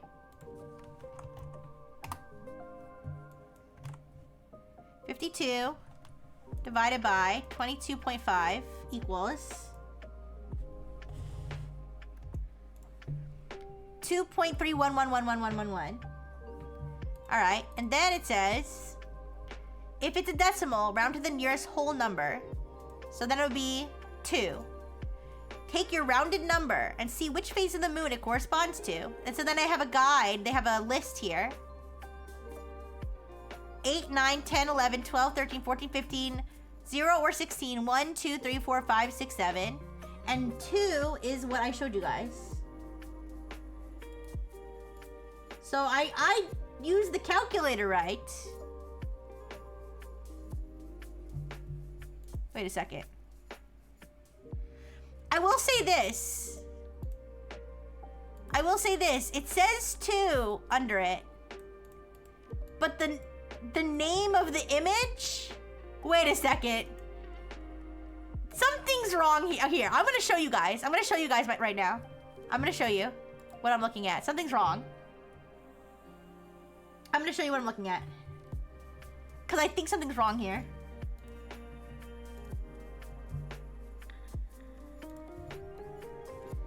Hold up.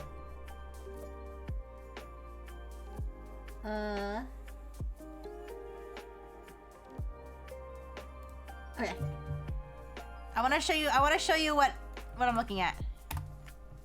This is the page I was just reading. Hi again, Dodo Thing. We're crashing out over the lunar temple puzzle in Neopets. Okay, so all the stuff I just read you was here. Now look. Look, so we did our calculation. The answer came out to 2. Now look at this.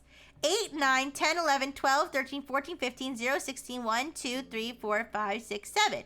So this would be 2. But I want to point out, I don't know how I can show you guys this, but the file names for the images, the one that says 10, the file name is 2, and the one that says 2, the file name is 10. So I'm kind of thinking Now I'm wondering why the file names don't seem to line up. Right? The file names... Okay, I'll say this, Blue on Blue. I think that we got it wrong on the Neopets page because I put... The one that I put would have been 9. So what I'm saying is I think the correct answer was actually 10. And we put 9. So we still would have been wrong. But what I'm saying is I think that this page is wrong because you normally use the calculator at the bottom. 52, right? The angle's 52. Get my face. Oh, sorry, wait. I did it on the wrong page. Okay, so it says face too. But then why are the file names different? So Amethyst, when you do it, you get the right answer? The correct answer on that page is the phase labeled 2. Yes. Okay, if you use this calculator and you always get the right answer, then yeah. Then I have no... Then I'm coping. I'm coping too much.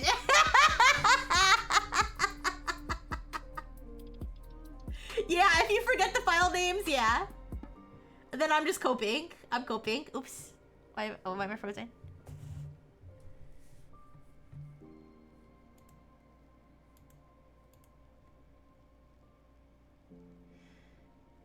Why is the shadow on the side where the sun is shining on it?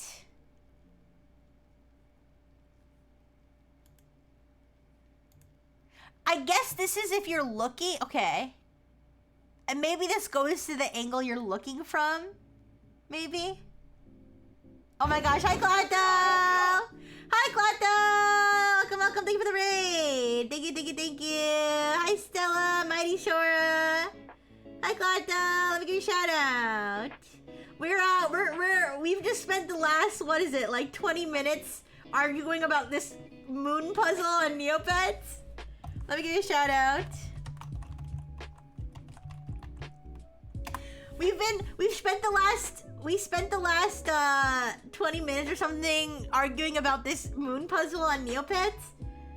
So let me show you what it says the right answer is. How am I doing? I'm doing good. I'm doing good. I'm having fun playing with Neopets and everything. And I have successfully been scammed by the Frengineers into staying longer on stream than I was supposed to, but no regrets, no regrets. I'm very invested in this lunar puzzle thing. Give me a second. So let me show you. This is the correct answer according to all sources. Wait, where is it?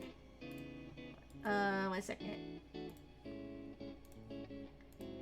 Okay. This is the correct answer to the puzzle. So the puzzle, let me explain it for anybody who missed it. This is the sun. This is Neopia, which is basically like the Earth. And this is Craylunar, which is basically like the moon, okay? So the question is, I don't remember exactly how it's phrased, but I believe the question was along the lines of, what would you see, what phase of Craylunar, the moon, would you see from Neopia in this configuration, okay? And this is the correct, we got it wrong. This is the correct answer. And now we're debating how that's possible.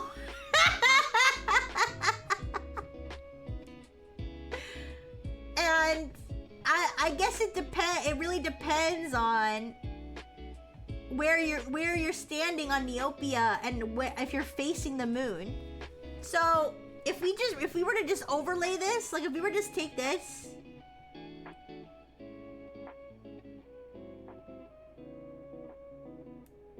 humanity's last exam. Yeah, what if we gave this to an AI, what would it say?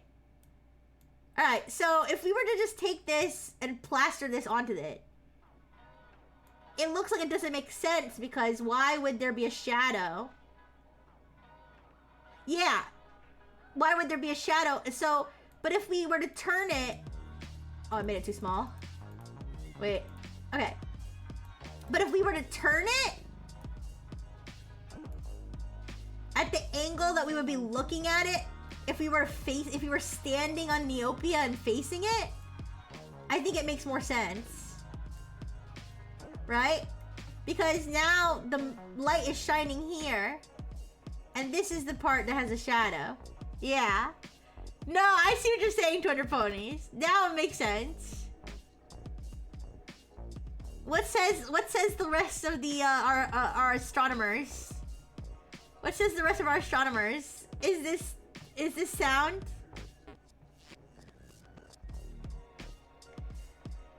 I can see it because the light is like going out, and then the shadow is being cast just here. That kind of makes sense. Yeah. I got 400 eyeballs looking at that goofy moon.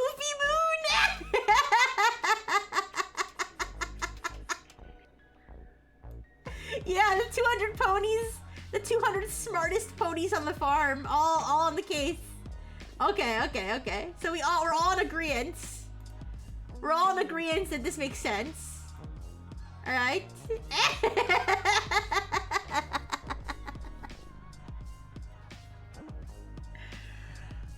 Excuse me.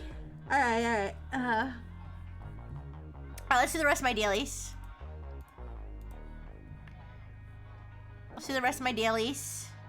Monthly freebies. I got some squash salad cake. Nice. And I got 2,000 Neo points. Mysterious Neg Cave. This is the other one. This one's easy though. I like doing this one. This one's like a nice little activity for my brain, my robo brain, to keep it sharp. It's kind of like a Sudoku.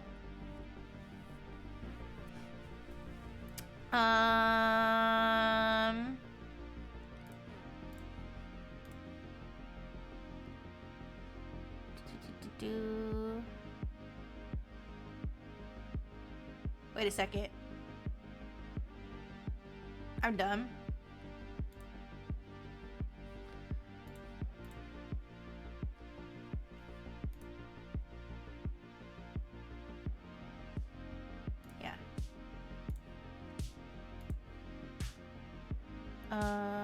Blue here.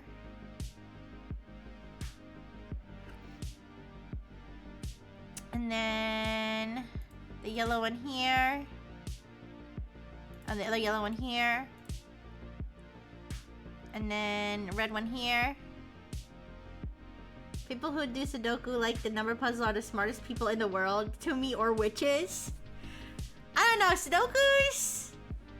I feel like I can't solve Sudokus, like, I mean I can't do it in my head. Like I have to like write down all the possibilities. Don't commit Sudoku, don't worry, I won't commit Sudoku. But like whenever I do like actual number Sudokus, I have to write down like my Sudoku page gets so messy because I'm like writing so much down. Alright, so in this case, you have to put the shapes and the colors, and you need one of each color on each shape. I don't know if I'm explaining it well. And then they need to fit these, like all of these need to be present. All of these, what do you call them? Configurations. Excuse me. That was like a hiccup burp. That was like a hiccup burp combo. I thought I was gonna hiccup and then I just burped.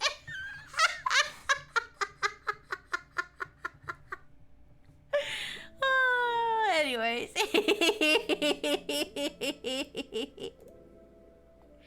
Parasol of unfortunate demise. I'm sorry, what did I just get? How much is this worth? Some of these items are just saying some bullshit. Thank you for the hydrate. Thank you.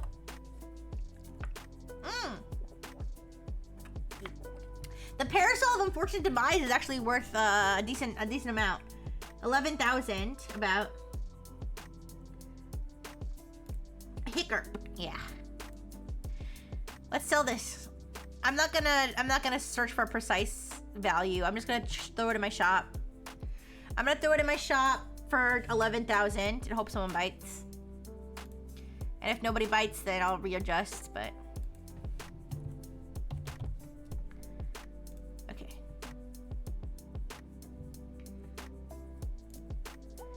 Alright, we saw it in a spill box. You can get Neo Cash from this one. I've never gotten Neo Cash from this before though.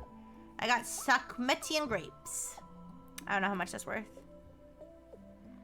The Rich Lord, 50 Neo points. Did you know if you sneeze and fart at the same time, your body takes a screenshot? Interesting.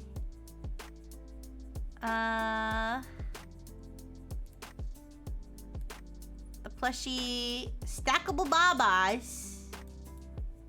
How much is that worth? I think that's a toy. Babas is a pet that looks like a sheep. They're worth 85 Neo points. Not much. Alright. And then Trudy's surprise. That's the last one I'll do. Sneeze farts are never not funny. Snarts. Have y'all ever snorted?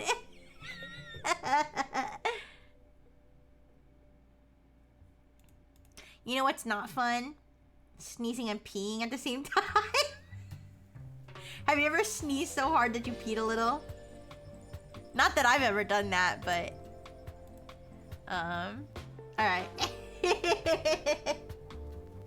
A sniss, yeah. No snissing, yeah. Yeah, you have. Alright. Well, you guys, I ran out of dailies. That's all my dailies. I think it's finally time for me to go. Ooh. Sneeze and nosebleed. Oh, I went to the wrong thing. Sneeze and nosebleed. It's area of effect. Ouchie. No. Oh, I keep putting the wrong thing. I want to keep wanting to go here. My pets. That's where I would go. Alright. Alright, let's go. Oh, I know. Guys, I have to. I can't stay all night. I know, Dodo thing. Oh, I wish I could stay. Thank you. I stayed extra. I did stay extra. I did. I'll wait for the ad. There's an ad right now. I'll wait for the ad to end and then I'll go. Let's start scouting out who we're gonna raid today. I got lots of raids today, so I'm gonna pass it along.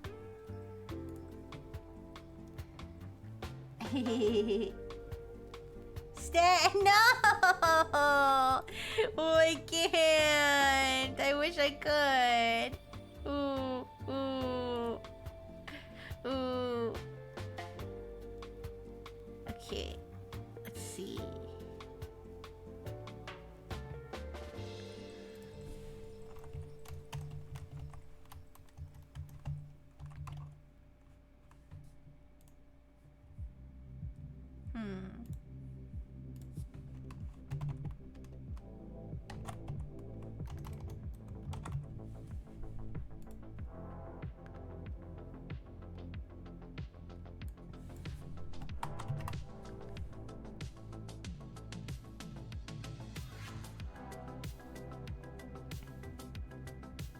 Don't be Shadow. I'm seeing if there's anybody's VTubers that are streaming Neopets, but no. I don't think there's anybody streaming Neopets except for me. I'm alone. Alright, let's see, let's see.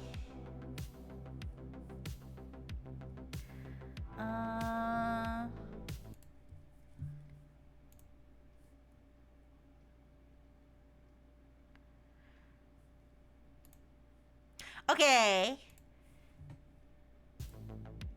Okay, I've only seen 2 VTubers stream Neopets this year. Me and Lulu. Wait, Lulu streamed Neopets?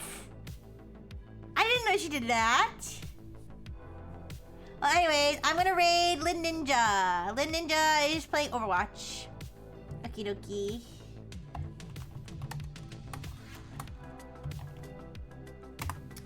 Okay, thank you everybody. Thank you Toaster. Thank you Mel. Thank you Caesar. Thank you Tila Pico.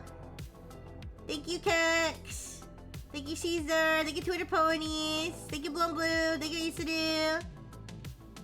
Thank you, Total Thing. Thank you, Toaster. Thank you. Thank you again, Claudio, for the raid. And thank you, Amethyst. And thank you, Lurkers. And Jay. Thank you, big kisses. Mwah. Bye-bye.